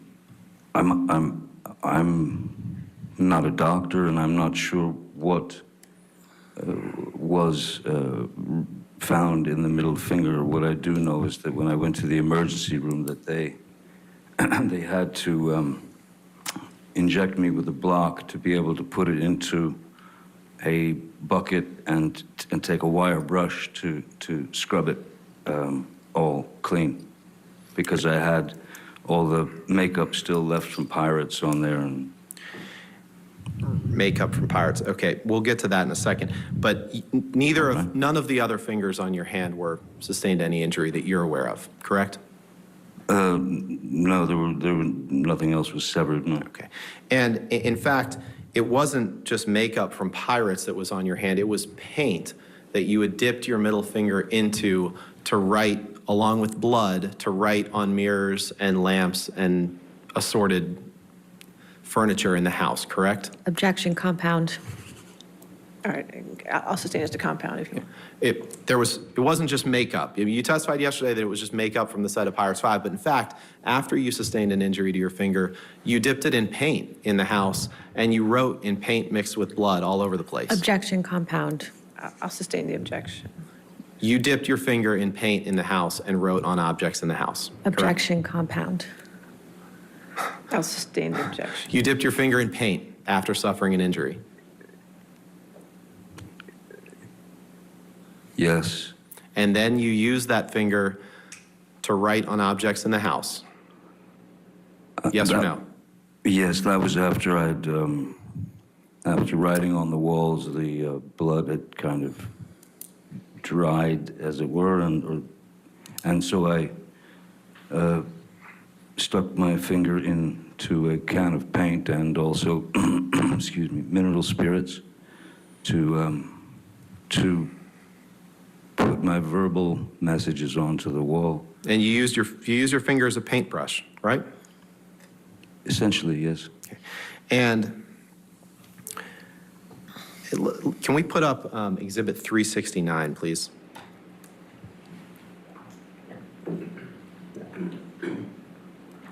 This defendants? It might, it might be plaintiffs. Let's. Do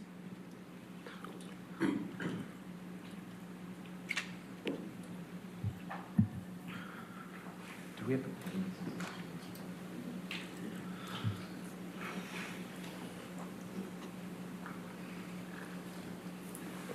It's okay.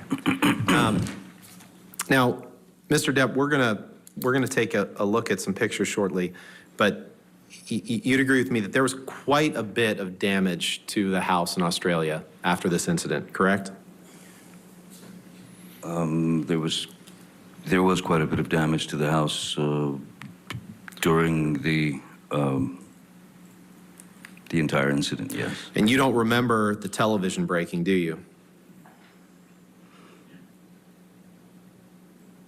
I remember there was I believe there was a coffee cup stuck into the screen, or a plate or something like that. And you don't remember the window breaking, do you? I don't remember a window breaking. But you do remember that there was quite a lot of blood everywhere, including on floors and sofas. Well, I'd noticed, that's how I'd noticed that I was leaking.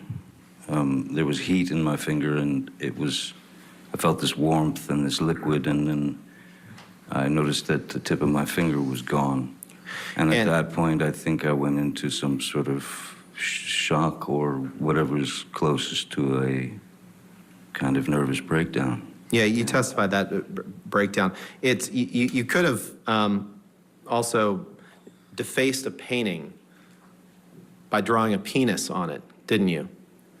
I've never, I don't know about that. I don't remember drawing a penis on a painting. Given the state you were in, it's entirely possible that you did that, even if you don't remember it to this day, correct? Drawing a penis on a painting was not the first thing on my mind. I had messages to write, reminders that were for Miss Heard. But you don't deny that if a painting was defaced with a penis drawn on it, that could have been you, even if you were blacked out and don't remember that, correct? Objection, speculation. I'll allow it if you can. This was no blackout. I know you love the word. It was no blackout. It was shock. That wasn't my question, Mr. Depp. Respectfully, it was, you don't deny that you could have defaced a painting in the manner that I just described. Well, given that I had written some messages on the bathroom mirror and then Miss Heard added to them, it's also not impossible that Miss Heard may have drawn a penis on a painting somewhere. That's not where I was going.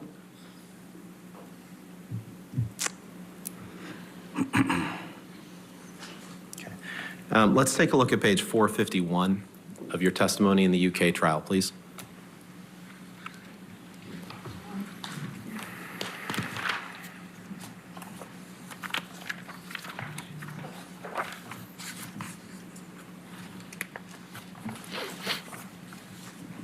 Yes, sir. And if you look at page 451. All right, we do need to take a quick break, but you won't miss any of this testimony. It is transfixing for sure. We're going to take you right back on the other side when we come back. We're hitting the pause button.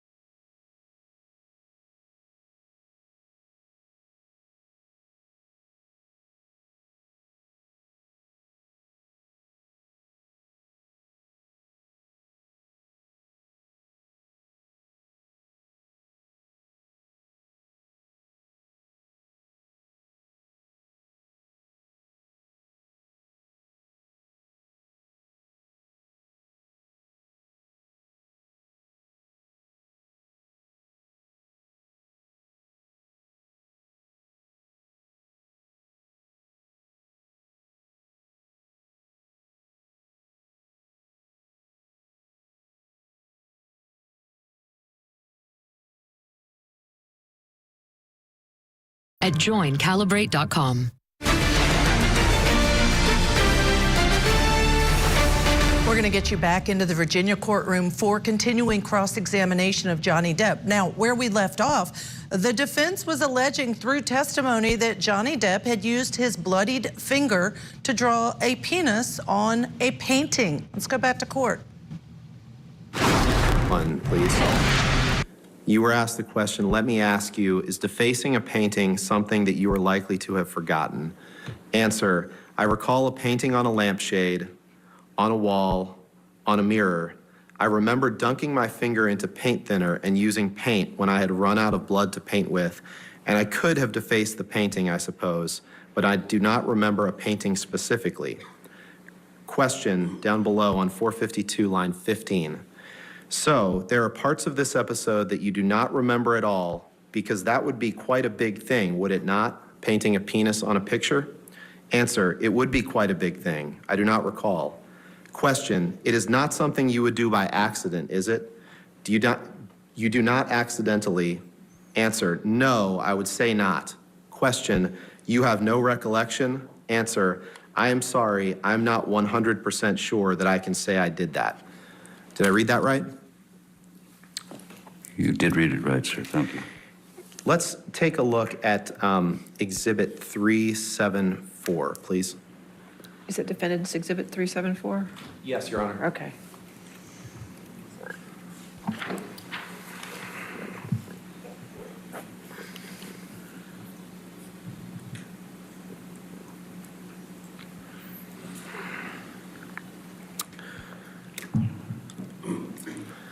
Mr. Depp, do you recognize this as one of the mirrors that you wrote on with your injured finger in March of 2015? Yes, I do. And yesterday you texted, I'm sorry. We've seen a lot of texts today. It's all right. I did text someone yesterday. Yesterday, you testified that you wrote on the mirror, and I don't remember exactly what you said, but you essentially said that you wrote things about your past with Miss Heard, or grievances that you had with her, correct? Reminders, yes. Okay. Your Honor, permission to I'd move this in as an exhibit and ask for permission to publish. Any objection? No objection, All right, Your Honor. 374 in evidence. You can publish.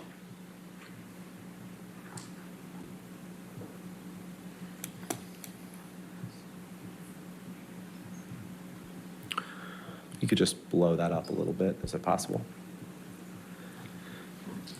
So on this, which you wrote on with your severed finger, you wrote in some mix of paint or blood, starring Billy Bob and Easy Amber. Yes, sir. Miss Heard arrived directly in Australia from filming the film London Fields in England with Billy Bob Thornton, correct? That's correct. And you hadn't seen your new bride in 3 or 4 weeks, and she arrives. You're not happy about her filming with Billy Bob Thornton, and so as part of this altercation incident, after your finger is injured, you write starring Billy Bob and Easy Amber on the mirror, correct? Objection, compound. I'll sustain the objection. I'll move on. Okay. Let's pull up Exhibit 375, please.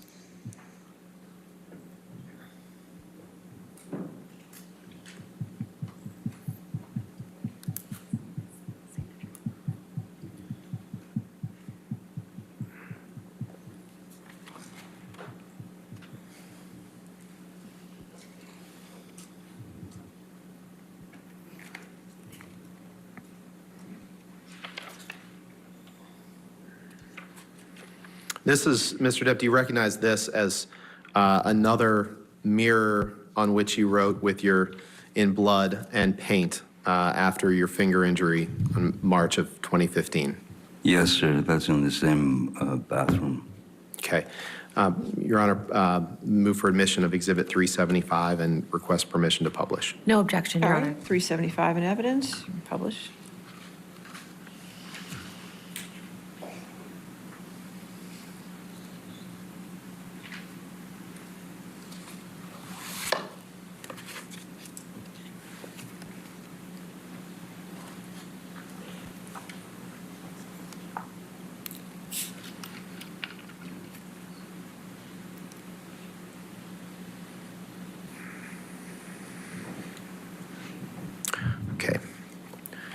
Can we please pull up Exhibit 377, please?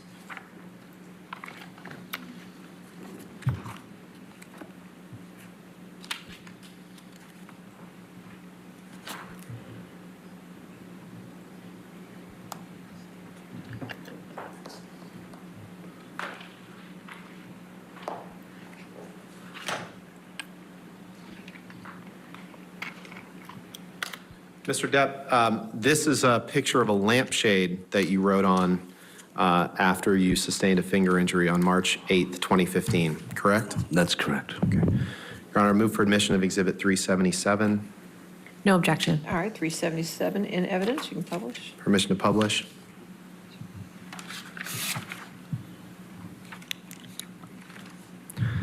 And on this lampshade, which appears to be sitting on the ground, you write some mixture of blood or paint, "Good luck and be careful at top." Yes, correct. Correct? Yes. I thought it was good advice. Okay.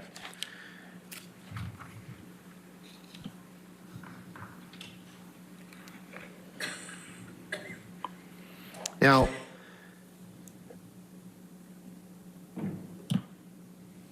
you have never, and I know Ms. Hurd will give her account of this incident later in the trial. Just to be clear, you have never seen Amber inflict harm on herself or on her arms or anything like that, correct? Objection compound. Sustain. You've never seen Amber inflict harm on herself? That depends on your definition of harm, sir. That's quite a broad word.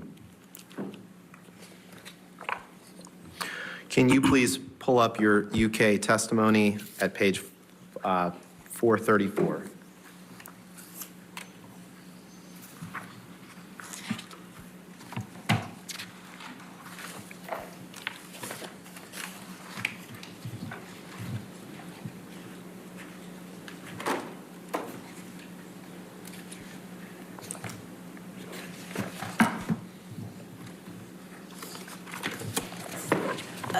Objection, Your Honor. Maybe we approach? Yes.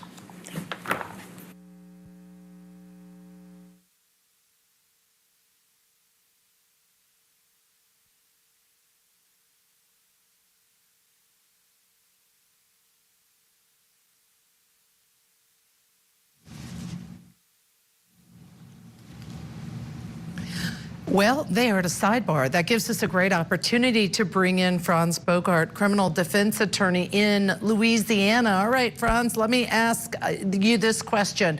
What do you think, first of all, of Johnny Depp's testimony, his credibility, and how the jury might be receiving all these details? So the drug use questions or drug procurement questions with regard to cocaine is a double-edged sword. Does he lean into the fact that he was trying to get drugs and say, but I wasn't necessarily using them? Or does he just say, hey, yeah, I was using these drugs too? Both have a credibility effect and both hurt him. The aloofness, the jousting with the attorney, I don't think that aids his credibility. You know, he doesn't seem wholly there. I think this is some good old-fashioned credibility destruction by the attorney, and you know, it doesn't make him look good at all. And you never know what a jury's thinking. We know that, but we do know the jury is not only listening to what he is saying, Franz, but we know that jury is watching everything he's doing as well as everything that Amber Heard is doing during his testimony. You're not going to miss any of his testimony. We are going to hit the pause button, take a break while they're at a sidebar. We'll take you back into court on the other side.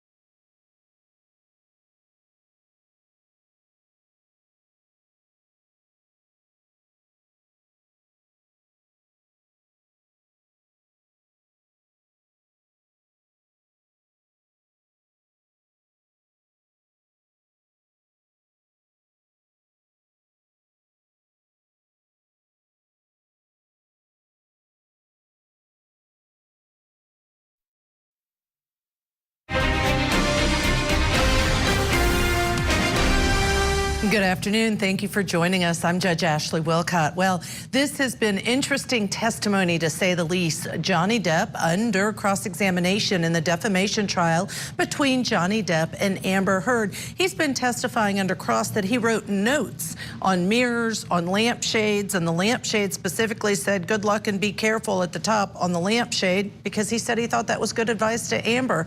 You've not missed any of his testimony. Let's take you back into the courtroom. When you went to the hospital, that you told them that you had injured your finger in an accordion door. You remember giving that testimony? Yes, I do.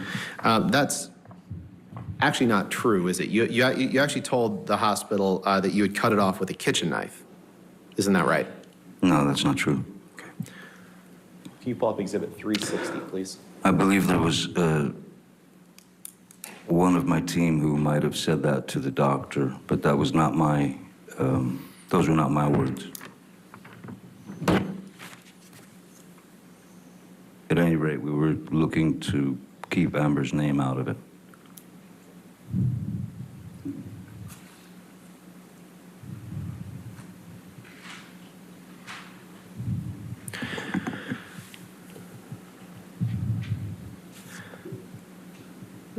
Mr. Depp, I'm not going to move this exhibit into evidence, but do you see the portion where it says, "Thanks for seeing and treating this patient"? You see that? And then right after that, it said, "He sustained an injury to his right middle finger tonight after accidentally cutting it with a kitchen knife." You see that? I do see that. And there's no mention of an accordion door in that document, is there? I'll read it if you like, but that was I didn't sign my name to this. And that's not my statement to them. I used the accordion door. You testified yesterday that you told. Then I can't help that. You testified yesterday that you told Dr. Kipper that Miss Heard had, in fact, been responsible for your finger injury. Do you remember giving that testimony? Yes. But in fact, in subsequent communications to Dr. Kipper, you referenced more than once that you chopped off your own finger to Dr. Kipper, correct?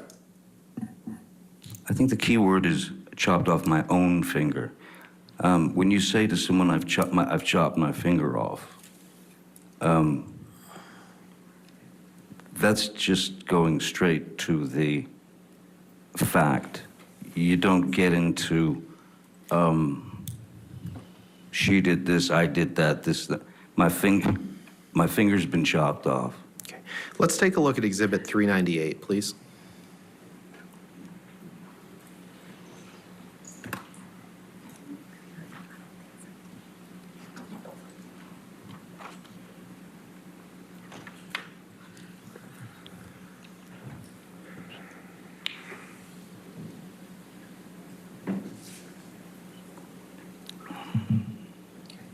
I'd like to direct your attention, sir, to the text message number 94, which is a text message from you to Dr. David Kipper on March 19th, 2015. Do you see that? I will in a second. Sure. 94. This is, yes, March 19th, so I was in Los Angeles, yes.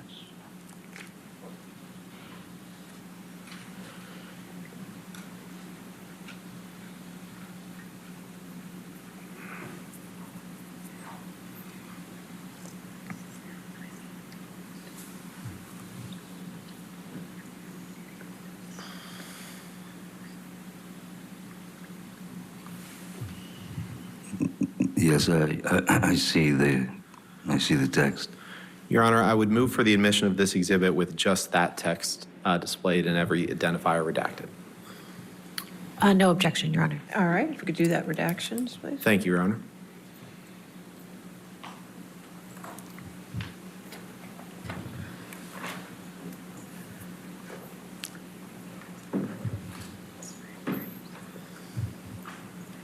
It was a pathetic attempt at humor. My apologies.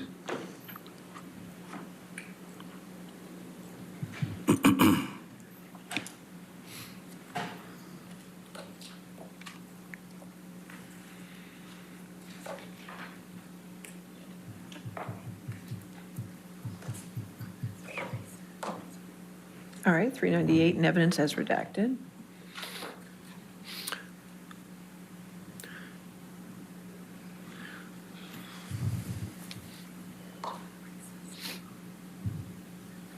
Just blow that up if you can a little bit more. Thank you. So in this text message from you to Dr. Kipper on March 19th, 2015, you text him, "My most sincere apologies to you, Doc. I understand your decision based on my immunity to do the right thing, and I truly do thank you for your concern. I must apologize for not having had the presence of mind to respect the man who has been the most kind and who has done more for me than anyone ever. There was no call for my spineless and base behavior toward you. I honestly understand the reasons for your concerns in your letter and can say to you now they no longer are an issue. Thank you for everything. I have chopped off my left middle finger as a reminder that I should never cut my finger off again. I love you, brother, Johnny." Did I read that right? You did. And Ms. Heard was not on that text message, was she? No, she was not. Can you take that down and put up Exhibit 499, please?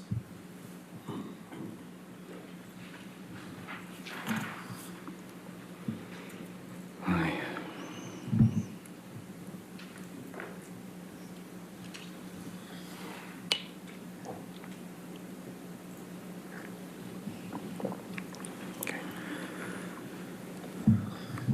And I'd like to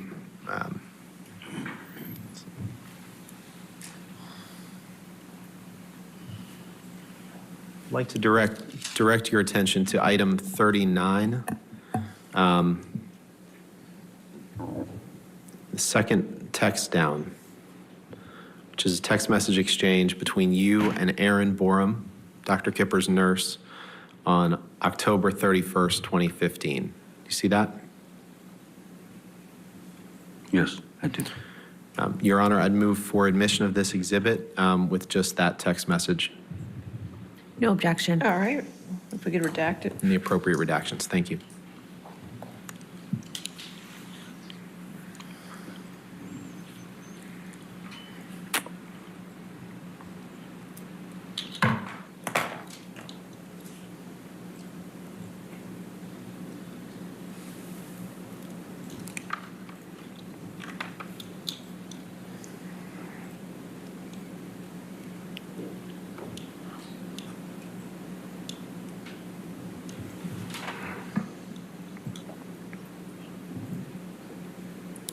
All right, 499 in evidence with the redactions.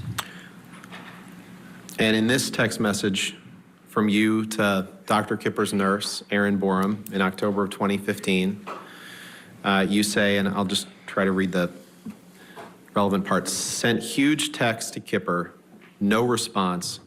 He's an odd duck, old Kipper. This is the second time that he's held off giving me meds by blackmailing me into seeing him. The first time, I had just chopped my finger off. Oh well, I want off of the majority of the stuff anyway. I guess that's a new way to stop. X." Did I read that right? You did, sir. And Amber is not on that text exchange, correct? Nope, she's not. Okay. I'd like to, if we can pull up Exhibit 343. I believe it's Plaintiff's Exhibit 343, and this is where you tell Amber in a recording that you mentioned the day I chopped my finger off. So let's listen to that, please. Are you entering in 343 into evidence? Yeah, I think it's Plaintiff's. It's the same one that was played yesterday. I believe that was Okay, Plaintiff's 343. It's 343 already in evidence. And just for the record, which portions are you playing? Sure. Okay. Which portion are you playing? It's fine. I'm playing 2:02:15 to 2:02:19. Is that right?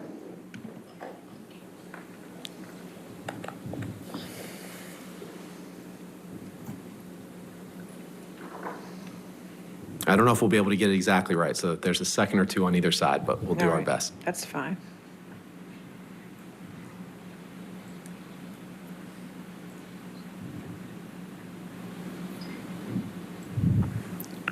we have the date of this recording?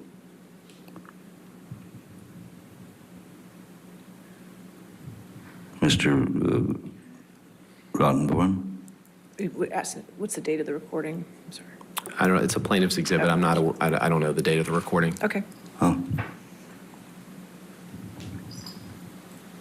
Fight you're talking about? I don't know. I'm talking about Australia, the day that Now we're talking about Australia. Okay. Yeah. You hear that? When you said the day I chopped my finger off? Let's play it again. Let's That'd do be it again. great, thank you. Fight you're talking about? I don't know. I'm talking about Australia, the day that Now we're I chopped talking my about finger Australia. Okay. Are you sure that's Yeah, let's do it one more time. 'Cause what you I'm actually saying? don't. Or is it the day that I got my finger chopped off? No, you say the day that I chopped my finger off. So let's play it one more time because I think I left out the word that. It says the day that I chopped my finger off. Fight you're talking about? I don't know. I'm talking about Australia, the day that I Now we're chopped talking my about finger off. Australia. Okay. I'm not so sure. In fact, earlier you had quoted Jerry Judge from the air.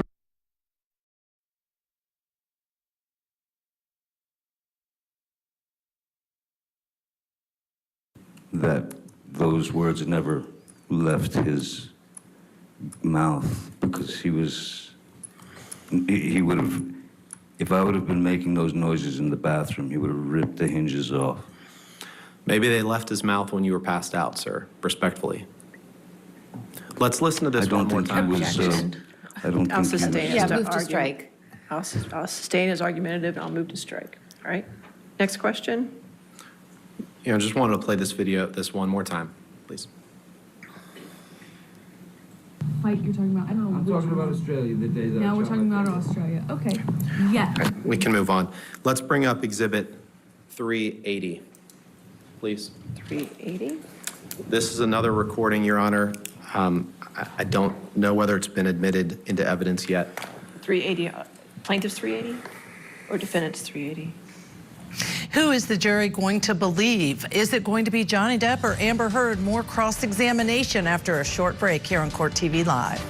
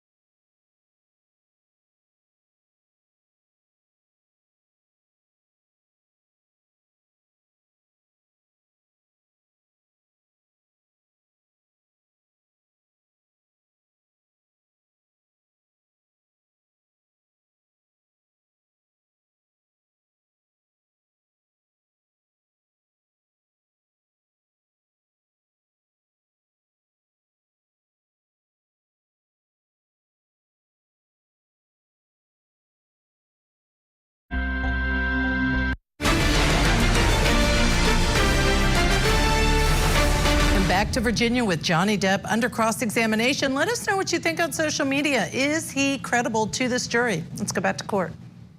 I believe it's defendants. I left my cheat sheet. Okay. Thought it was an easy question. I'm sorry. Okay, 380. I had it written down and All right. don't have it in front of me. That's fine. Is it?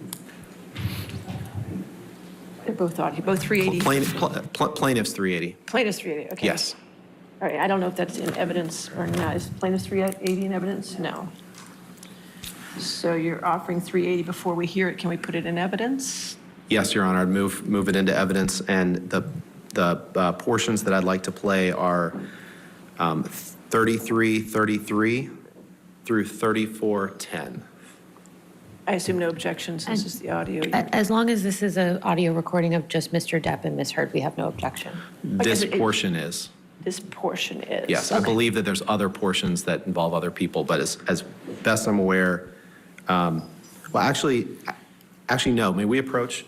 Because I think.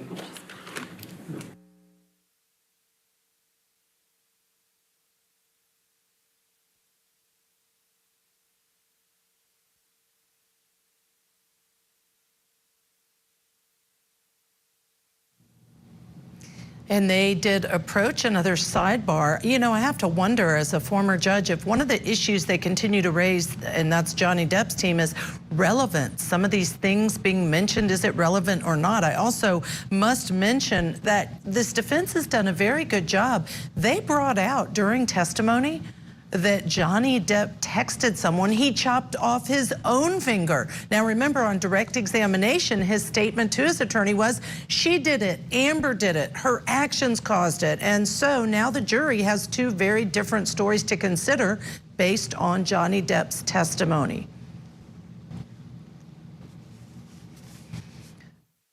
Let me get your thoughts, if I could. Franz Borgart, still with us. Tell me any thoughts you have as you're watching this unfold in another sidebar. So defamation at its core is about saying something that's not true. So as to the relevance question, you know, you can navigate an argument into drug use, erratic behavior, you know, inconsistent statements, totally destroys credibility. And if his argument is the things she said are not true, you know, it becomes relevant in my mind. But what we're watching is a good old-fashioned chiseling of his credibility, one question at a time. And I don't think he looks good at all. I don't think Mr. Depp looks good at all in the stand right now. And they're going to take a break. We can see him standing as the jury leaves the courtroom. When you talk about the fact you don't think he looks good to this jury, you know, how many hours do you think they spent preparing him as a witness? Because they knew he was going to take a stand. They knew he'd be cross-examined. And yet, I just wonder if they're cringing at some of his combativeness and not owning some of his stuff like drug use. He wants to fight back on some of those things. Why? He'd already admitted it. So with celebrity high-profile clients, they will only allow you to prepare them as much as they will allow you to prepare them. And it can be very troublesome if, and I'm not saying Mr. Depp didn't allow preparation, but I could see him being someone that pushes back when they're trying to prep him, trying to get him in a place where he can answer these tough questions. He just sounds very aloof on the stand.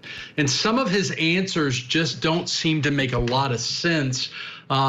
Personally, if I were representing him, I would want him to lean into the drug abuse. I think he should lean into the fact that he was using those drugs and that he had a problem and he's been seeking help for it, and he's still seeking help for it. I think that's more credible than, hey, I was trying to get cocaine, but doesn't mean I was using cocaine. I just don't think that they're going to buy that. Right, right. And leaning in, at least to your point, is very authentic if it's truthful. One of the other things I've noticed, Franz, and I am not demeaning any of the attorneys in this case, they are clearly pedigreed lawyers, education-wise, experience-wise, but I've been on the bench for a long time, and guess what?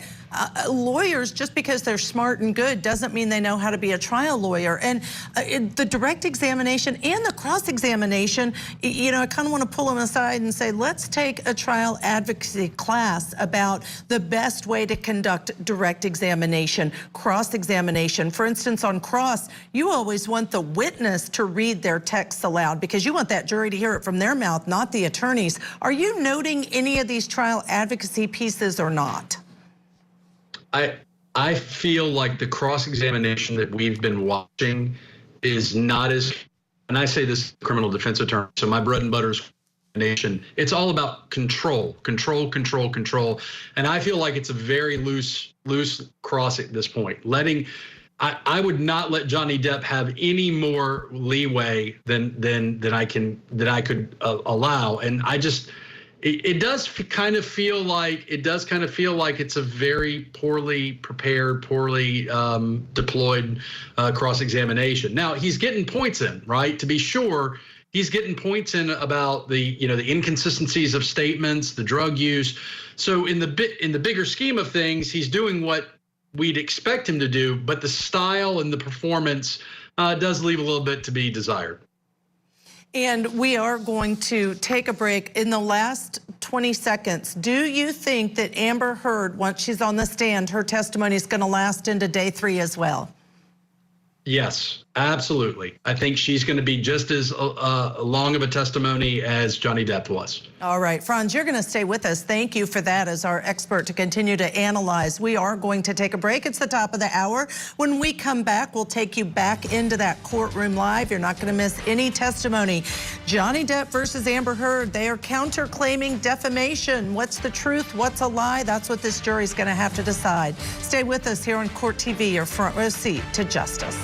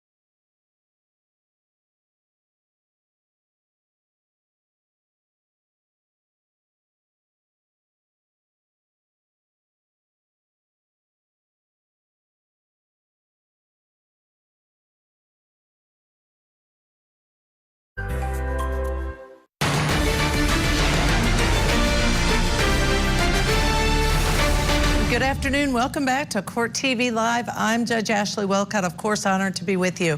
We continue our coverage of the high-profile defamation case of Johnny Depp against his ex-wife, Amber Heard. The Hollywood A-lister Depp is suing Heard for $50 million, and she is suing him for $100 million. There have been some sometimes contentious exchanges between Depp and Heard's attorney throughout today on cross-examination. The court took a break. They are back from break, so certainly we want to take you now back into that courtroom in Virginia as cross-examination continues. Thank you, Your Honor. I think before the break, we were going to ask to play a portion of Exhibit 380, which is an audio recording. Counsel for both sides have conferred that neither side has an objection to the following excerpt being played, which is 3333 through 34 minutes, through 3400. So 33 minutes to 34 minutes. So you're only entering to evidence that 1 minute of this audio. Is that correct? Yes, Your Honor. There's So somebody's going to get me an audio clip of just that at some point, correct? Sure, we're happy to take care of that. Okay, so I'll make that 380A. We can fight over the rest of it later, but for now, this will be just Plaintiff's this. 380A. Plaintiff's 380A. Would you like, we're happy to take care of that if, That's fine. Somebody just gives me that 1 minute. oh, I'm told it's actually defendants, so, oh, they're both 380, so take your pick. So we'll get it to you. How about that? Oh, joy. Okay. All right. Somebody's, we're going to go with plaintiff's 380 right now, okay? Try to keep the record clear. 380A and 33 through 34. Okay, go ahead.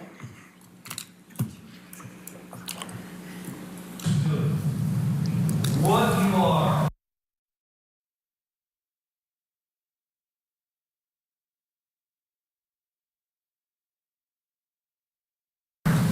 Of my son. There's still a lot left in the day. Maybe you should dye your hair. I see your ribs.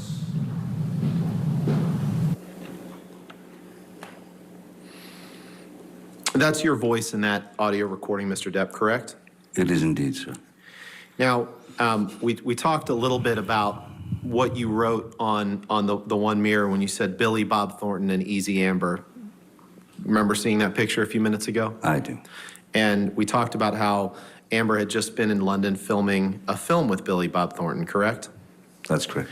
Now, when you were apart from her, she would want to socialize with other people, and that made you feel insecure, right?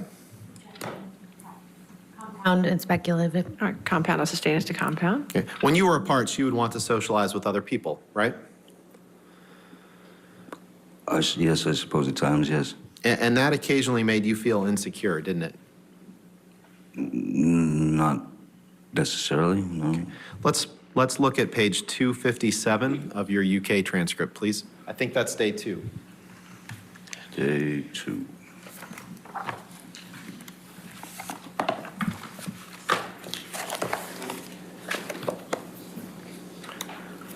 $330. What was the number again? I'm sorry. Sure, no problem. It's day 2, page 257. 257. So it's page 23 of the document. All right.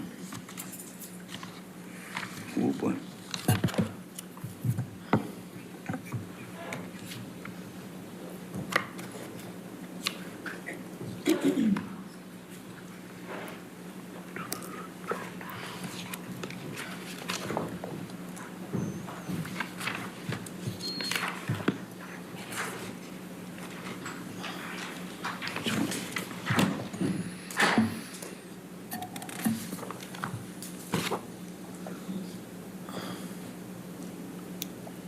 $257. Yes, sir, 257.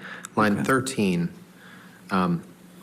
Did you give the following testimony in response to the following questions? Question, and when you were apart, she would want to do things with other people, see other people, go out with other people, socialize, yes? Answer, yes, sure. Question, and did this occasionally make you feel insecure? Answer, occasionally, yes, it did. Did I read that right? You did. Can we please pull up Plaintiff's Exhibit 343, which is a recording. It's been admitted, and we propose to play seconds 30 through 45.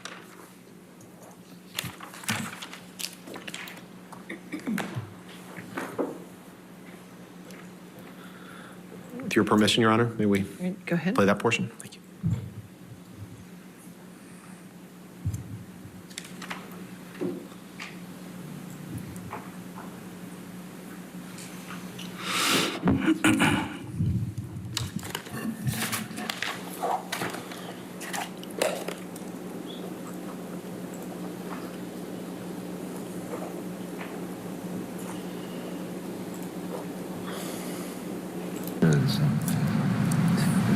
If you look at the bigger picture, what is irrational when you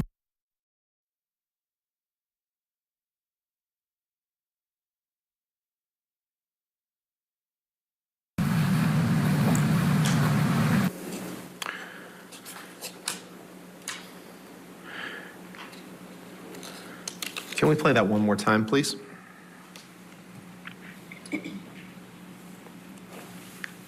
Actually, before we do, so this is, you tell her you become irrational when you're doing movies. And you say you become weird. You heard those, right? I'd like to hear it again. Yeah, let's if play it possible. again. Thank you.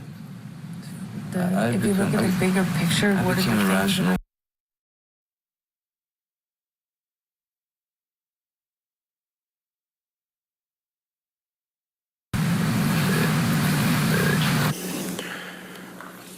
So you heard yourself, Mr. Depp, say, I become irrational when we're doing movies. You heard that, right?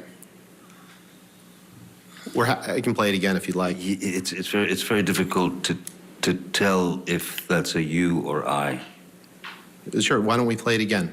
Thank you.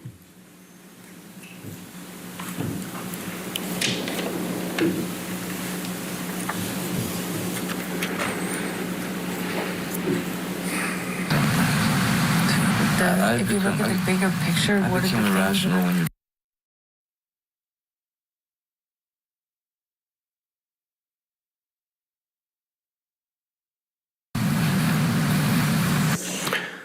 Mr. Depp, in that audio, you say, I become irrational when you're doing.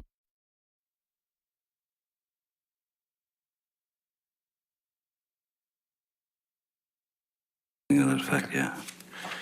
You can take that down. I'd like to fast forward, Mr. Depp, to December 15th, 2015. I know there's been some testimony on that day for the jury. And you and Ms. Heard, you gave some testimony yesterday about an altercation that you had that evening. Do you remember giving that testimony? Yes. Okay. And do you remember? It was evening, I'm not sure. Yeah. And, okay. You would agree that after this altercation that you had, that you wrote on the countertop in your penthouse at the ECB in like a gold Sharpie. Remember that? Very well, yes. Okay.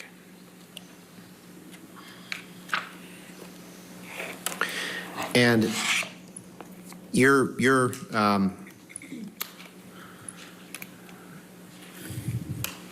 counsel has shown a picture to you that allegedly was taken that day. I'd like to pull up Plaintiff's Exhibit 409, which was shown to the witness yesterday, I believe, Your Honor. Okay.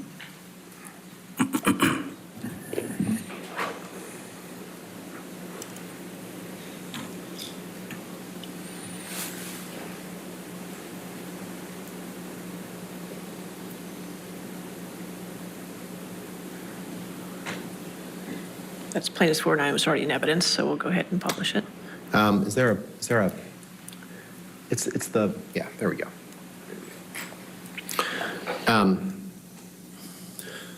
Mr. Depp, and the jury will hear more about this as the case goes on, but do you recognize this picture of Ms. Heard as a picture that was taken directly after the December 15th, 2015 incident?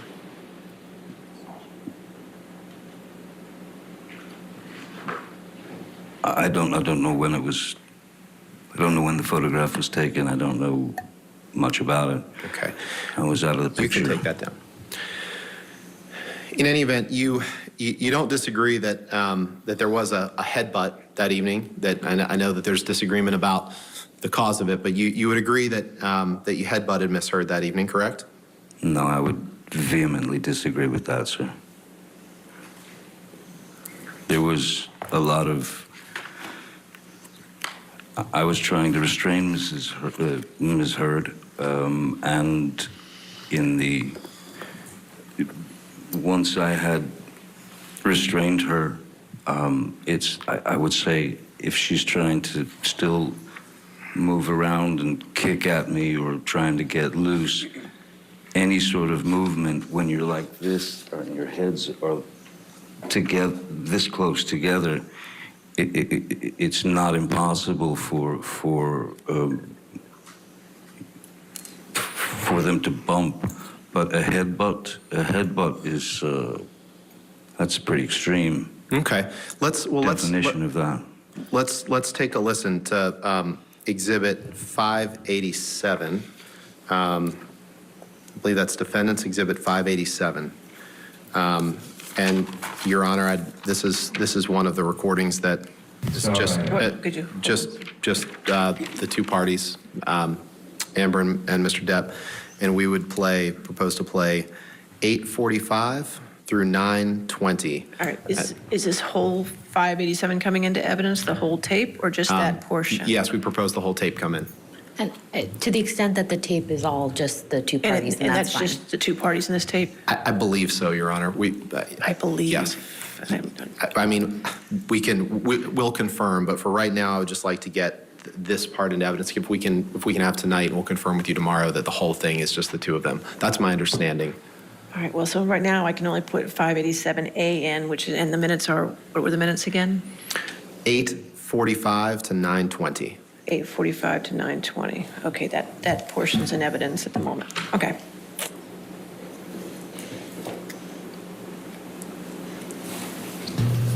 Well, you did. Yeah, but Thanks for your sorry. he had me screaming. It's like somehow the end all be all very sort of offensive thing. You can throw a punch, screaming is okay. You can headbutt somebody screaming, but don't scream.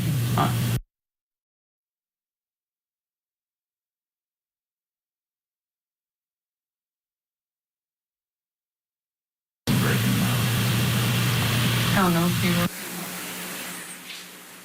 Why don't we play that one more time, please? Because, Mr. Depp, my question for you is, did you say I headbutted you in the forehead? That doesn't break a nose. So let's take another listen. Certainly. But I didn't. Well, you did. Yeah, but Thanks for your sorry. he had me screaming. It's like somehow the end all be all very sort of offensive thing. You can throw a punch, screaming is okay. You can headbutt somebody screaming, but don't scream.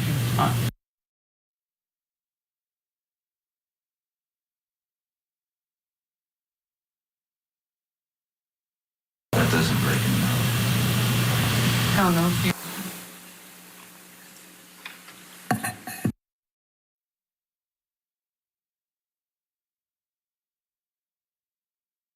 I did say those words, but all right. I didn't. I said I was using the words that Ms. Heard was using. Okay. But there was not an intentional headbutt. Okay.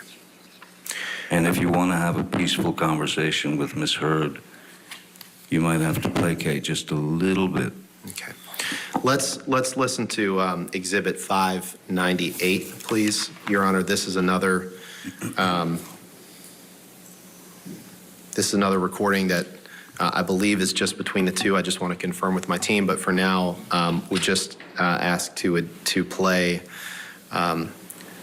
minutes 6:05 through 7:36 of All right. 598. So 598A and evidence of 6:05 to 7:36. Thank you, Your Honor.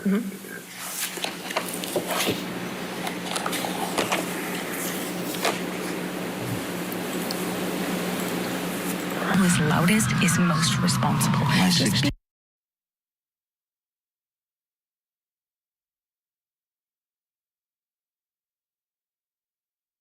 Everyone around me saw all the bruises and broken blood vessel under my eye, the bruises on my head, the missing chunks of hair, the split.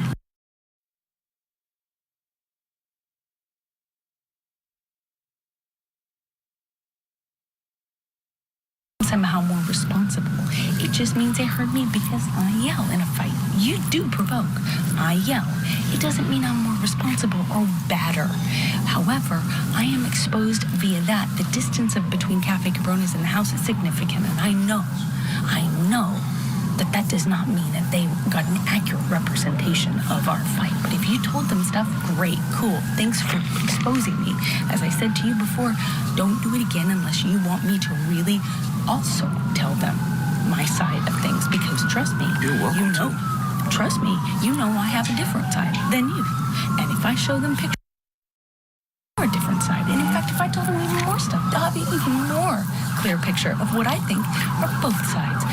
Maybe I should show them this and this. That's true. You from can the mineral you spirits. can do whatever you want. You can do whatever. Can that You can do my whatever. face. By the way, do it. I promise you, do it. Do whatever you want. You don't want me to do that. No, you I'll do never whatever speak to you again. You do whatever you want. Let's take a look at Defendant's Exhibit 526, please.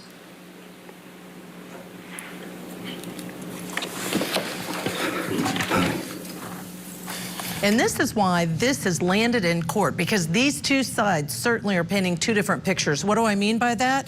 They just indicated that Johnny Depp said, I headbutted you in your forehead. That doesn't break your nose. We heard it in his own voice on a recording.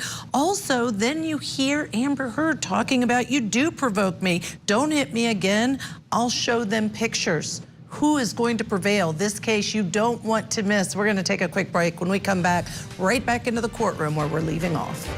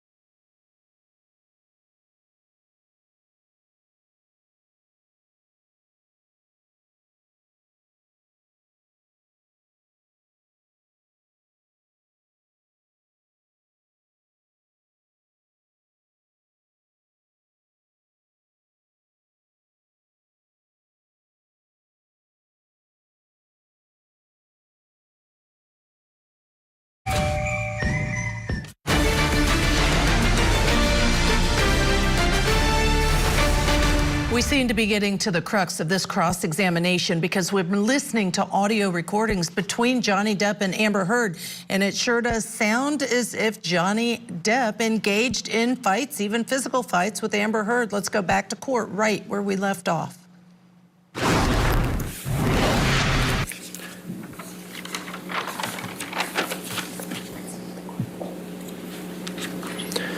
After the incident on December 15th,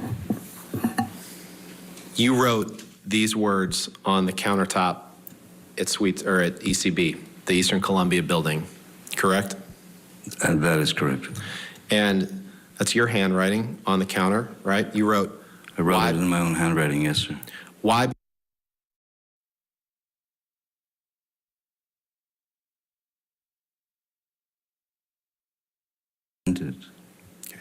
Why be a fraud? Okay. Why lie? Well, let's take a look at this. Let's take a look at Exhibit 580.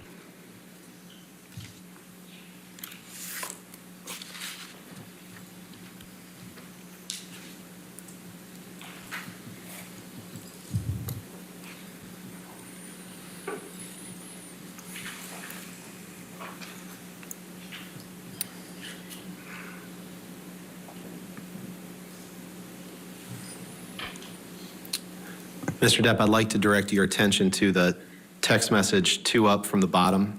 It's a text message. This is my question to you. It's a text message from you to David Heard, Amber's father, on December 30th, 2015. Do you see that? Which one am I looking at? It's good question. 131. Can you scroll up, please? 131.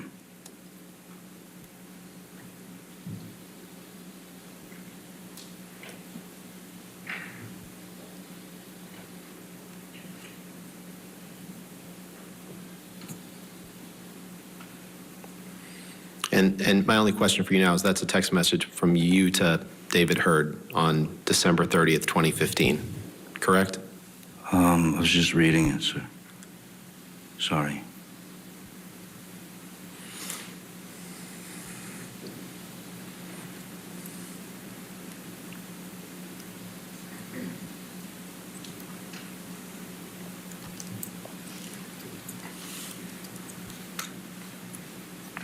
Yes, yes, that's from me to David Heard. Okay. Your Honor, move for admission of 580. Just that text is all I want to ask the witness about. No objection, but with the redactions of the phone numbers. Of course.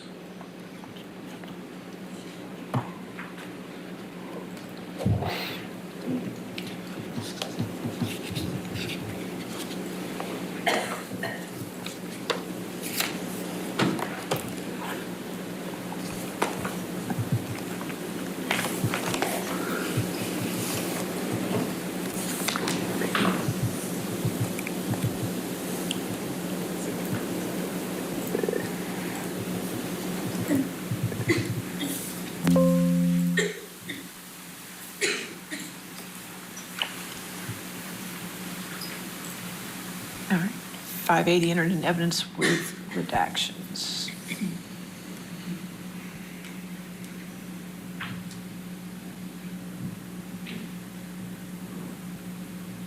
Thank you, Your Honor. So in this text message, Mr. Depp, that you sent on December 30th, 2015, you tell him, Amber's father, below is a text that I never hit send on from a week or so again. It was in response to you. Hey, brother, I love you too, more than you can ever imagine. It's rare in life when one meets a kindred spirit, a couple of madmen with their thirst for further. There have only been maybe 3 people in my entire life of your ilk.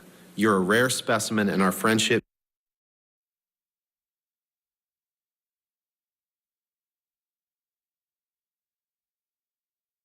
will not excuse my part inside these dramas.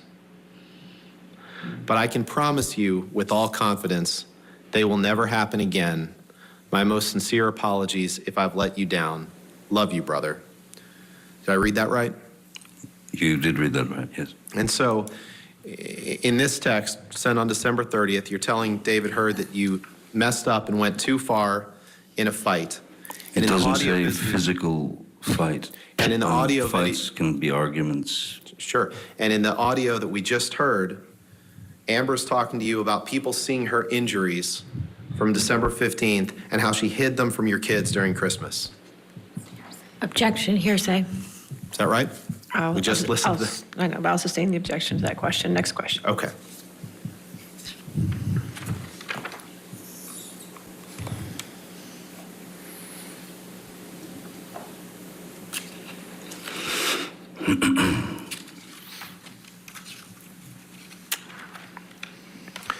After you came back from Australia, you and Amber saw, you can take that down. Thanks. You and Amber saw someone by the name of Dr. Amy Banks. You joined her by Skype. Do you remember that? The only time that I've ever seen Dr. Amy Banks was on a video link from Australia. Right. And you saw her for a joint session with Amber, correct? Yes. And then you saw her individually for a session as well. Do you recall that? Yes, a brief session as far as I remember, yeah. And during the joint session with Dr. Banks, you didn't contradict Amber's reporting that you were violent toward her, correct? All right. If he contradicted that. I'll sustain the objection. Still with us in Baton Rouge, Louisiana, criminal defense attorney Franz Borgart, as well as I'd like to welcome in Atlanta, Georgia, trial attorney, former criminal defense attorney Erica Wilson. Erica, let me start with you. I want to look at some specific pieces of evidence that are coming out on cross-examination. How credible or important do you think it is to the defense's case that they just brought out a text between Johnny Depp and Amber's father saying, "I went too far in our fight. I can promise you that will never happen again"? It is certainly something that he's going to have to try to clean up. And I think he was trying to do that in his response. I think he was starting to say, you know, a fight could mean a verbal altercation. But I think with the context and hearing some of these other cases, definitely something that Johnny Depp's team is going to have to try to help him repair, because they certainly don't help or support his position. And Franz, talk about trial skills. If you're representing Johnny Depp, we know they have a chance to go back up and ask more questions on redirect. Would you do that, and how could you make that most effective?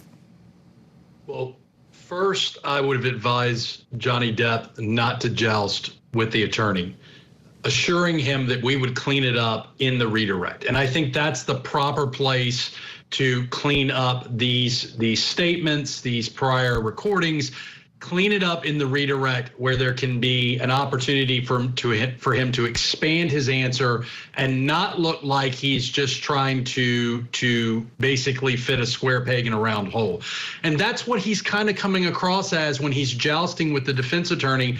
And again, we said it earlier, cross is about control, and the defense attorney can shut him down by simply moving to the next question. So I think that the redirect is going to be a rehabilitation of sorts. I really wish he would stop trying to joust, though. Yeah, it's interesting to me to watch. It's almost like you can't stop watching and you think, okay, stop talking, let him go to his next question. So we're going to keep watching because you don't want to miss any of this. You're both going to stay with us. Thank you for that. We are going to take a quick break. When we come back, right back into that courtroom, you will not miss any of the testimony of Johnny Depp.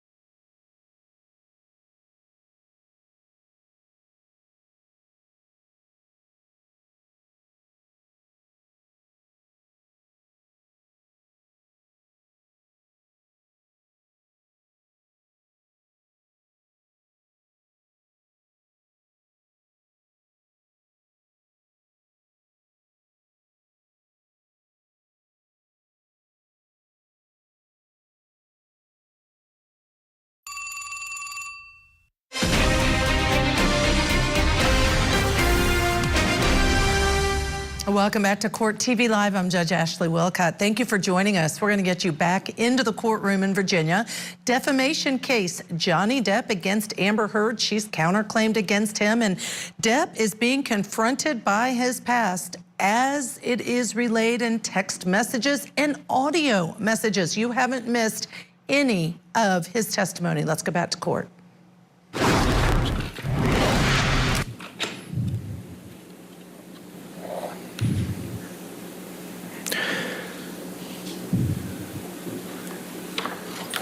We're going to jump around a little bit in time here, Mr. Depp. Earlier today, you recall that we talked about March of 2013, and you saw the picture with the cocaine box that said property of JD. You remember that? Oh, yes, yes. Okay. I'd like to show you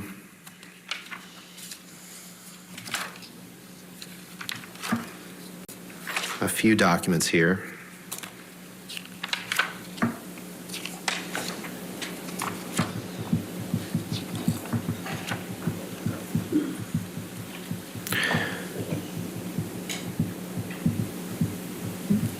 Michelle, can you pull up Defendant's Exhibit 159, please? 159.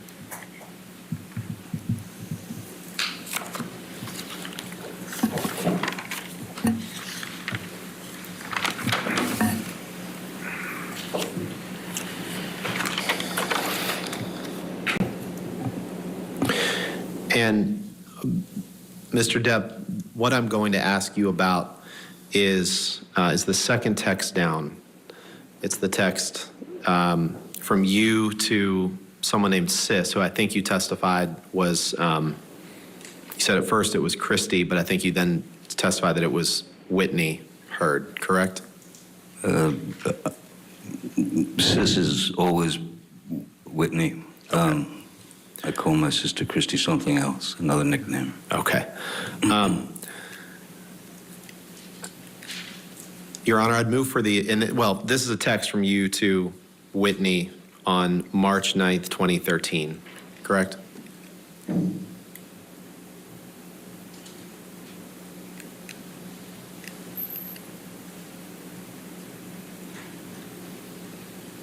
You see that? What am I supposed to see? I'm sorry. The second, the text, two down, is a text from you to Whitney, dated March 9th, 2013. Yes, I see that, yes. Okay. Yes, sir. Your Honor, I would move for the admission of this Exhibit 159 with that text and then the second and third text from the bottom, please.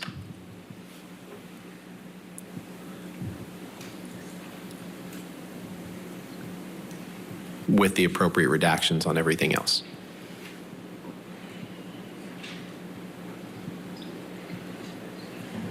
May we approach, Your Honor? Sure.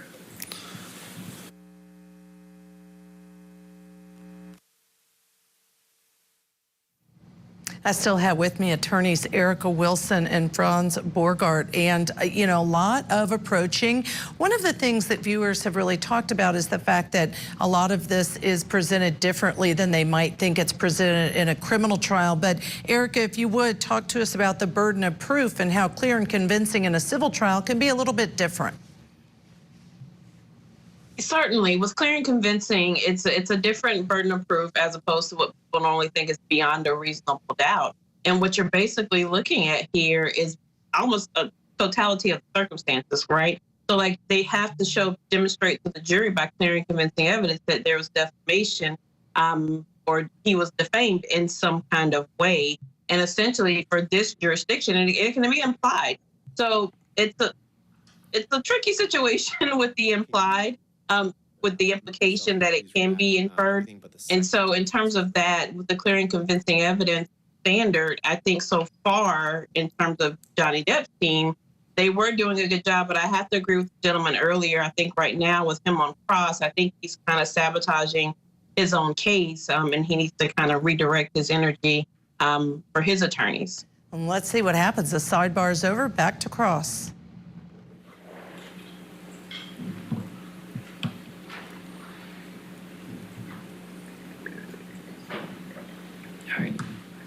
what we'll do, we'll just call this 159A, and that'll Sure. be admitted with redactions, okay? Thank you, Your Honor. All right, thank you. So, Mr. Depp, this is a text message you sent to Whitney Hurd on March 9th, 2013. And in this text message, you say, you can blow that up as best you can, please. We had a slightly grim morning, but not a doozy. We kissed, she splits and texts me sweet stuff. I do the same right back and nada. So I just want to know that she is safe. I've heard nothing, just worried about her, XXX JD. Did I read that right? Yes. Okay. So that text was sent on March 9th, 2013. With that in mind, could you please pull up Defendant's Exhibit 161?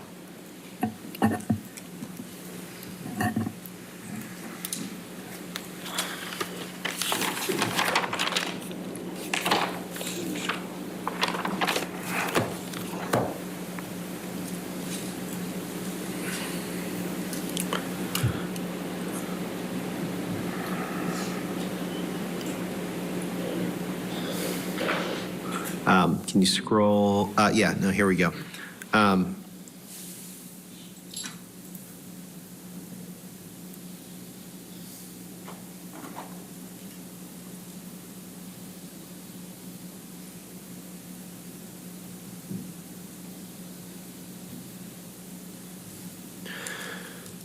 Do you see 4 texts or 5 texts up from the bottom? There's a text exchange between you and Miss Hurd. You see that? Yes, I do. Okay. And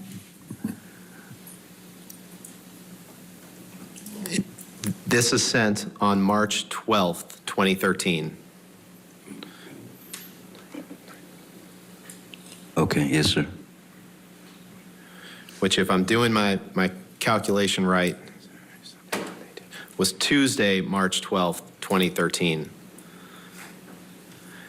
And in the top text, you write, just thought you should know that there exists a book titled Disco Bloodbath. That's all. You see that? Did I read that right? Yes, you did. Your Honor, I'd move to move for the admission of this exhibit with those texts. When you say those texts, which ones? Just Those 4. The text exchange between Mr. Depp and Ms. Hurd. okay. Any objection to that? We have no objection to the omission of the 4 text messages between Mr. Depp and Ms. Hurd All right, on that so if you date. make those redactions, Yep. then.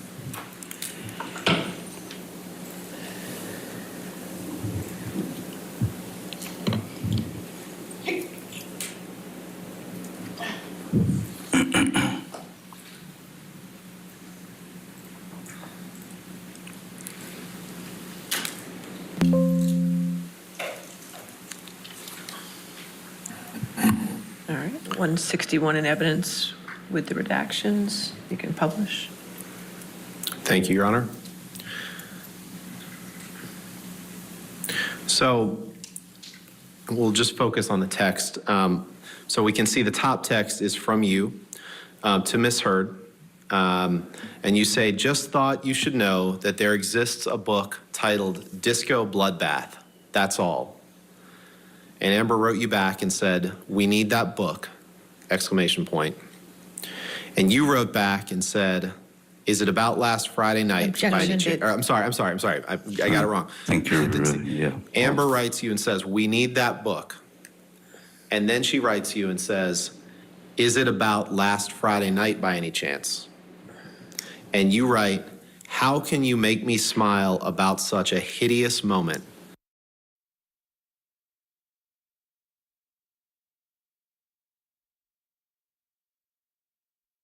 12th, 2013, referring to the previous Friday night, March 8th, 2013, correct?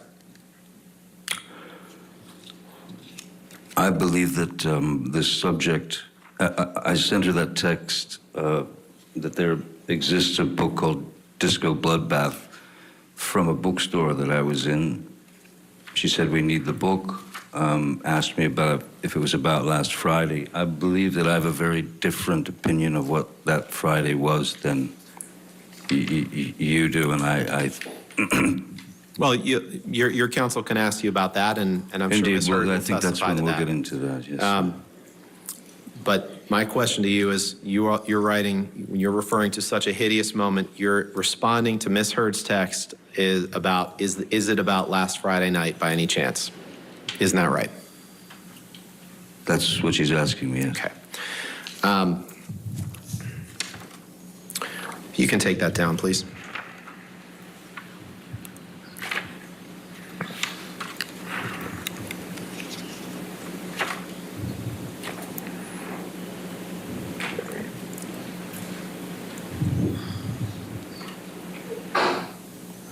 Bless you.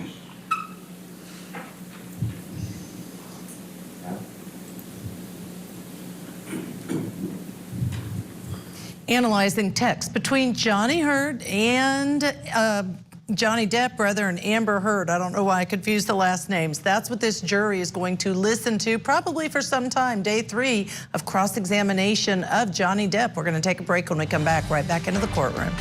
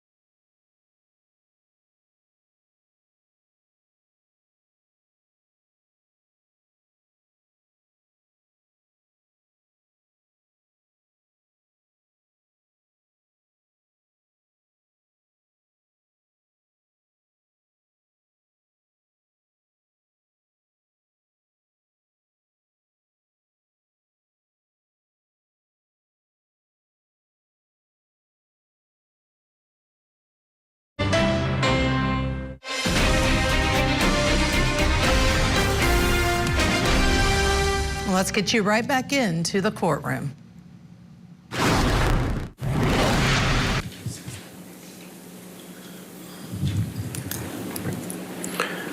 Can you please bring up Defendant's Exhibit 638?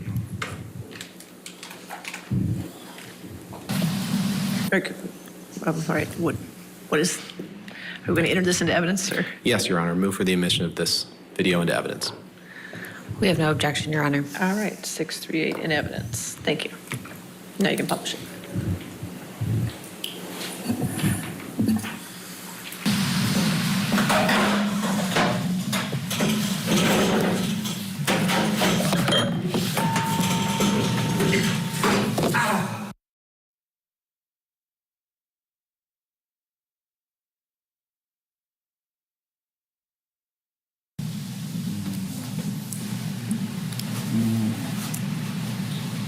What happened?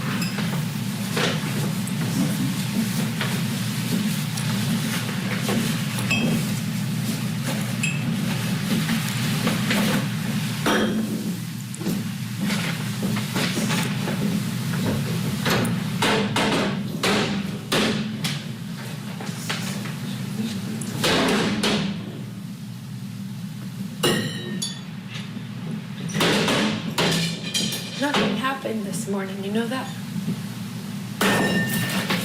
Were you in here? No. So then nothing happened to you this morning? Yeah, you're right. I just woke up and you were so sweet and nice. We're not even fighting this morning. All I did was say sorry. Did something happen to you this morning? I don't think so. No, that's...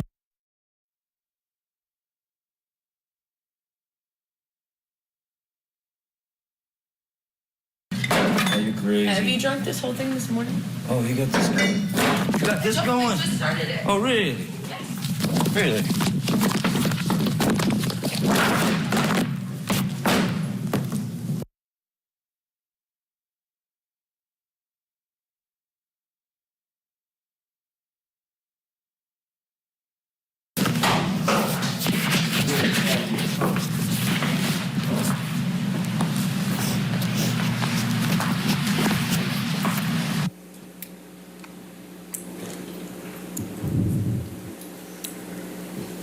Do we have a date for this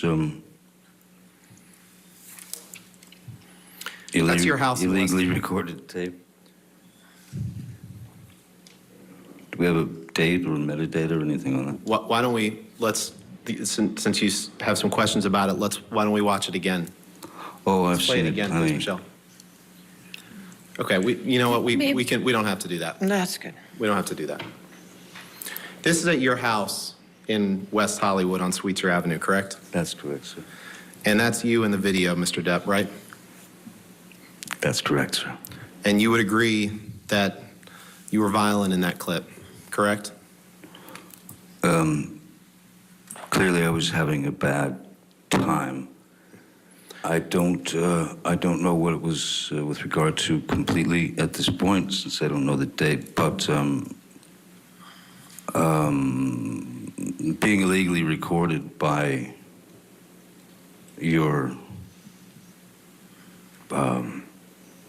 chosen other is, well, it's quite fitting with the rest of the photographs and tape recordings she made. So I thought what was most interesting is that she tried to hide it from me, and then that she laughed and smiled at the end. I thought that was most interesting part myself. But so yes, You didn't react. I did assault a couple of cabinets, but I did not touch Miss Heard. And- As you can see, I think, no. And you may have been drunk in that video, correct? There's a possibility of that, yes, sir. You poured yourself a mega pint of red wine, correct? A mega pint. Yeah. I poured myself a large glass of wine. Right. I thought it necessary. Right. Well, let's look at UK 101, please. 101. Yeah, this is day one. Day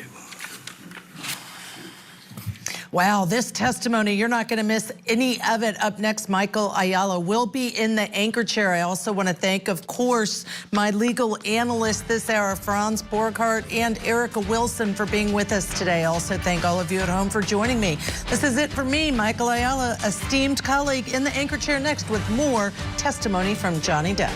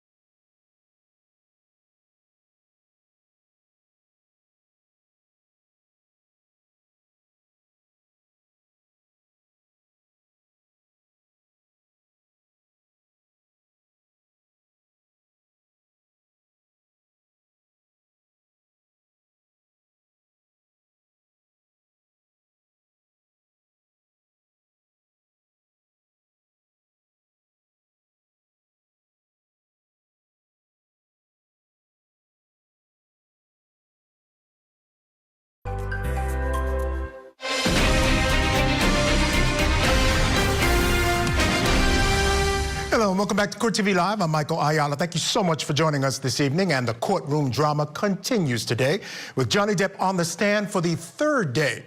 The actor spent the day on cross-examination, and at times, Depp took what could be interpreted as a hostile tone toward Amber Heard's attorney. Take a listen. Thank you. So I'll just stop talking. Thank you. I appreciate it. I want to be respectful of the court's time and the jury's time. Sorry? I just said I want to be respectful of the court's time and the jury's time, and I trust that you do too. So, well, I don't feel like I'm wasting anyone's time, sir. Could you pull up Exhibit 408, please?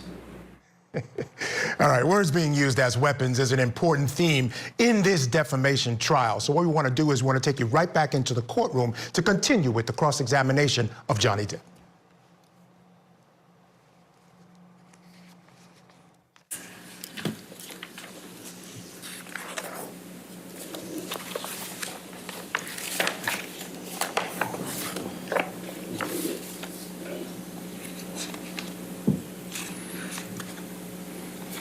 You see there at line 5, do you have the page up? I don't see 101 yet, sir. Sorry. Okay, sorry, take your time. I've got a bit of a bushel here. 101.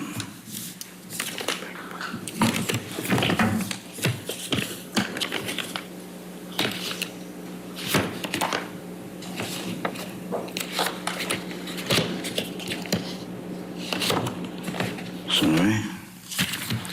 It's in the volume for day 1, if that helps. Yes, yeah, that's what I'm looking through, but it's all, it's a bit of a jumble. Oh, sorry, here, page 101, is that what you like? Yes, sir. Great. And just since you seemed amused by the terminology, you were asked the question, you were drunk, I'm going to suggest. What do you say to that? Answer, I may have been. Where are we, sir? Line 5. Thank you. Question, you were drunk, I'm going to suggest. What do you say to that? Answer, I may have been, I do not recall. The chances are very good that I was if I was upset.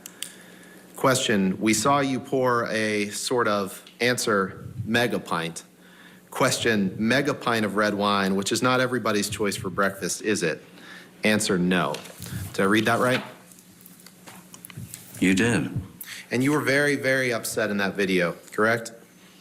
I think that's pretty clear, yes. And you would agree that your behavior in that clip could be intimidating to anyone present in that room, correct? Objection calls for speculation. I'll sustain the objection. Okay. You would agree that your behavior was intimidating, correct? Objection calls for speculation. All right, I'll sustain the objection. Okay. Now, you're a lot bigger than Amber, correct? Physically? I wouldn't say that.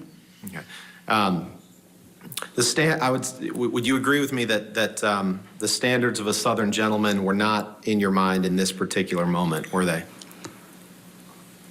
I don't know about anyone else, but I have had experiences in my life where one does stray from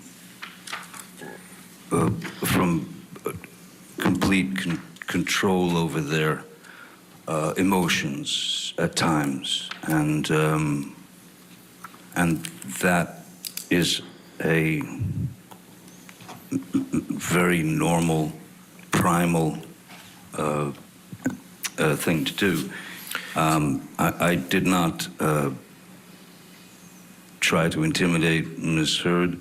If she was intimidated, why was she filming? If she was scared to death, why didn't she leave? Can you pull up Exhibit 821, please? Defendant's Exhibit.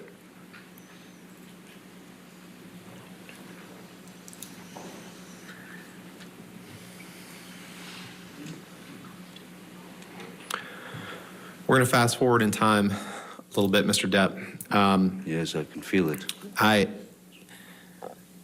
like to direct your attention to the third text down. It's a text message from you to your sister on June 4th, 2016. Yes, sir. You see that? Objection, relevance, Your Honor. All right, what's the relevance? Or you want to approach this? Sure.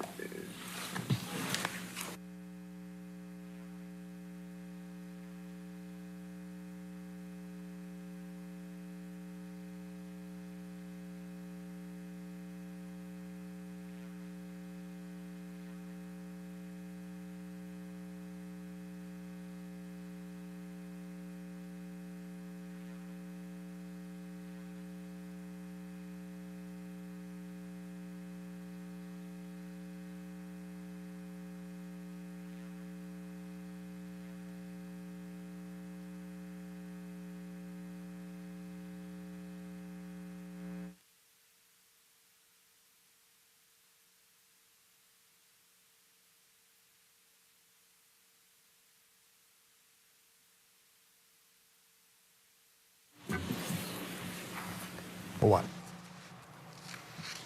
All right, so it looks like there's a bit of a sidebar. There's been a couple of them regarding relevance throughout the afternoon as the attorneys for Amber Heard try to bring in certain information. Depp's attorneys want to make sure that it's relevant to the issues in the case, as well as the information they don't want in front of the jury doesn't get in front of the jury. All right, looks like they're ready to begin again. Can you pull up Exhibit 870, please?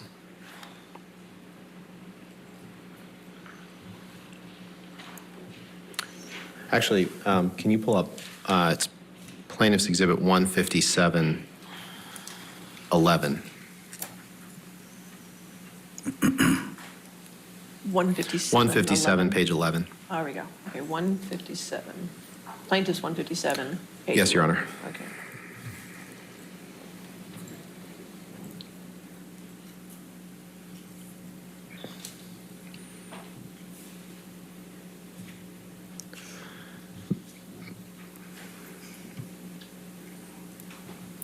Mr. Depp, these are text messages that you sent to your friend Isaac Baruch, correct? Yes, and I'll just say that I'm not proud of any of the language that I've used in these anger. Your Honor, I move for admission of just this page of this exhibit. Your Honor, we object on relevance. All right, if you want to approach, let's take it.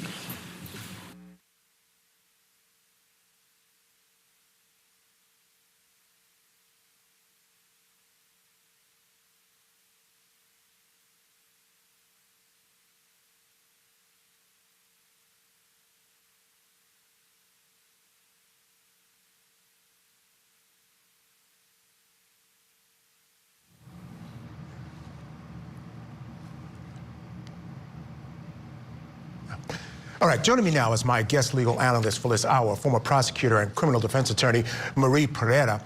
And Marie is also a registered nurse and certified to handle cases of domestic abuse. Marie, thank you so much for joining me this evening. We have a quick break in the action. Just want to get your thoughts on how things are going this afternoon for Johnny Depp on cross-examination.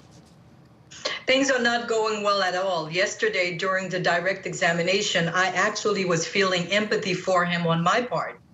And the defense was eerily quiet, and they let him just talk and talk and talk. And at one point, the judge was making objections for the Heard team.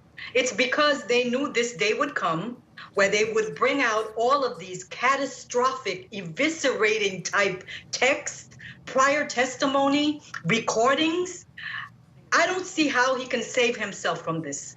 All right, I really don't. We have to see how it goes on redirect. Now, I know the defense has had the advantage of there being this other trial. So they kind of knew the types of things he was going to say, how he was going to deliver his testimony. So I agree with you. I think they planned to let him talk, didn't object very much. They're even doing some of that on their cross here as well. But they're beginning to object a little bit more, trying to cut him off. Let's get back into the courtroom, Marie. We'll discuss again when they're done. Your Honor, permission to publish this redacted exhibit. All right, yes, sir. Mr. Depp, these are two texts that you sent to Isaac Baruch, who the jury's heard from on October 17th, 2016 and October 18th, 2016. Can you just read for the jury that first text? You'd like me to read that? Yes, please. Sure, Mr. Rottenborn.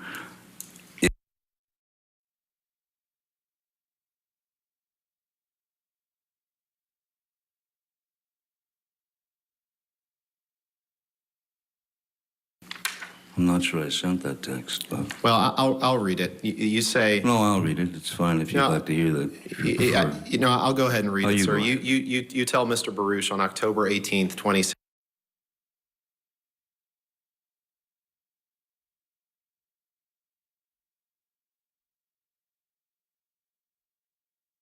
Did I read that right? You did. Okay, you can take that down, Michelle, please. And can you please...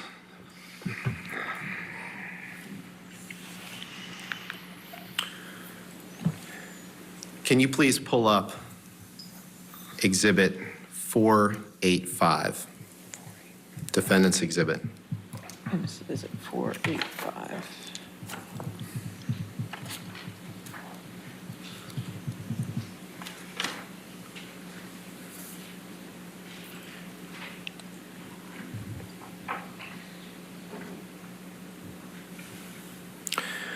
Do you recognize this as a text exchange that you had between you and Amber Heard on September 28th, 2015? Yes, sir.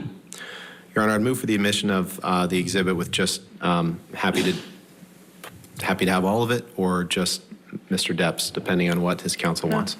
Give him a moment to read it. Of course.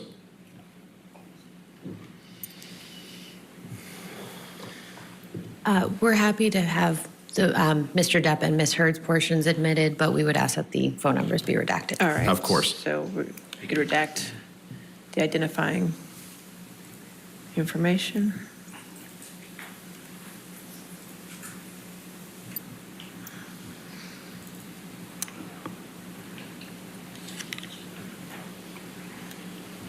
All right, we're going to take a quick break right now. We warned you guys out there, this was going to be difficult. Cross-examination was not going to be smooth for Johnny Depp. It has not proven to be so. We're going to take a quick break. We'll get back. We're going to get you right back in where we left off. Keep it right here on your front row seat to justice.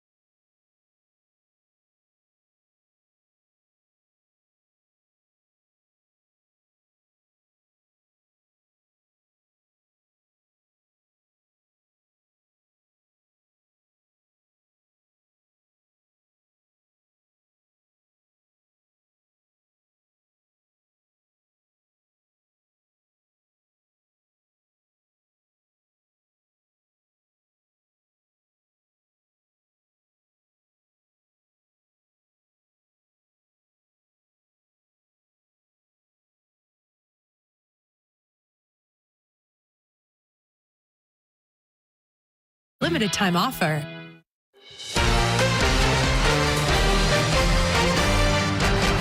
Hello, welcome back to Court TV Live. I'm Michael Ayala. You know, when this case started, when Johnny Depp took the stand, the first thing he told this jury was he never laid his hands on any woman, not even Amber Heard. Well, the whole point of his case, the entire job of his attorneys, is by clear and convincing evidence to convince this jury of it. Well, of course, Amber Heard's attorneys have the opposite thing in mind, and that's what they've been going about doing in this cross-examination, using Johnny's own words, his own texts against him, and doing a pretty good job of it, making it very difficult for this jury to decide what exactly happened between these two. Let's get back into the courtroom for continued cross-examination of Johnny Depp. Can you blow up the top text? Michelle, please. And I'm not going to read the whole text, Mr. Depp, but if you start 4 lines down.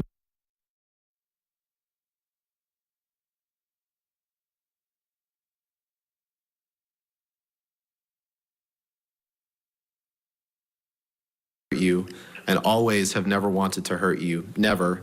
I don't want to be in that position anymore. Not ever again. I feel pushed and I push back. I feel hurt, I will hurt back. A fight commences, I will fight back. And obviously so will you. But I can't again to see it coming. It puts us both in some stubborn space where neither of us can hear, much less understand one another's position. Did I read that right? You did, sir. Can we pull up Exhibit 186, please? May I just make a point of clarification for DX 485? It's a multi-page exhibit. Is it? Okay. I just want to make sure it's just this page. It was, yeah, it was just that page. All right, what page is it? Page 1 of 8. So that'll be 485A, page 1. Yes. Okay, thank you. Thank you. Thank you, Ms. Myers. 186. 186.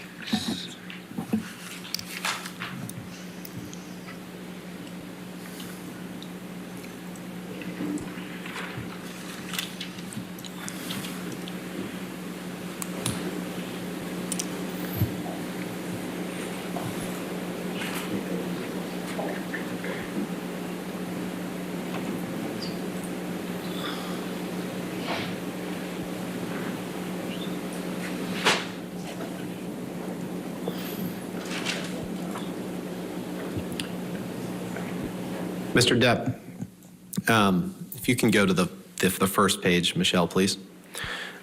This is a text exchange between you and Ms. Heard on September 6th, 2013, correct? What's the date? September 6th, 2013, I believe. You see that in the lower right of the text boxes? Third, well, from the second one, the top one says September 5th. Starts on the 5th, right. And then I was looking at the one that starts, thank you for your letter. That's September 6th, correct? That is September 6th, yes. Okay. And then if you, Your Honor, I'd move for admission of this document, starting with the text that says, thank you for your letter. And happy to have both texts or not, depending on what Mr. Depp's counsel argues. But thank you for your letter. And then going into the next page through the text that says, I have other uses.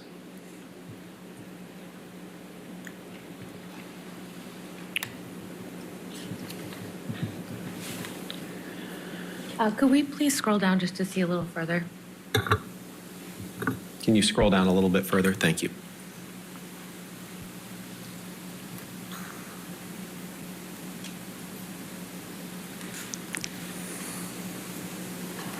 Can we please continue down further?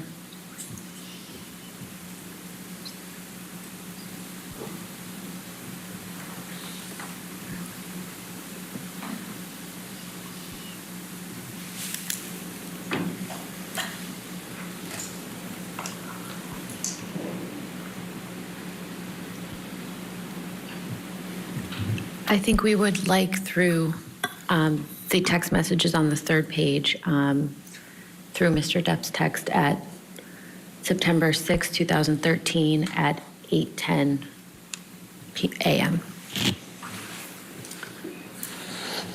No objection to that. That's fine. All right, so it's Defendant's Exhibit 186, pages 1 through 3, then as redacted, is that correct? Yes, Your Honor. So 186A, pages 1 through 3 as redacted. Okay.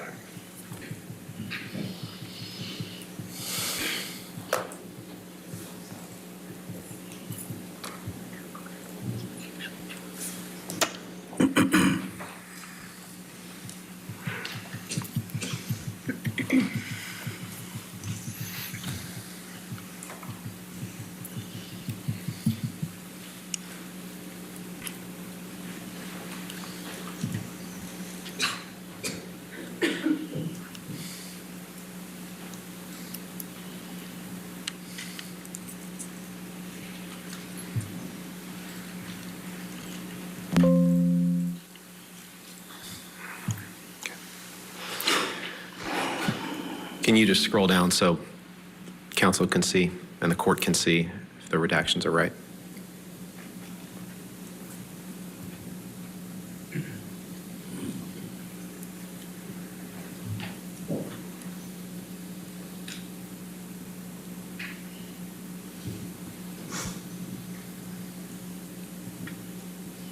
All right. Looks correct. Thank you. All right, entered in evidence then, 186A. All right. Permission to publish? Yes. Thank you.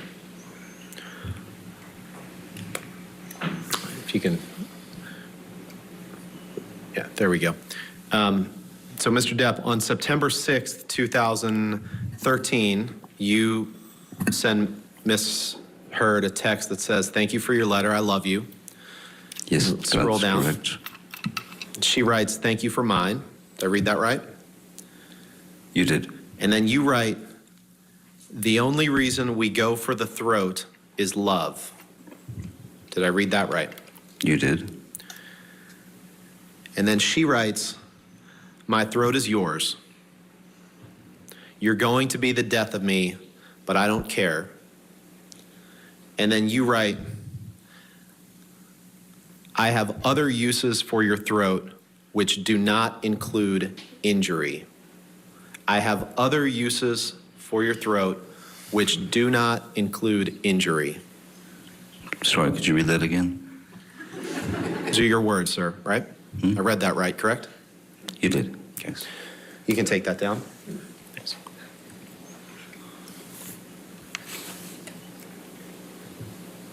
Can you pull up Exhibit 483, please?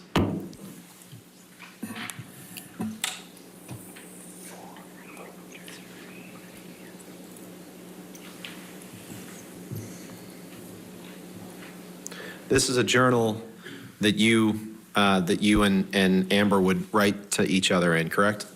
It's a picture of a journal, right? That's correct.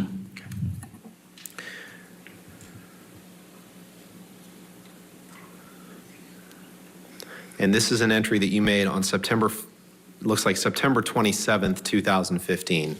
Is that right? That's correct. Okay. And if, Your Honor, I'd move for, is there another page below it? Okay, I'd move for the admission of these two pages as Exhibit 483A. Any objection? No objection. All right, 43, and that's the first and second page of that exhibit, correct? Yes, Your Honor. Okay, 1 and 2, okay. All right, in evidence, you can Permission to publish? publish. Okay.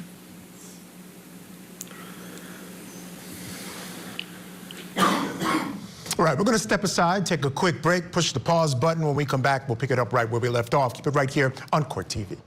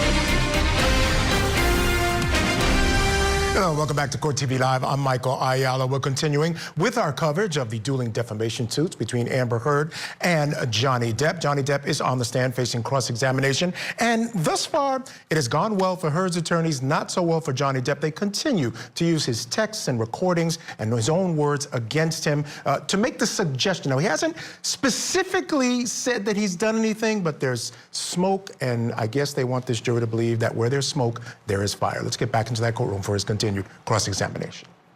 And if you can scroll down, Michelle, to the bottom that starts with, I love and adore you, please.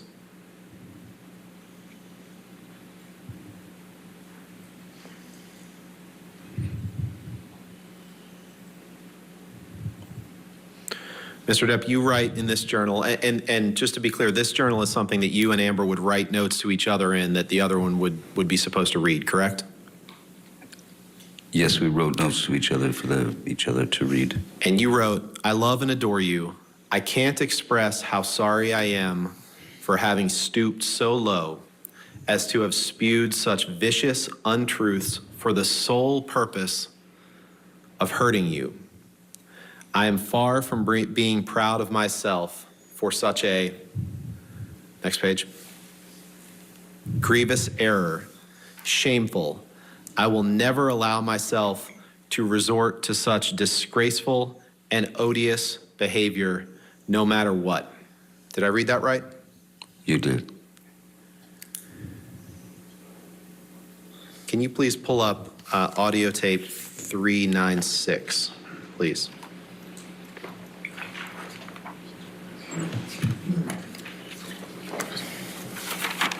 Has that already been entered in evidence? 396. 396. Is it plaintiff's or defendant's exhibit? Sorry. I'm told we think it's plaintiff's exhibit. Plaintiff's exhibit 396. Has it been in evidence? No. 396 plaintiffs. And this is another one of those, Your Honor, that I'm pretty sure is just between the two, but I'd like to confirm. All right, so 396A, which part are you playing? 709 to 719. And 2004 to 2023. And this is just the two litigants Two on clips. it? Yes, Your Honor. All right, any objection to those two clips? No, Your Honor. All right, 396A entered into evidence. Go ahead. What's the date?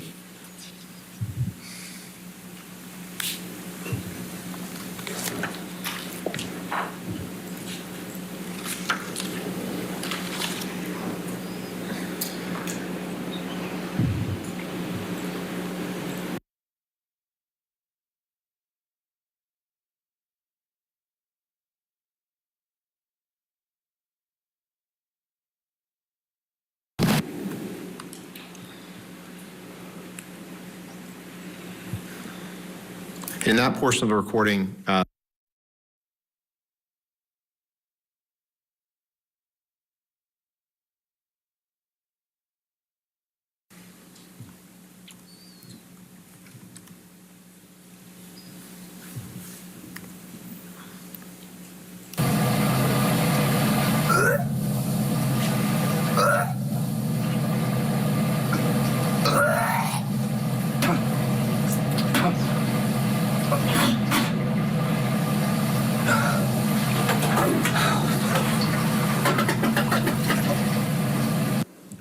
so the first clip was at about 7 minutes in. This is at 20 minutes in, so that was about 13 minutes later, correct?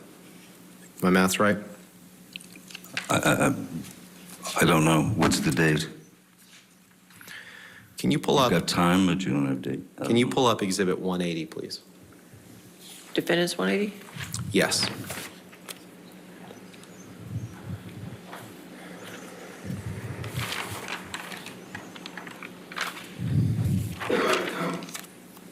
You scroll down, please.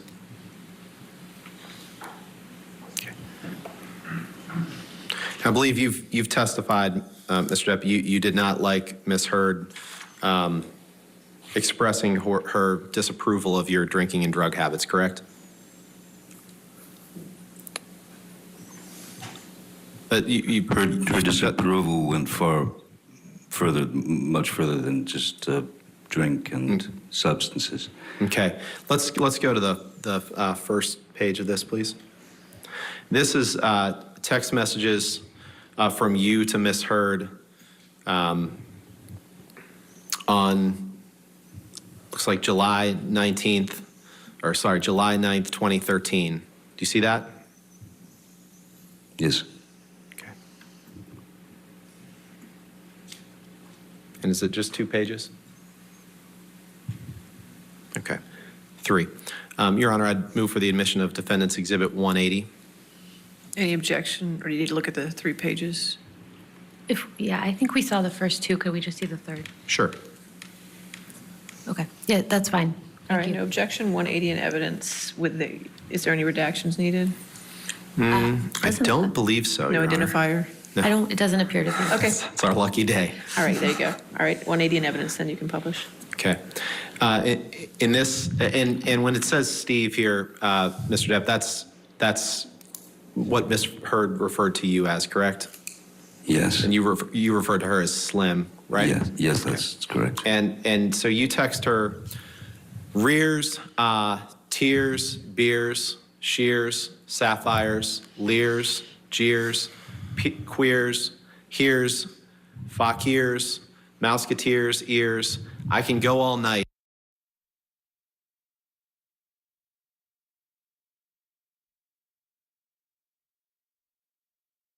Dumbass. And then below that, you write, don't call me again and do not expect anything from me. Do you see that? I do see that. Did I read that right? You really did.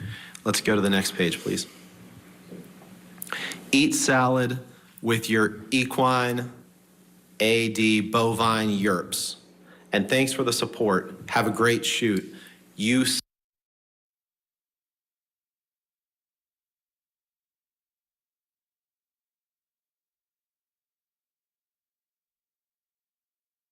counselor was plenty. Your future is on display. Best of luck. Best if luck. Thank you for the correction. Best if luck. You're welcome. And thanks for the tunes. Bye, JD. Don't call again. I will begin to feel embarrassed for you. Go away, coach. Hup. Done. Did I read that right? No. Other Go than- away, coach. Done. Hup. Done. Thank you. Otherwise, did I read that right? Sure. You agree that referring to Amber as a lesbian camp counselor is a highly offensive reference to make, correct? What's the date here? 2013. It wasn't as considered as egregious. There was a bit more.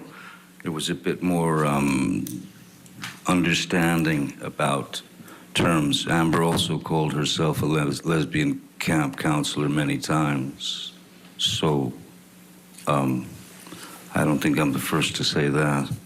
You'd agree that there's nothing appropriate about referring to your girlfriend or fiance as that, in those disparaging terms in that text, correct? Objection compound.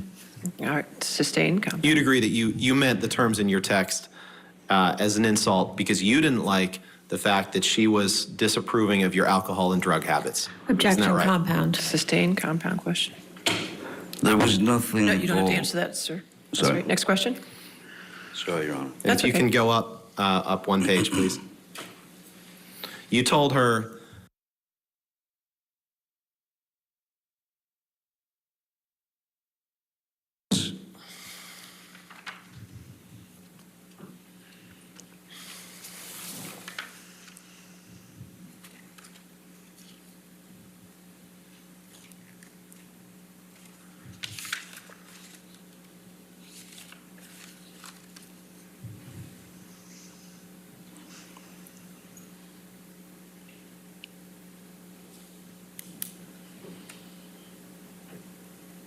Hello? let's go to Defendant's Exhibit 736, please.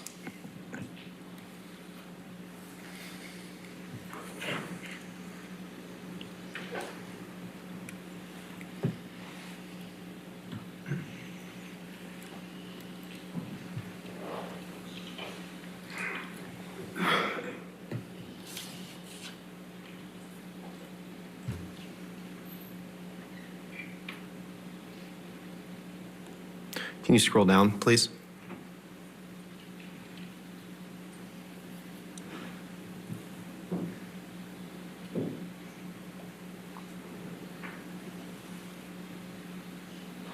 Is that the last page? Is there more? Okay. Go up then, please.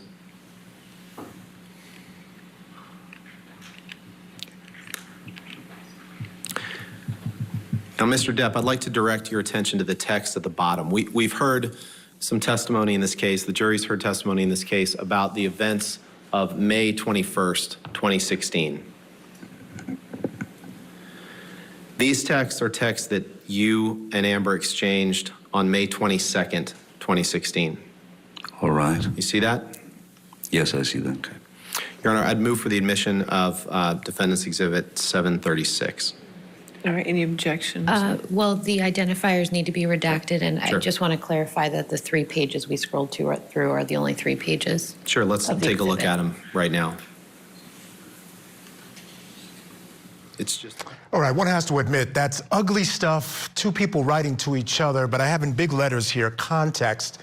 Even though it's ugly to just about everyone, there's no excusing it, between the 2 of them, it may not be as bad. But again, we don't know how the jury is hearing this stuff. It is pretty bad stuff. We'll take a break. We'll get right back in the courtroom when we come back. Keep it right here on your front row seat to justice.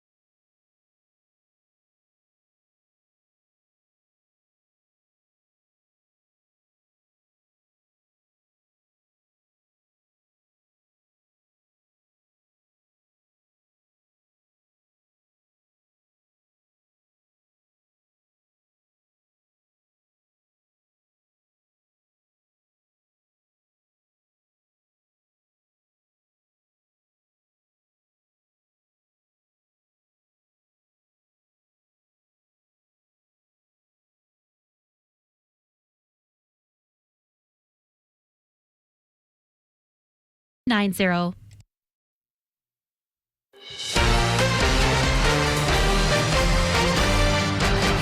Hello, welcome back to Court TV Live. I'm Michael Ayala. Thank you so much for being with me this evening. We're bringing you coverage of the dueling defamation suits between Johnny Depp and Amber Heard. And as you've been watching, if you've been watching this afternoon, you notice that, again, the cross-examination of Johnny Depp is not going so well for Depp. The defense attorney, I think his name is Benjamin Rottenborn, really seems to have a number of things, and he's going through this list, taking Johnny through some of the really ugly and even obscene things that he said, even forcing Johnny at one point to turn to this jury and say, hey, look, I'm not proud of the things that I've said. Before we go back into the court, I just want to bring in my guest quickly to get her thoughts. Registered nurse, former prosecutor and criminal defense attorney, Marie Pereira. Marie, you mentioned the first time we discussed that this testimony that's being elicited, this cross-examination, has been eviscerating. So I want to dig into that and get a sense of what you mean by that, how damaging this is to what Johnny Depp is trying to do in that courtroom. It is extremely damaging. He's trying to prove himself to be a human being who makes mistakes and needs to be forgiven, that he's not a violent person, and she victimized him. But you know what? They proved through his own words, through text messages, through all those voice recordings, and through the prior testimony that he's a liar. He's a violent person, at least verbally. And you know what? Domestic violence takes place in different forms. It doesn't have to always be you put your hands on someone. You could eviscerate someone with your words and emotionally be violent towards someone. Well, let me ask you, because that's an excellent point. It's something that myself and my producers, we've been bandying about whether that would amount to abuse in this case. When she says he was a wife beater, that suggests physical violence. So if it was just verbal, and a lot of these words clearly verbal abuse, I don't think you can step away from that. So I wanted to take a step back and ask you, you said that they've proven with some of the things that he said, where do you think they've proven that he's a wife beater or has physically abused Amber Heard? I think just the little comment he made when she says, my throat is yours. And he responded, okay, I have other uses for your throat except violence. It infers that he's been violent with her throat, to me. Something simple like that. Puts it more likely than not that he's been violent with her as far as her throat. One example. I agree. I think when you talk about clear and convincing evidence, and that's basically what the standard is here, that definitely is something that's going to put in the cap of Amber Heard's team. But as I listen to all these things that he's saying, none of it specifically admits that there was physical violence. There's a lot of inferring. So wouldn't this jury have to make a lot of inferences in order to get to the point where they say, okay, what he's talking about is physical violence, and he was, in fact, a wife beater? It's not hard for them to make the inference once you see videotapes of him breaking bottles, screaming, passing out, using drugs. It's not a long distance to say, okay, he's a drunk, he's a drug addict. He doesn't even remember these things when they happen. Is it impossible that he might have punched her? She has photographs. You know what? This is a circumstantial case, and she's proving the circumstance that this could have happened. And I kind of disagree with you. You remain hopeful, but I don't think there's any way on redirect they're going to be able to repair the damage that's being done to him right now. Wow. Again, I am being hopeful. I have to admit that. We'll have to wait and see. There are times where you could see Johnny Depp wanting to explain some things, which I think some of this can be explained, but you're right. There's a lot here that perhaps can't be explained to the detriment of his case, or to her case, to this jury. So we'll have to wait and see. All right, stand by. We're going to get back into the courtroom for the more cross-examination of Johnny Depp. So here it is. It's just two. If it's just these two, then that's fine. Okay, we'll take out the identifiers, please.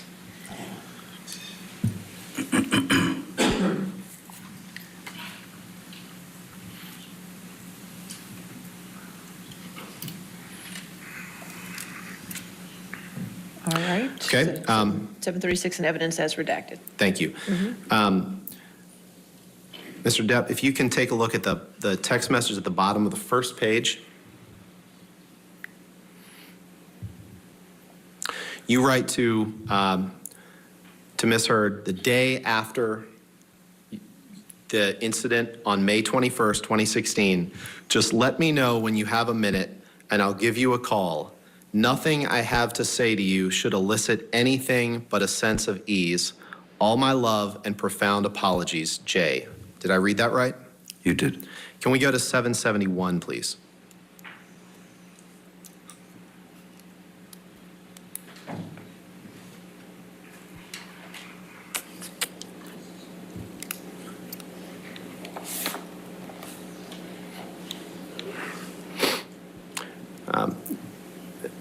Mr. Depp, is this a text message from you to Ms. Heard on May 22nd, 2016?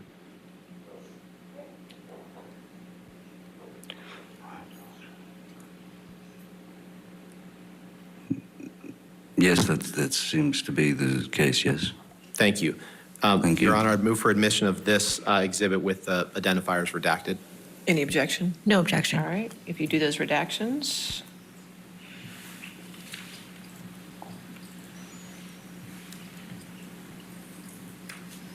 All right, 771 in evidence with redactions. And on May 22nd, 2016, you wrote the text that we just saw. You also texted Ms. Heard, sorry if was a bit. Please know that my hurt toward you is over. My apologies are eternal and belong to you. Solid X. Did I read that right? You did. Can we please pull up Exhibit 587? And Your Honor, this is an audio recording that I think will take about 5 or 6 minutes, so Okay. it might take That's us fine. toward the end of the day. All right, 587, and is that an audio recording that's agreed? Is this plaintiffs or defendants 587? It's defendants. Again, I'm 99% sure it's just them. Okay. But I'll confirm this evening. Any objection? That's fine. Can you please just let us know which portions you're playing? Of course. This will be 3210 to 3805. Okay. And Mr. Depp, before we move on, you and Ms. Heard saw each other in July of 2016, one final time, correct? You testified to that, right? You saw each other in San Francisco, right? Yes, we Okay. did. I'm still not sure if that was the final time. I believe the last time I saw her was in her divorce attorney's office when the agreement was signed. I'm sorry. I believe. I believe I misspoke, Your Honor. I'm sorry. It's 586. Sorry. It's the Same video that you were discussing, just the wrong number? yes, Okay, yes, so- Your Honor. And what I would propose to play is 3210 to 3805. So we'll make it 586A, Yes. sections 3210 through 3805. All right, that's in Yes, evidence. Okay, thank you. thank you. And with your permission, I'd ask for us to play this to Okay, the jury. go ahead. Thank you.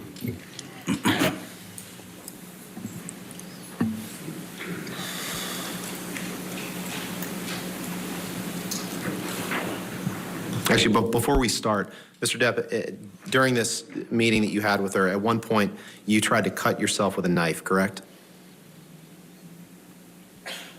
I don't recall that, no. Okay, let's play this. I mean, I Thank you. might have made a move.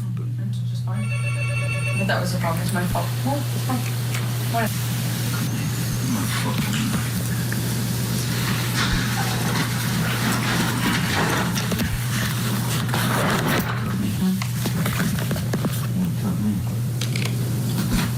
See some shit? You want life?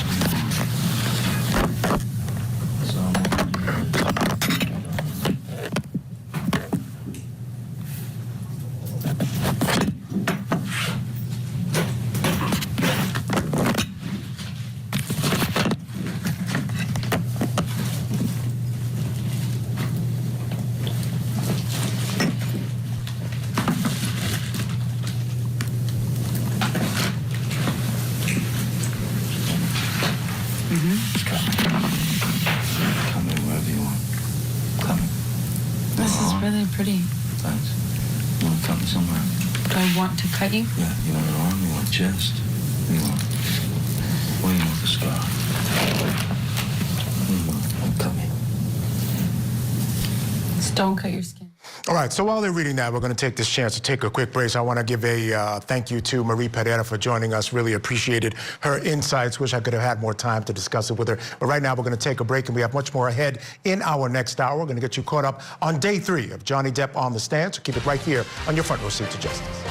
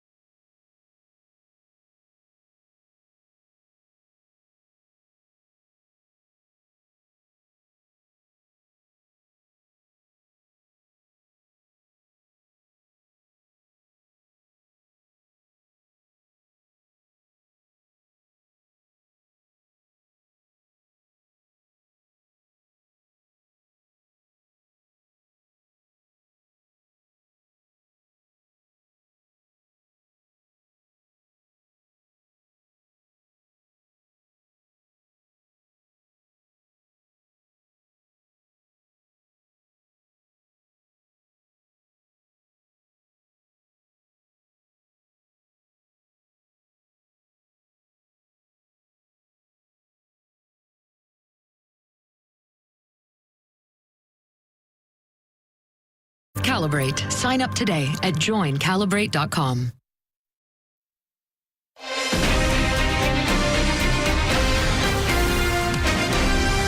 Hello and welcome back to Court TV Live. I'm Michael Ayala. Thank you so much for joining me this evening. Johnny Depp and Amber Heard are engaged in a very public he said, she said, and no matter really how it turns out, it's hard to see there being any winners. During the direct of Johnny Depp, what he had to say about Amber was not pretty. And on cross, the jury is getting to see and hear some pretty ugly words and actions by Johnny Depp. So who will they side with? Who will they believe? We're still very much in the beginning stages of this case, so there really is no way of knowing, but one has to wonder if any of this damage can ever be undone. Will Depp or Heard ever be able to resume the career that they had before this entire fiasco? All right, let's get back into the courtroom for more of the cross-examination of Johnny Depp. Please don't. Why would I do that? It's easy. Don't, please do not do that. Please do not do that. Please don't. Please don't cut yourself. You don't need to cut yourself. I need to do what I want. I know it hurts. I feel the same. Come here. I want your mark. You have it. No, you don't. You have it. They're gone. No, thank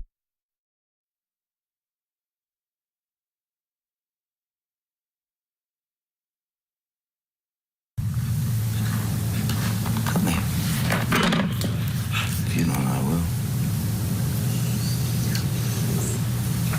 Come here. You'll eat Spitzer one night.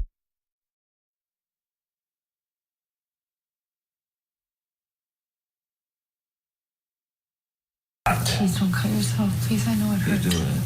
I would never cut you. Come here. I would never do that to you. Please don't. Come on, Spitzer.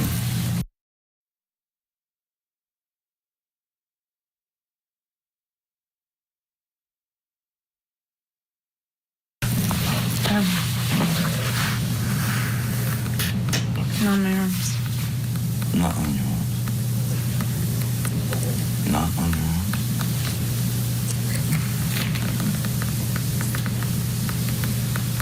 Want to be cut? Do you? Just gonna go to court.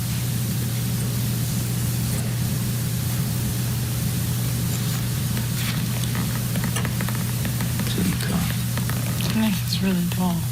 I have to use the sharp part. Don't do that.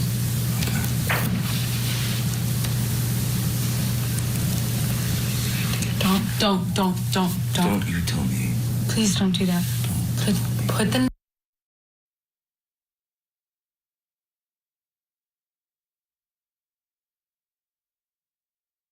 Johnny. Please, you're gonna Look at you. You're gonna hurt yourself. Please I want stop. to look at you. I know you're in pain. Wait. Stop. Please There's don't. a way for the pain to go away. It's not that.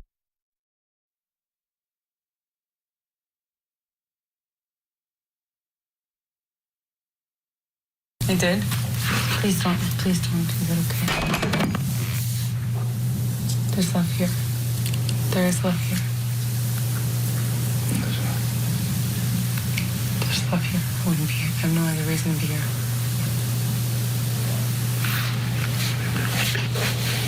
Please, can we stop playing games? Stop fucking with each other,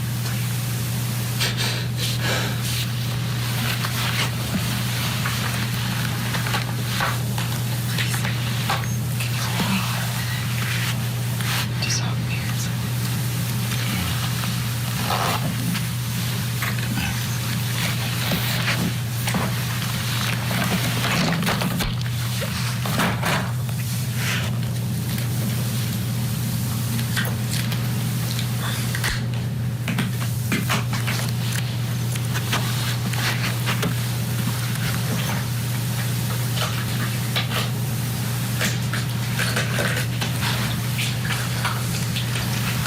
The knife is really dull, and it would be the worst thing in the world to use to cut me with. It would be too painful and dull and dirty to use. Yeah, but that's the typical knife. What matters is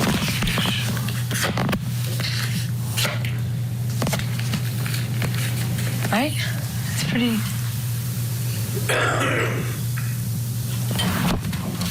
No, please do not.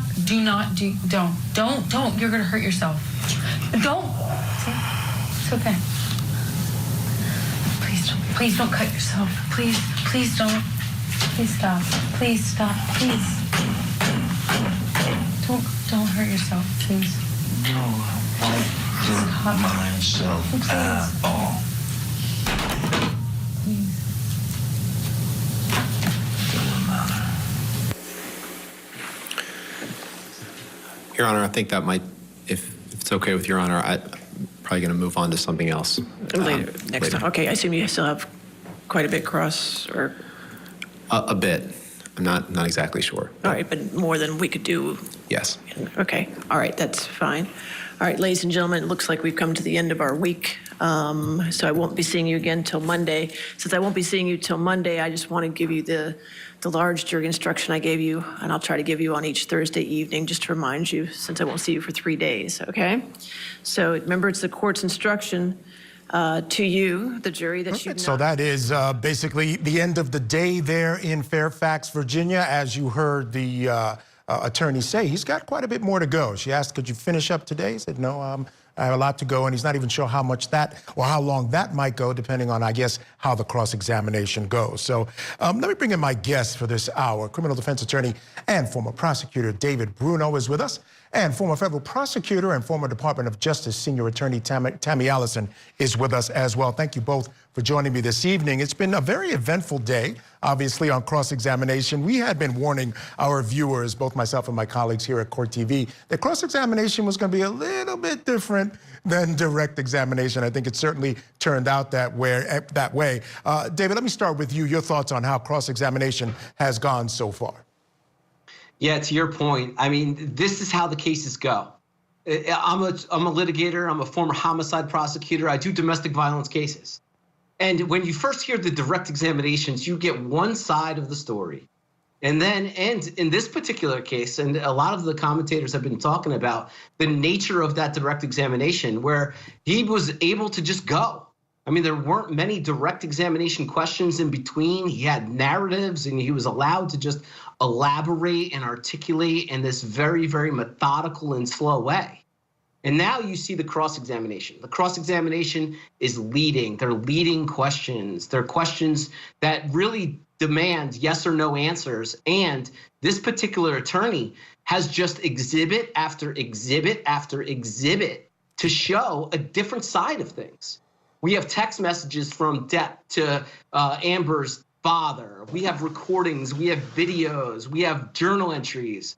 So what they're doing now is they're showing a different side of that direct examination that we saw the other day, and really starting to show him he's an addict, he's got problems. There were some answers where he talked about being not in control and how normal that is. It's almost primitive. So we're seeing the different side. And to me, I'm just seeing discord on both sides.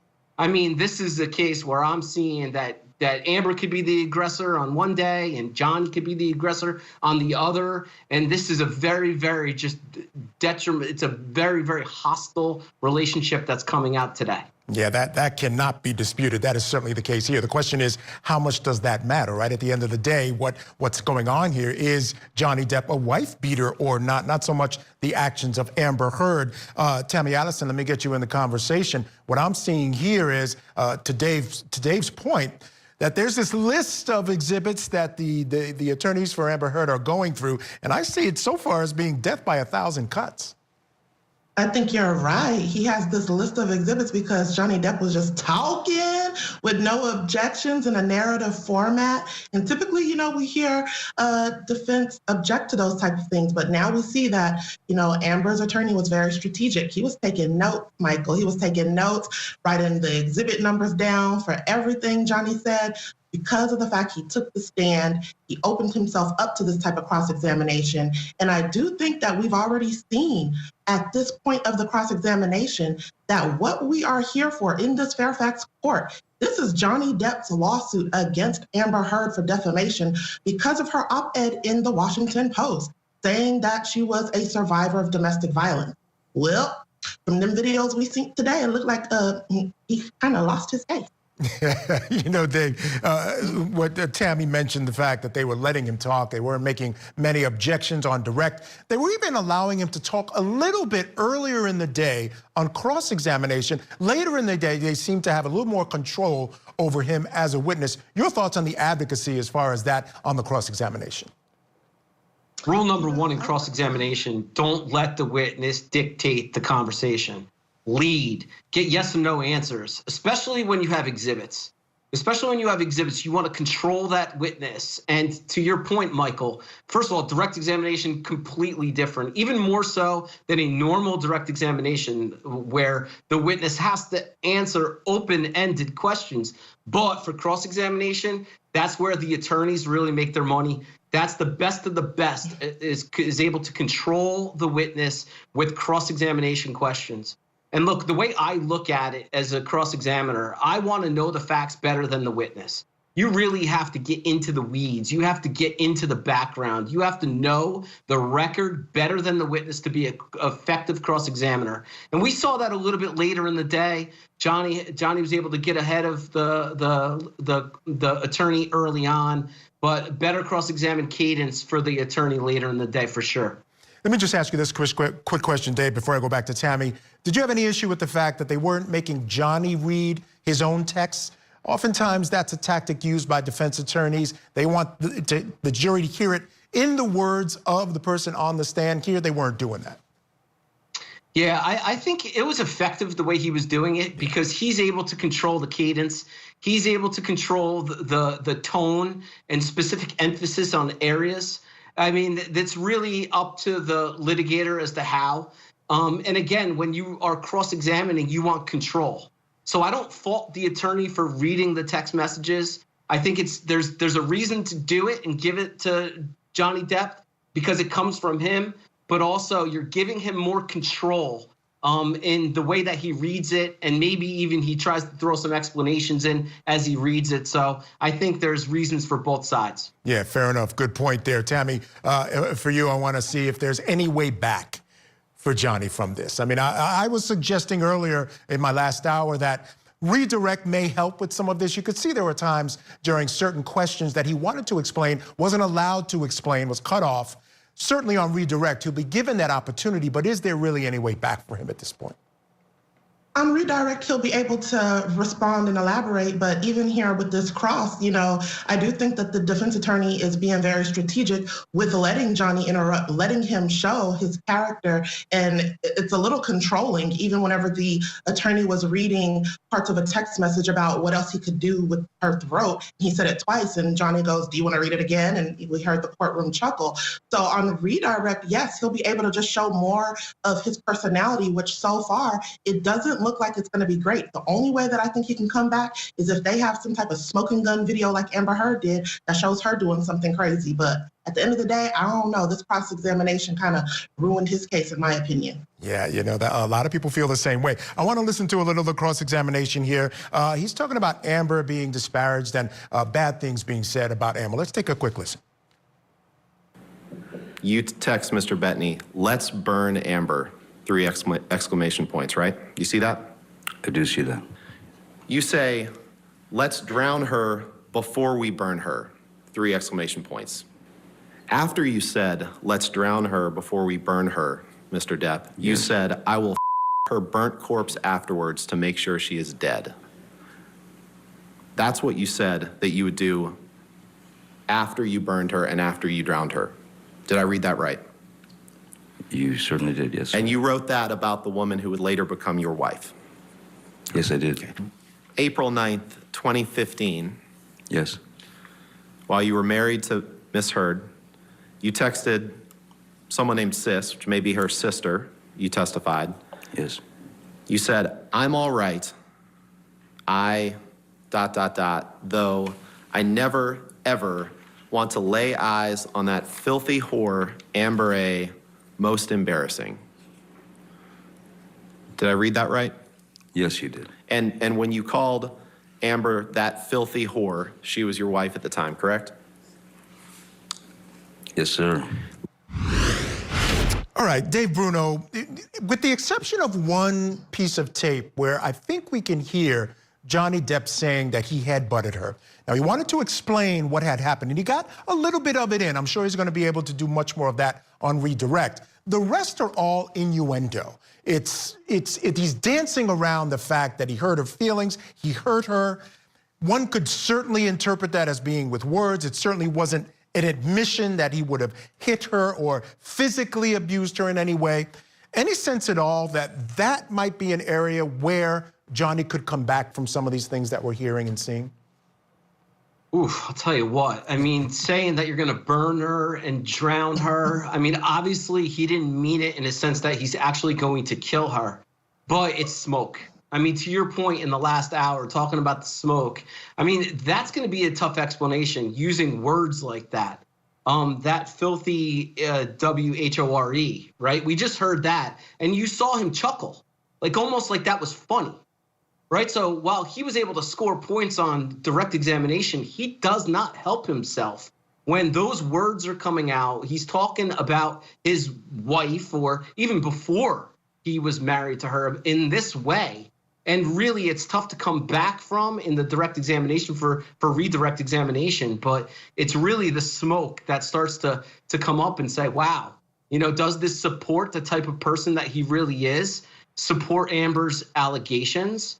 And I think that's where it damages him the most. Absolutely. When you got a jury who's trying to decide who's telling the truth with all that negativity on his side, it just makes it more likely that her stories might be true. And that's really what this is all about. All right, Tammy, Dave, stand by. We're going to take a break. When we come back, along with abuse allegations, Depp's substance abuse problems are a key part of this trial. Up next, see a taped tirade played in court during what her attorney said happened while Depp was intoxicated. And then later in our Talkback segment, if you could ask Depp any question on cross-examination, what would it be? Let us know what you think, and we'll share some of your comments later on in the show. Keep it right here on Court TV.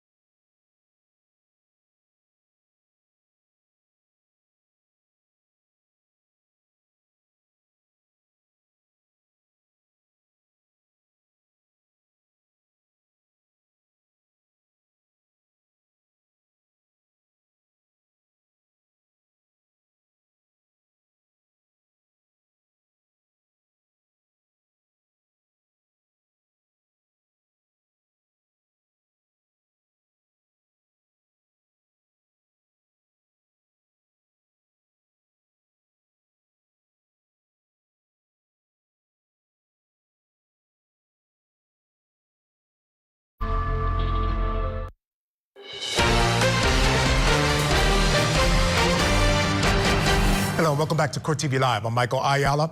While on cross-examination, Amber Heard's attorney grilled Johnny Depp about his substance abuse problems.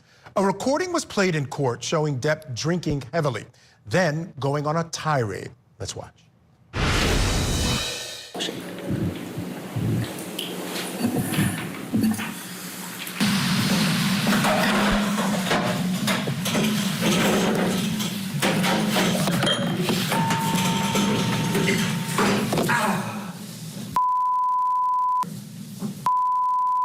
What happened?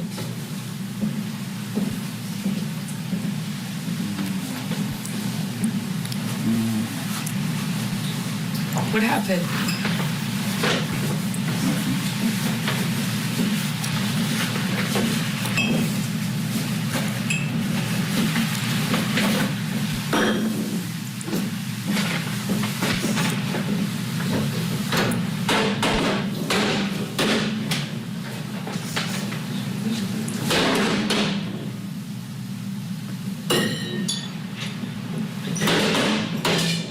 Nothing happened this morning, you know that?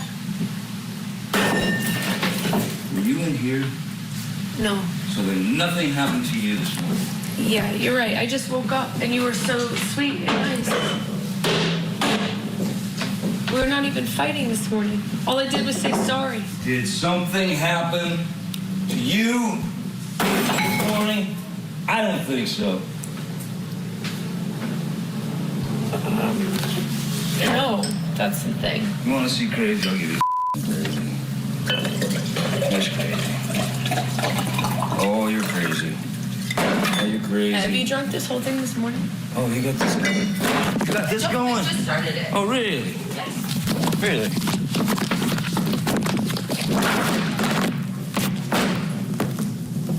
Sneak that shit on me? No, didn't I? You were smashing. Bye. Ass.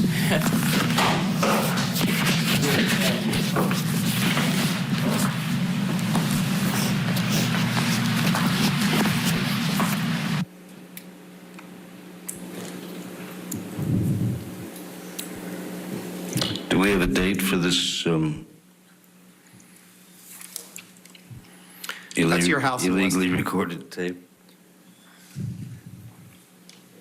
Do we have a date or metadata or anything on that? Why don't we, since you have some questions about it, why don't we watch it again? Oh, I've Let's play seen it it. again, I please, mean, Michelle. Okay, you know what, we don't have to do that. That's good. We don't have to do that. This is at your house in West Hollywood on Sweetser Avenue, correct? That's correct, sir. And that's you in the video, Mr. Depp, right? That's correct, sir. And you would agree that you were violent in that clip, correct? Clearly, I was having a bad time. I don't know what it was with regard to completely at this point, since I don't know the date. But being illegally recorded by your chosen other is, well, it's quite fitting with the rest of the photographs and tape recordings she made. So I thought what was most interesting is that she tried to hide it from me, and then that she laughed and smiled at the end. I thought that was the most interesting part myself. But so yes, I did assault a couple of cabinets, but I did not touch Miss Heard. And as you can see, I think, no. And you may have been drunk in that video, correct? There's a possibility of that, yes, sir. You poured yourself a mega pint of red wine, correct? A mega pint? Yeah. I poured myself a large glass of wine. Right. I thought it necessary. All right, still with me. Criminal defense attorney David Bruno and former Department of Justice senior attorney Tammy Allison. Tammy, let me start with you. When I saw that video, it was disturbing to me. I'm not sure exactly what happened. You couldn't tell from the angle if he pushed her, if he was just knocking stuff on the floor. Your thoughts on what we watched and what message that might send to this jury? I think it's a little triggering for all of us, definitely for me. You know, I've shared many times, I'm a survivor of domestic violence, and that's what domestic violence looks like. A lot of times when you're in a relationship, you don't know that that's domestic violence because we've been programmed as a society to think that domestic violence is a closed fist punch to the eyeball with a black eye. No, that's not what it is. That what we saw in the video is domestic violence. And I think that the jury as well is going to take that into consideration, especially given his response after it played. There was silence in the courtroom. Everyone was kind of like, ooh, that was a lot, you know? It was triggering for everybody. And he wants to crack a joke like, Mr. Pirates of the Caribbean, like this is not a line in a movie, sir. This is a real life, and this is what you did. You're talking about you don't know what date it was with your big goblet of wine. I think that it goes right to the crux of the case here, which is his allegations that she defamed him from that op-ed. That video in and of itself throws his whole case away. Yeah, I mean, it's hard to escape it, Dave Bruno, and I want to touch on the point Tammy made about his tone. We've seen a tone throughout where I think he thinks he's being charming or funny. He'll say something that feels like an inappropriate time. I want to get your thoughts on the tone that we've seen from Johnny Depp from time to time. Let's remember who this witness is. This is not an everyday person. This is an A-lister. Yeah. He is used to the attention. He's used to people laughing at his jokes and being the man in the room that everyone wants to talk to. So that does not translate well in front of a jury, because this jury is going to ultimately decide credibility. They're going to hear from Amber Heard next, and she's a good witness too. There's a lot of talk about her and her depositions and how she did and how persuasive she is, right? So I think the biggest takeaway from that video that we just saw, first of all, to your point, Michael, we really don't know what happened, but he's clearly intoxicated. He's clearly lunging. He's doing things with property in front of her. And he made the admission, I assaulted a couple of cabinets. That's a quote from him in the explanation of what the video showed. Now, where I am in the state of New Jersey, you can get a restraining order based on criminal mischief alone. That's a predicate act. That's considered domestic violence. A definition of a domestic violence in New Jersey, at least, is criminal mischief. You don't need to assault somebody to get a restraining order in the state of New Jersey. But for this, we're going to be determining whether or not Amber Heard is a victim of domestic violence. Now, she may testify about being assaulted, but at the very least, you have these types of videos that show a side of Johnny Depp that is consistent with the type of testimony we're later going to hear of the defendant. Yeah. So that's my biggest takeaway. The admission on assault of cabinets is domestic violence in and of itself. That's a fantastic point. And we see a very scary Johnny Depp in these videos, and we hear and read the text of a very scary Johnny Depp, which makes it all that much more plausible. But I want to get to that restraining order, because yesterday, right at the end of the day, as cross-examination was just getting underway, the defense attorney left it at this point, and I want to touch on it. He talked about a restraining order that had been taken out back in, I believe it was 2016. Now, again, the op-ed was written in 2018. And then there was some divorce documents signed after this restraining order was gotten. So I have some questions about that. I want to listen to the cross-examination of Johnny Depp when he's talking about the divorce document that he signed regarding that. Let's listen.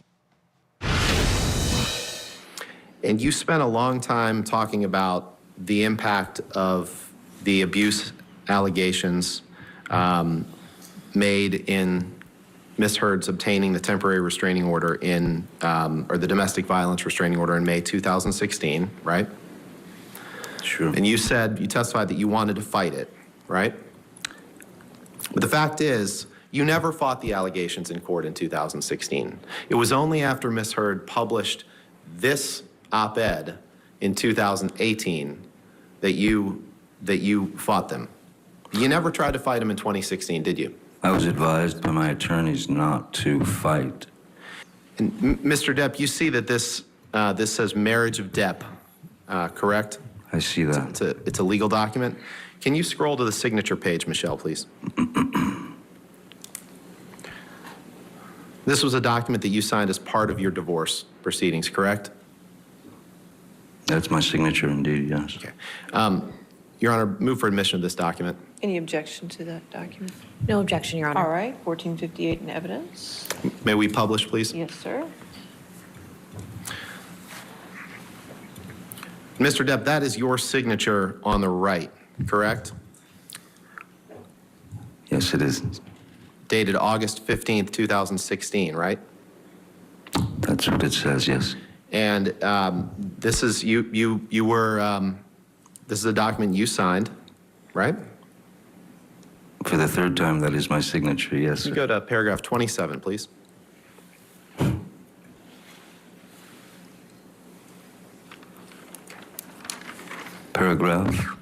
Paragraph 27. Okay. And this paragraph is a joint statement that both sides agreed to release.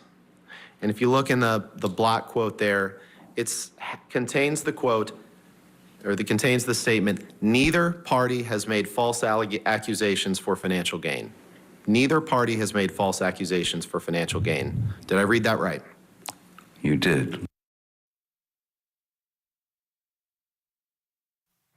All right, so Tammy Allison, is that a de facto admission? Does that prove their case right there? There was an outstanding restraining order against Johnny Depp, including allegations, accusations by Amber Heard of some form of domestic violence.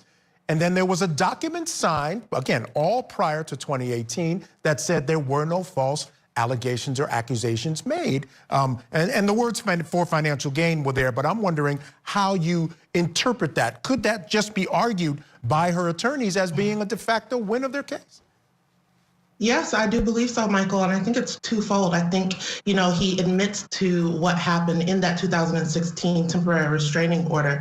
He admits to it, he signs it, and not until 2018, whenever the op-ed is published, does he bring forth this lawsuit alleging defamation, where clearly, if you already admitted to it 2 years prior, how is it 2 years later there's a problem with it? On the other hand, I think it speaks to his personality.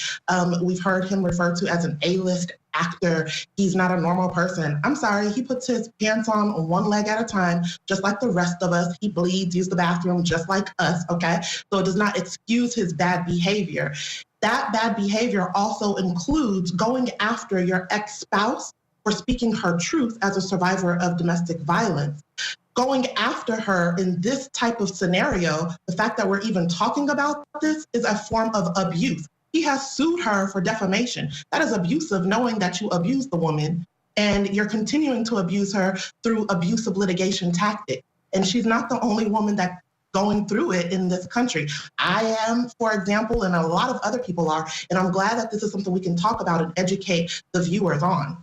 And that's exactly what her attorneys are arguing, that this lawsuit in and of itself is all part of that abuse and intimidation being used by Depp and his team. All right, both of you stand by. Great stuff there. We're going to take a break. One of the reasons all eyes are on the Depp and Heard defamation trial is the airing for the couple's dirty laundry.